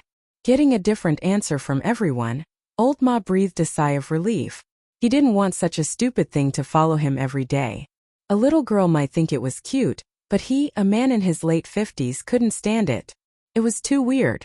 If he had to summon such a thing every time he fought, he would rather continue to practice archery than have this bloodline. He couldn't afford to lose face like this. Thea spread out her hands. As you can see, it's still young. It will take at least 2 years to reach adulthood. Whether or not it can repair the bloodline can only be determined by then. The unicorn was not just young, it was too young. 2 years was under the premise that Thea risked her life to bask in the sun. Of course, there was not only one way to become stronger. She could continue to dig deeper into the power of the bloodline and increase the speed of purification. She could also absorb more sunlight per unit of time and increase the efficiency of conversion. Fortunately, she was now somewhat similar to Superman. She couldn't get tan no matter how much she basked in the sun. With this kind of physique, as long as she persevered, there would be a day when she would succeed. Basking in the sun was relatively reliable. She just had to find a beach and lie there. Whether it was the Quinn Group or the Owl Court, they both controlled a lot of private beaches. Absorbing moonlight was a pain in the ass. Who would lie outside in the middle of the night instead of sleeping? It was too illogical. Anyone would be able to see that there was something wrong with you, or that you were a little crazy. Thea scratched her head at the thought of strengthening in this aspect. She threw a basket of problems to Old Ma. These were long-lasting troubles that would take him 8 to 10 years. Presumably, he didn't have time to think about the plan to destroy the slums in Star City. Thea told him not to let everyone know and attract the attention of the ninja master. She walked out of the Merlin group while humming a song. Malcolm watched Thea walk slowly into the elevator and disappear from his sight. Originally, he wanted to destroy the slums because he had no goal in life and purely to vent his anger. But now, Thea had thrown him a big pie, and the conceited Roland's desire for power once again crept into his heart. Especially when he learned that he was tricked by the ninja master like a fool. This made him furious. Ninja Master. He whispered the name that terrified him. He knew that he was suppressed in all aspects, be it martial arts, intelligence, or intelligence. He said that Thea was a natural warrior, but wasn't he the same? He was a lone wolf. Even if he was facing a lion, he would still dare to take a bite out of it. He had founded the Merlin Group on his own. At first, the group operated shipping. Today, the entire group had transport points and storage centers in 23 ports in the world. It could be said that his intelligence network was not inferior to anyone else's. However, this task was also extremely difficult. For thousands of years, there was no family planning in Europe and America. Children were born freely. Now, it was really unknown how many direct descendants there were. Those who kept the surname Merlin were easy to find, but what about those who changed their surname midway? Their descendants would be cut off, but what about those who handed over their inheritance to outsiders? The situation was too complicated. There were too many variables. Rubbing his temples, Malcolm looked outside the CEO's room. Tommy still hadn't come back. Malcolm didn't want to talk to his son about what happened today. Besides, he also felt that his son wasn't very capable. His only merit was his diligence. It wouldn't be good for him to come into contact with these things too early. He couldn't count on the father-son pair. Thea was right to remind him to be careful. This meant that he would have to spend a lot of energy to handle this matter personally. He couldn't use his subordinates, so he could only rely on a few of his confidants and himself to investigate in secret. Thinking of this, even a strong-willed person like Malcolm was a little shaken. The workload was so huge. Could it be done in 10 years? He didn't know that his father had suffered a psychological damage, but his indomitable willpower had saved him. Thea was happily packing her luggage. She had already reported to Moira. Of course, she didn't say that she was going to find her brother. Her excuse was that she was going to Hong Kong for a vacation. Whether it was bringing Oliver back or rescuing Shadow Yaodong, it would take a lot of effort. Oliver was such a stubborn person that it would be difficult to convince him if she didn't reveal her identity. As for Slade Wilson, nicknamed Deathnell, and the guy who killed Moira in the future, Thea didn't know how to treat him. Oliver regarded him as a close friend. The two of them had been entangled in a feud for 10 years. In the end, they still couldn't settle it. Although her mother was alive and well, Thea was still very unhappy with him. For some reason, Oliver had almost forgiven him. However, she was a woman, and she had inherited Old Ma's protective personality. How could he expect to have a peaceful ending after hurting her family? Although he hadn't done anything evil yet, she would leave him to fend for himself on the island. In addition, there was a magical equipment on the island that was worth her time. She remembered that in the 4th year of the original plot, Constantine found it with Oliver's help. It was an ancient Egyptian treasure, the Orb of Horus. Although she didn't understand how an Egyptian magical equipment came to the East, Thea believed that if Zat Kong was interested in it, it must be something good. As for the evil god statue that Damien Dark got later, Thea politely declined. It was useless. The statue had magic power, but it was useless without it. It was too trashy. As long as she pulled Green Arrow away, the statue would stay in the cave obediently.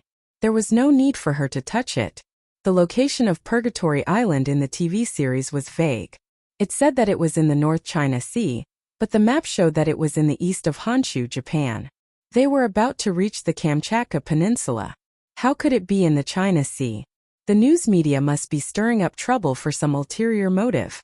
Then they said that it was in the South China Sea on the route from Germany to Hong Kong, and that they were going to set up some kind of missile interceptor. The information was so confusing that no matter how good one was in geography, they wouldn't be able to figure out where it was. Thea had done her homework. She checked the location of the Queen's crash and checked the hydrology and ocean currents at the time. She barely managed to draw a rough area. She ordered the Court of Owls to prepare a helicopter for her in Hong Kong. She learned how to pilot all kinds of modern equipment from Batman. Although she wasn't proficient, flying safely wasn't a problem. Moira was also somewhat immune to her running around the world. If you want to go, then go. Thea checked in her weapons and arrived in Hong Kong on time that night. The familiar Chinese characters, the familiar skin color, but the person was no longer the same person. Thea wanted to find Yao Fei's other daughter, Yao Mei, but the court's influence here was weak, and the few contacts were not very effective. Thea could only give up and let Shadow find Yao Mei herself. She vaguely remembered that the Sky's Eye Society had a huge base here. Thea was very low-key and didn't attract anyone's attention. That night, she flew a specially prepared helicopter into the vast South China Sea. Chapter 140. There were as many small islands in the South China Sea as there were stars in the sky. It was too difficult to find them. Thea's actions could not be exposed. She was limited by fuel. For the first 2 days, she had to return to the port on time, whether it was refueling, accommodation, or comfort in the city. For the next 2 days, she was too lazy to fly back and forth. She added 2 more fuel tanks. During the day, she hid on the island to bask in the sun. She summoned the little unicorn to keep a lookout and went out to look for people at night. She had to avoid the patrol boats, fishery administration boats, and maritime boats on the sea. It was very tiring. I'm so sleepy. Miss Sia wandered around like a thief every night, so she was naturally lethargic during the day. Looking at the little unicorn running around with its 4 little hooves in the distance, the unicorn was very satisfied with the fresh air and sunshine on this island and had a lot of fun. Thea suddenly thought of a problem. She said in her heart in a tone of seduction, "Come here, come here." Theoretically, they could communicate with each other without any problems. However, the little unicorn was too young now. It could only convey some thoughts like it was hungry and comfortable. Thanks to the strong sun these days, the little unicorn had grown bigger. If it used to be the size of a palm, it was now the size of a foot. The little unicorn jumped happily in front of Thea. It thought that she was going to give it something to eat. This little guy was not picky. 2 days ago, it ate the squid Thea bought at a roadside stall in Hong Kong happily. Looking at the little unicorn who was shaking its head and wagging its tail to flatter her, Thea rolled her eyes. She quickly grabbed the little unicorn's 2 front paws and lifted it up. Her eyes quickly scanned its lower body. It's a little princess. That's good. If it's a male, it'll be awkward to put it together. The little unicorn kicked her with its 2 hind legs. However, it was too far away and could not do any damage. Thea quickly put it down before it was about to spit. She also stroked its mane. Whether it was useful or not, it was at least comforting. After confirming its gender, the rest was easy. I should give you a name, Thea thought while touching her chin. What? You have a name? No, I have to give you a name. Thea declared her sovereignty domineeringly, but she couldn't think of a good name because of her difficulty in naming. So, my daughter, the day you were born, the entire Lordaeron forest whispered the same name. Arthas. What do you think of this name? Are you happy? Thea couldn't think of a better name even after racking her brains. She slapped her thigh and decided to use this name. Ignoring the little unicorn's objections, he grabbed it up and threw it into the air twice. That was the end of the naming ceremony. She decided to let it play by itself. Sia found a place with plenty of light and continued to sleep. Day and night, night and day. Hard work paid off. Sia finally saw the large island in front of her at dawn on the 7th day. It's really hard to find. No one told me that there are such thick clouds around this broken island. Thea was a little depressed. She had flown over this area before, but the thick fog made her automatically ignore it. It wasn't until this morning that she found traces of the island under the fog. The half-moon-shaped island was densely covered with primeval forests. In the center of the island was a watchtower built by the ancient Han people. On the south side was a ditch, where the submarine from the Foot Basin country in World War II crashed into the rocks. She repeatedly compared it with her memory. This should be it. Thea had no intention of getting her hands on the biochemical drug Miraculu. She didn't need the power that sacrificed her rationality, but she didn't mind taking a few bottles back for research. That professor who was searching for the drug had a hole in his head. This was a drug from the Foot Basin country during World War II, 50 years after the present day. It wasn't that there weren't any scientists who were 50 years ahead of humanity, but they were few and far between. As for those people from the Foot Basin country, Thea didn't think they had the ability to do so. The tribunal's experiment on strengthening humans had some similarities with Miraculu. She would give them a bottle and see if they could learn from each other. Thea didn't fly over to look for them. The island was much bigger than she imagined, about the size of a second-tier city. Oliver thought that there were only a few of them on the island, but he was wrong. There were people who planted flowers, made medicine, dug holes, and searched for treasures on the island. There were thousands of mercenaries from all over the world. If you left today, I'd come back tomorrow. There was no free time at all. It was just that the island was too big, and no one would bump into each other. She lowered the altitude, found a small valley, and parked the helicopter. This time she took out all her equipment. Not a single arrow was missing. Her mechanical arm had also been successfully developed. Relying on Batman's nanotechnology, the mechanical arm was usually worn as 3 accessories on her left arm. With the press of a switch, it could be armed in 1 second. At full power, it could carry 2 to 10 tons of force. The arm was made of hafnium metal. This metal was resistant to high temperature and wear. It could even withstand large-caliber bullets. It was a rare alloy used by the Federal Reserve for their vault doors. There were 3 sharp claws inside. They were made of titanium alloy and a small amount of carbon nitride. These 3 claws had kept the 50 scientists in Quinn's Applied Sciences department busy for a month. The results didn't disappoint Thea. After many rounds of experiments, she hadn't found any metal that she couldn't cut, other than those white dwarfs and neutron stars. She packed her luggage and made some camouflage for the helicopter. Even if she was discovered, she could fly back with the skateboard. It was just not as comfortable as a plane. She flew onto the skateboard. If she didn't have magic, it would be difficult. But now she only needed to use a tracking spell to find Oliver, who was connected to her by blood.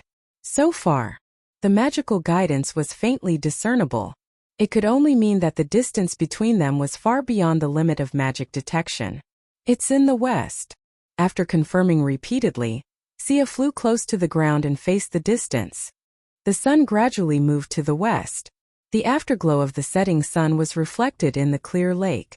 A man and a woman stood face to face. The man looked sad, as if he was carrying a mountain on his back. The woman looked at him worriedly. There was some sympathy and love in her eyes. I just feel that this island has made me very scary. The man's voice was low, and his tone was full of sadness. The woman thought for a moment. She scooped up a handful of water from the lake and smeared it between the man's eyebrows. There is no island, no place that can make you become what you don't want to be. But her words didn't dispel the man's discouragement. So I've always been an assassin? The woman organized her words. Everyone has a demon in their heart. The Tao Te Ching talks about the relationship between yin and yang. We all have 2 opposing forces in our hearts. Darkness and light, assassins and heroes. After saying that, she touched the man's face. Her eyes were full of love. They didn't know that not far away, a muscular middle-aged man was watching them hug each other into the water. His eyes were full of struggle and unwillingness. Chapter 141. When Thea arrived, she happened to see this scene. She wasn't ready to act out the melodramatic reunion of the siblings. She wanted to test their abilities. She put on the hooded glasses. Although European and American face blindness was serious, and people wouldn't recognize her if she wore a pair of glasses like Superman or Supergirl, she still felt that it was not safe. She used the black fog to cover her face. It was hazy. Not to mention Oliver, who hadn't seen her for more than a year. Even old Ma wouldn't be able to recognize her now. It doesn't look right. Be careful not to get a needle eye. Thea's long-range infrared glasses instantly found the middle-aged man peeping in the forest. Without alerting the 2 below, she circled half a circle behind the middle-aged man and mocked him maliciously. The muscular middle-aged man was the future death knell, the current Slade Wilson. He was half teacher and half friend to Oliver, who was fighting with a woman in the water.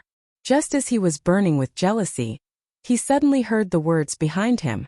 Without thinking, he turned around and slashed down. Your swordsmanship isn't bad. Thea nodded. Slade wasn't a pure martial artist. He was a mercenary. His swordsmanship was simple and quick, fully displaying his own characteristics.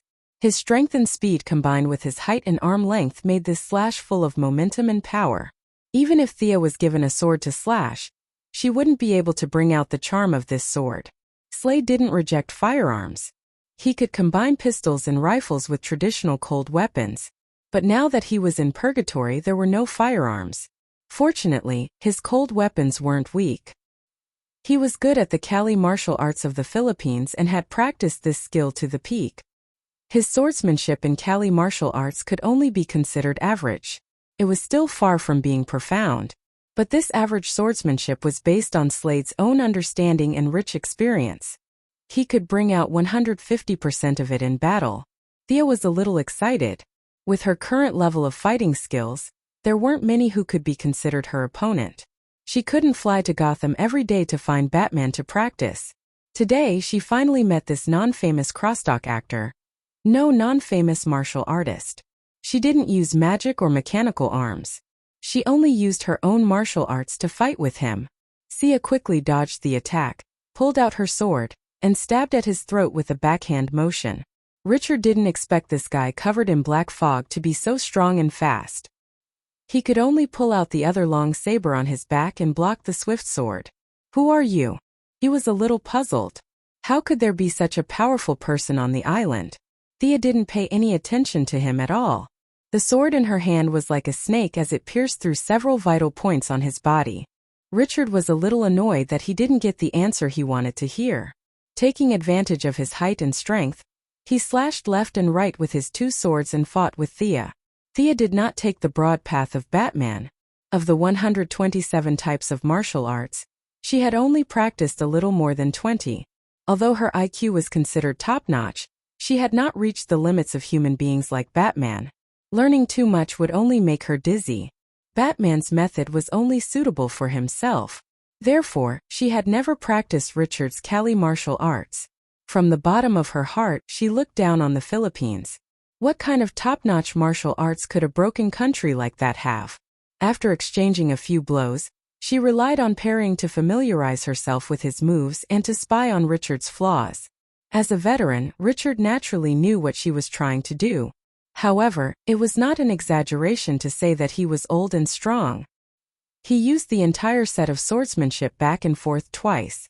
He had no intention of changing his moves. His two long sabers flew up and down, trying to finish off his opponent as quickly as possible. Thea found it funny. This set of swordsmanship was really ordinary. Even the creator of this set of swordsmanship was not as good as the current Richard. After all, this wasn't swordsmanship at first. It was a stick technique. In the remote forests of the Philippines, there was almost no iron ore. Sticks could be seen everywhere. Long sabers? She could only laugh at that. Now, the two short sticks had been forcefully changed into dual sabers by Richard.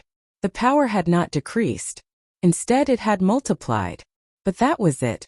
After experiencing the Great Battle of Gotham and being taught by Batman, she was now considered a top fighter.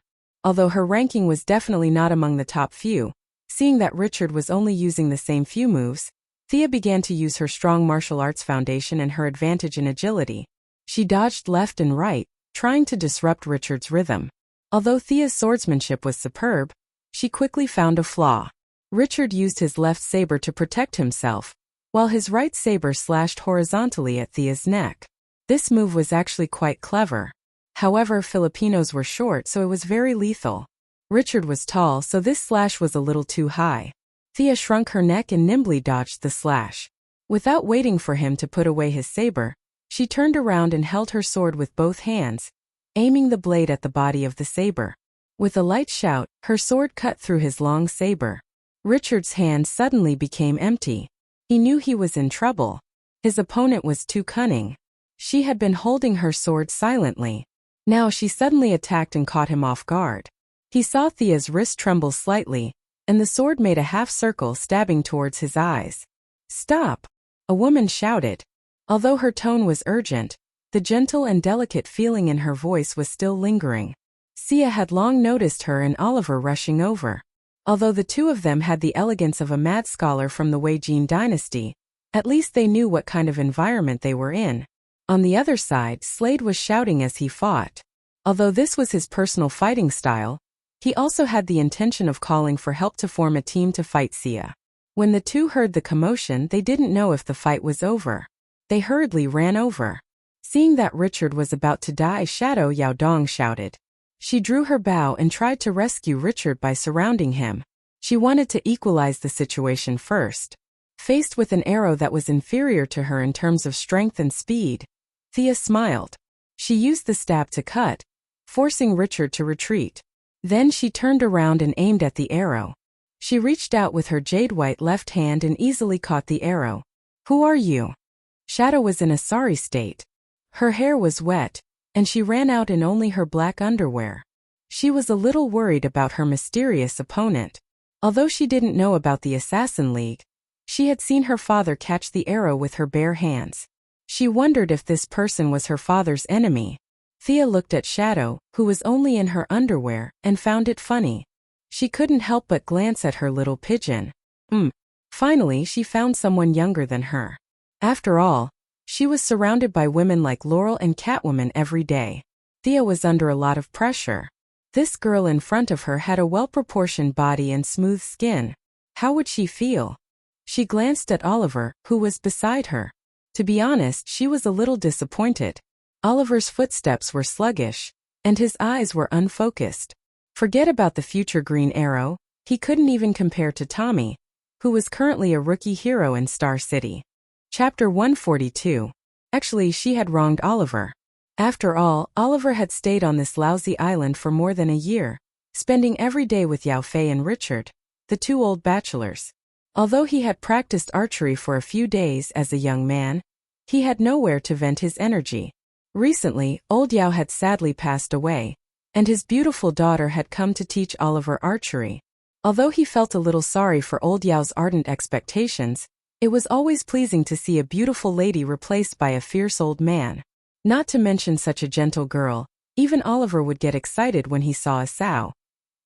He felt that the heavens had not mistreated him.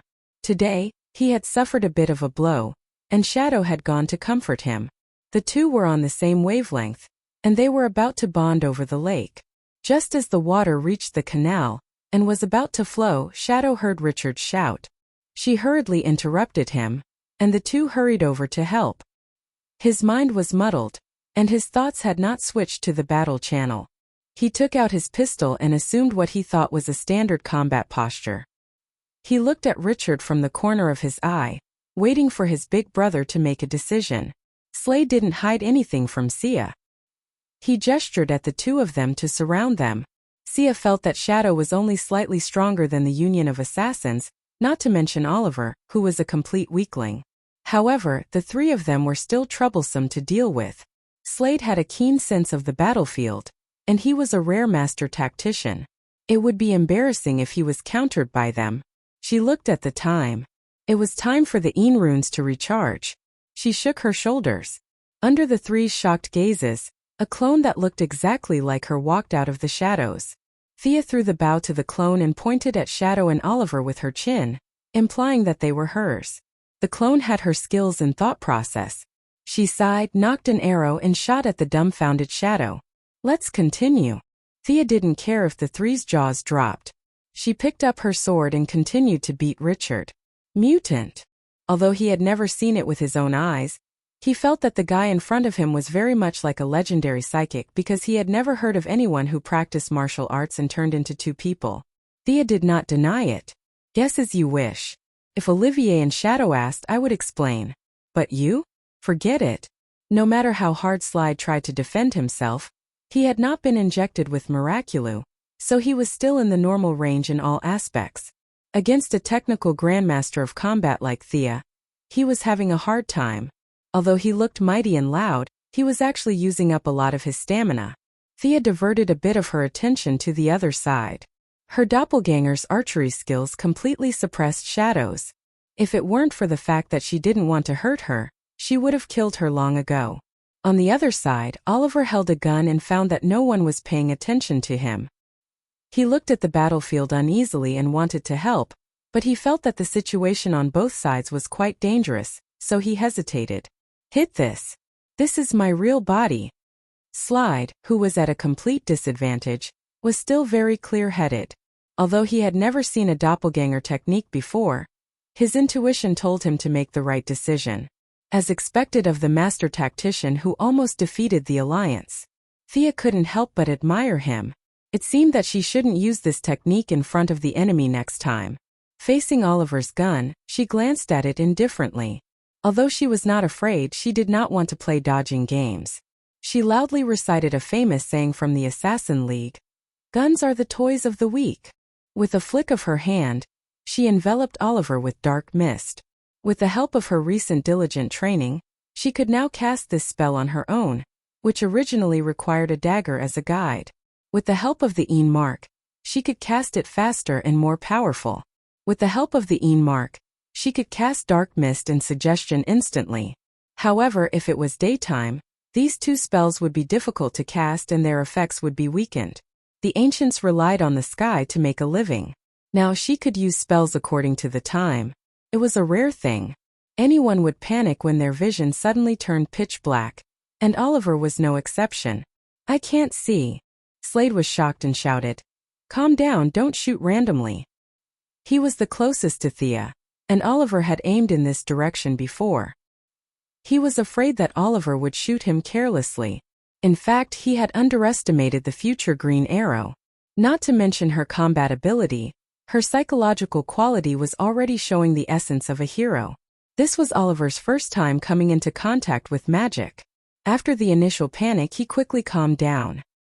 He moved back and forth a few steps, and found that his surroundings were still pitch black. He didn't know that Thea's magic had been slightly modified. Originally, it was cast at a fixed location, but now it was cast while attached to the enemy. The duration of the spell would be reduced by the target's body, but the effect was better. Hearing Slade's shout, Oliver also responded loudly, "I know I won't move." At least there was something good about him. Thea's impression of her brother improved a little. "Since you're so calm, the next spell won't scare you, right?" Hopefully, Thea drew a few runes in the air with her left hand. She aimed at Oliver's black fog, and a black light shot out. This was the only spell she had memorized from the pile of parchments in the Arcana realm. It was supposed to be a targeted spell, but after considering her own situation, she changed it into black fog immobilization. She could use the black fog on the target for a second time. First, her mana consumption was reduced by more than half. Secondly, the new spell circuit only needed to slightly modify the black fog immobilization. It was safe, fast, and could unleash the effects of her Een runes. Seeing that her spell was finished, Thea opened her left hand, aimed at Oliver, and clenched it. Huh! Oliver, who was fumbling in the dark, found that he had regained his vision. He was secretly delighted. It was not a good feeling to be blind. He decided to stay away from the mysterious person. "I can't mess with you, so I'll hide, okay? I'll go help the little beauty shadow, okay?" But just as he was about to move, he was shocked to find that he couldn't move at all. Slade was about to call him over to help, but when he saw him gritting his teeth, he couldn't help but be stunned. Thinking of Sia's murmur just now, he was completely stunned. He was just a mercenary now, not a death knell in the future. With his knowledge, understanding people with superpowers was the limit. He had never even heard of a mage at a higher level, let alone seen one. This was the first time in his life that he had come into contact with a supernatural power. His hands and feet were in a mess, and Sia found an opening and knocked him to the ground. Just as he straightened his neck and was about to fight back, Sia hit him on the back of the neck with a karate chop. Phew! Now that this eyesore was taken care of, the rest was much easier. The doppelganger forced Shadow to retreat with 2 arrows. She handed the bow to the real body and disappeared like a shadow. Chapter 143. Hey! Shadow ran to Oliver's side and saw him posing like a statue in a temple. She was a little annoyed and pushed him with normal strength. She pushed him again, but he didn't move. She pushed him again. Clang! Oliver fell to the ground like a piece of wood. Thea felt a chill run down her spine. Is he going to get a concussion? It would be a loss for the Justice League if he became a retard. She quickly snapped her fingers and stopped the magic. Oliver felt like he was out of luck today. The goddess he admired was about to have sex with him, but he didn't get to have her. He was also blinded during the battle and became severely paralyzed. Finally, he was thrown to the ground by his goddess and almost threw up his dinner from last night. But at least he knew that there were enemies in front of him. He shouted Richard's name a few times, but there was no reply. He stood beside Shadow and looked at Thea in panic. "Oliver Quinn, do you want to go home? I can send you back." Thea didn't want to waste time talking nonsense with him. "If you can, you can. If you can't, you can continue to stay here." Thea was in a dilemma. She wasn't afraid of his poor martial arts skills. If Talia could teach him, she could teach him too. The key was his heart. He didn't have the awareness to be a hero. Yao Fei's first year of teaching was a complete failure. As long as she revealed her identity, he would definitely go with her. But was that really his true intention? If he didn't learn martial arts, even if he was a good-for-nothing for the rest of his life, Thea could take over his job. There were only a few villains in Star City. They could all be eliminated in a breath. But that wasn't the point. As his family, Thea didn't ask him to save people. She only asked him to save himself. But it was easier said than done. Plus, no one else could help him. She could only rely on him to walk out of the shadow between self-affirmation and self-denial. She couldn't find a few bad guys to torture him. As the saying went, if there's trouble, you have to fight. If there's no trouble, you have to create trouble. It would be better to leave him on Purgatory Island and continue on his original path of fate if he spent so much effort. Thea finished her question and stared at him silently, waiting for his answer. Oliver did not know that this question would decide his future. He was a little dumbfounded, but he was not stupid. He immediately reacted. "You were sent by my family?" Thea nodded and didn't say anything. "I'm your family and I sent myself here. There's nothing wrong with what you said. Do I have such a fierce person in my family?" Oliver turned his head to look at the unconscious Richard on the ground. Previously, he had thought that Richard was as swift as the wind and as ferocious as a tiger, and that he was about to become the world's #1 expert. Now, he had actually been defeated by an expert his family had found. This made him misjudge the Quinn family's background.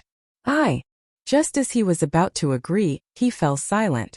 Could he really pretend that nothing had happened and continue to be a playboy in Star City? Old Robert had given him a mission. Did he have the courage to cut off everything to complete it? "I think." Oliver looked at Shadow, who was nodding at him. "What about them?" he asked. "What about them? They are my friends, so they have to go with me." Thea pointed at Shadow. "She can." She pointed at the unconscious Slade. "He can't." "Why?" At this moment, Oliver felt a little puzzled. Thea thought for a moment and said vaguely, "This person will cause you irreparable harm in the future. Do you still want to take him with you?" If someone had said this to him before today, Oliver would have spat all over that person's face. However, Thea's spells had shocked him too much. His worldview was showing signs of shattering. He had no choice but to think carefully. However, Thea's words were too vague. How could it be irreparable harm? Was it wounds on his body or the death of his family? The range was too vague. Oliver thought for a long time but could not think of any harm. He thought back to the times when he had known and accompanied Slade. The two of them had been half teacher and half friend for more than a year. Slade was like an elder brother to him. Although he was very fierce, he had never hurt him.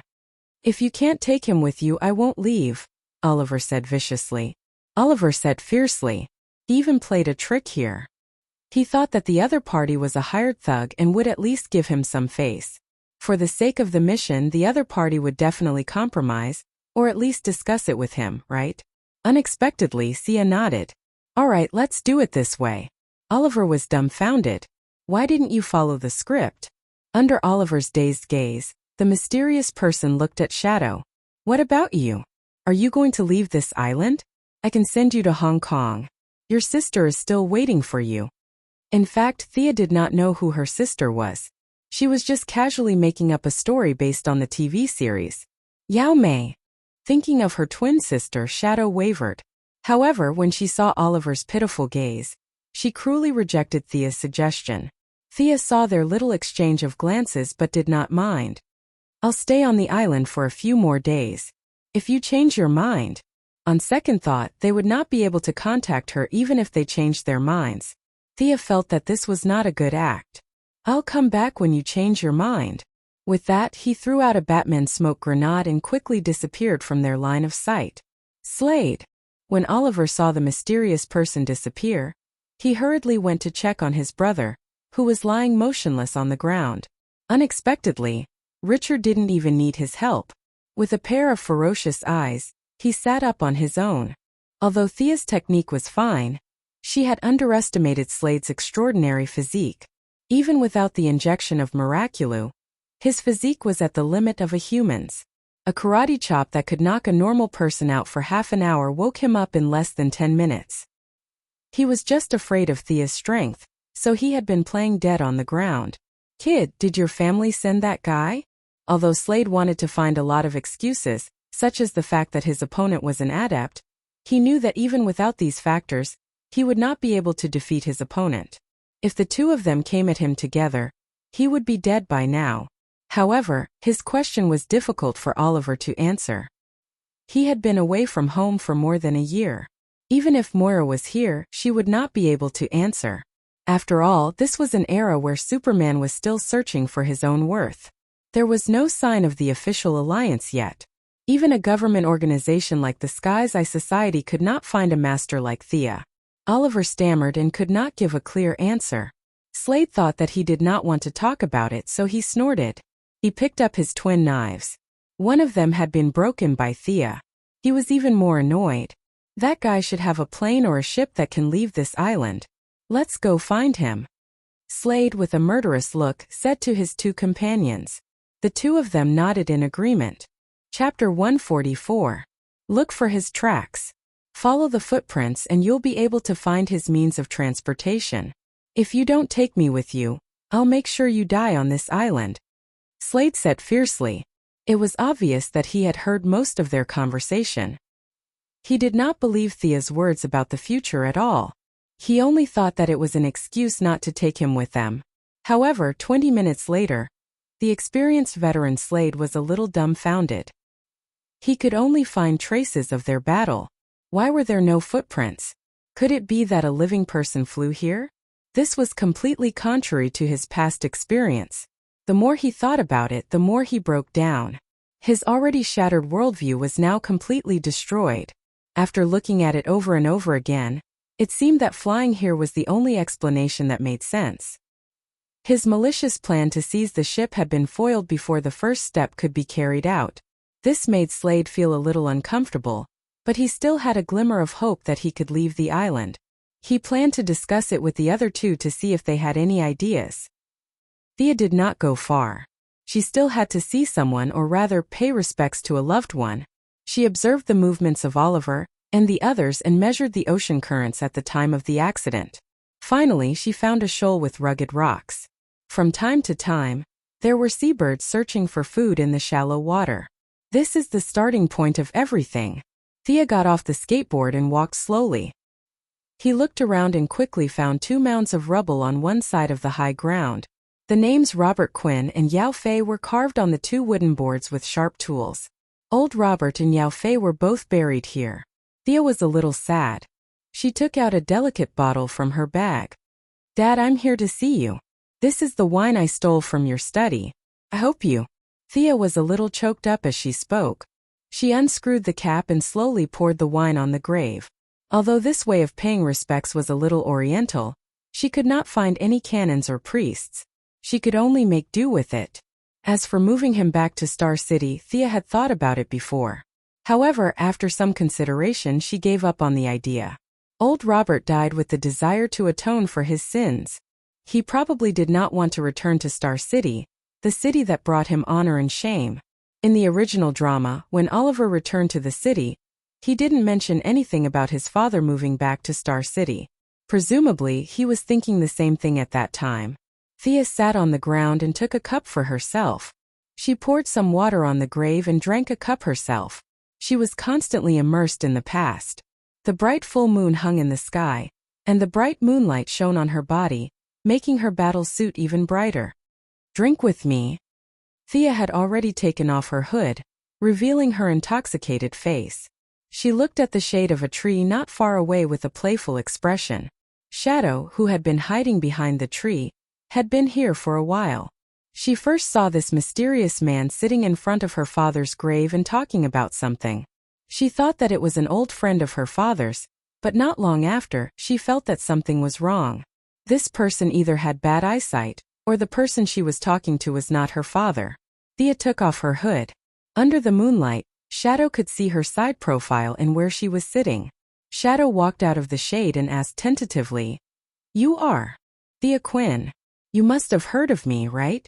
Even though Shadow had mentally prepared herself, she was still a little shocked.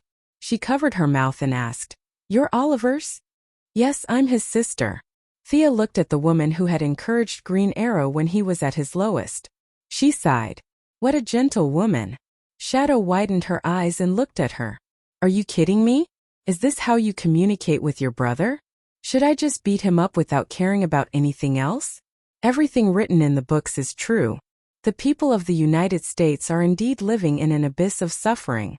This billionaire family is indeed more complicated than our family of three." Thea saw the confusion in Shadow's eyes and guessed that she had misunderstood. What he needs now is not a family. He needs redemption. He needs to redeem himself. If he can get over it, he'll soar to the top. If he can't get over it, he'll achieve nothing. By the way, why are you here? Thea briefly told Shadow her thoughts. Halfway through, she remembered why she was here. This place was far from their current campsite. Of course, Shadow would not tell her that it was all because of what she said. Both Slade and Oliver had something on their minds. The campsite was too boring, so she came out for a stroll and ended up here by accident. Shadow walked to Thea and sat in front of Yao Fei's grave. 2 old men, 2 daughters. What a coincidence.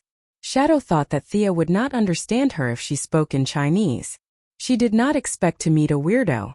Fate brings us together? Ah, you know Chinese. Shadow was shocked.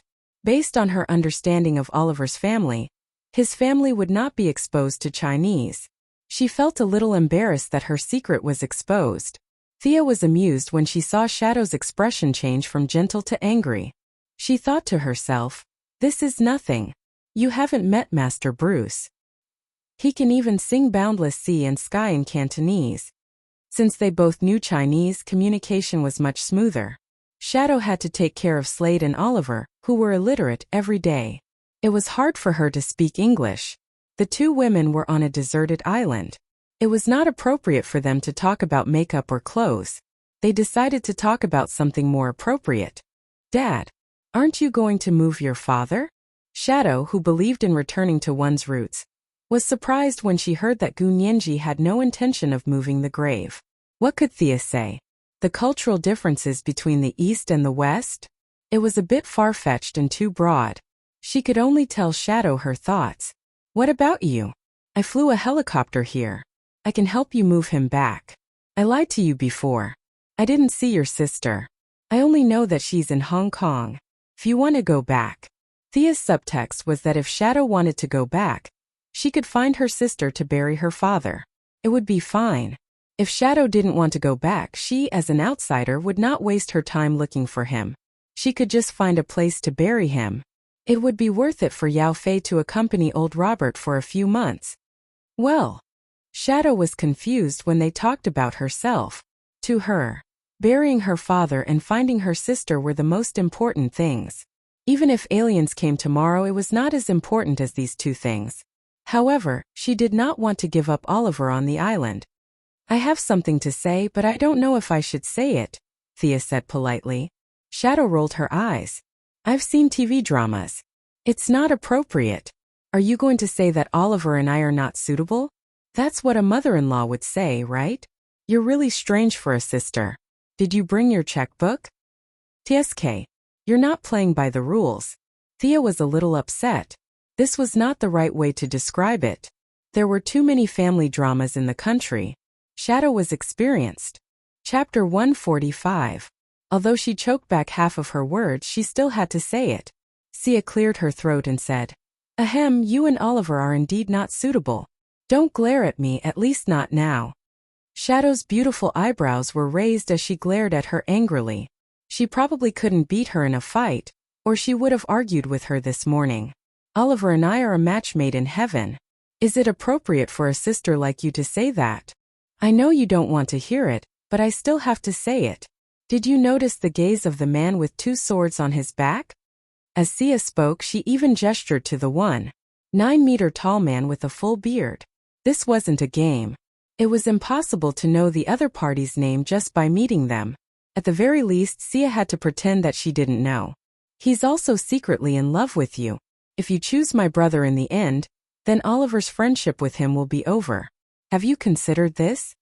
Thea enunciated each word clearly. Was there a friendship between Oliver and Death Knell? Judging from the subsequent developments, there was definitely one. Even if Death Knell killed Moira, in Oliver's mind, Death Knell was only bewitched by Mirakuru's drug. Death Knell was still his good brother and friend. It wasn't as if Shadow didn't know about this.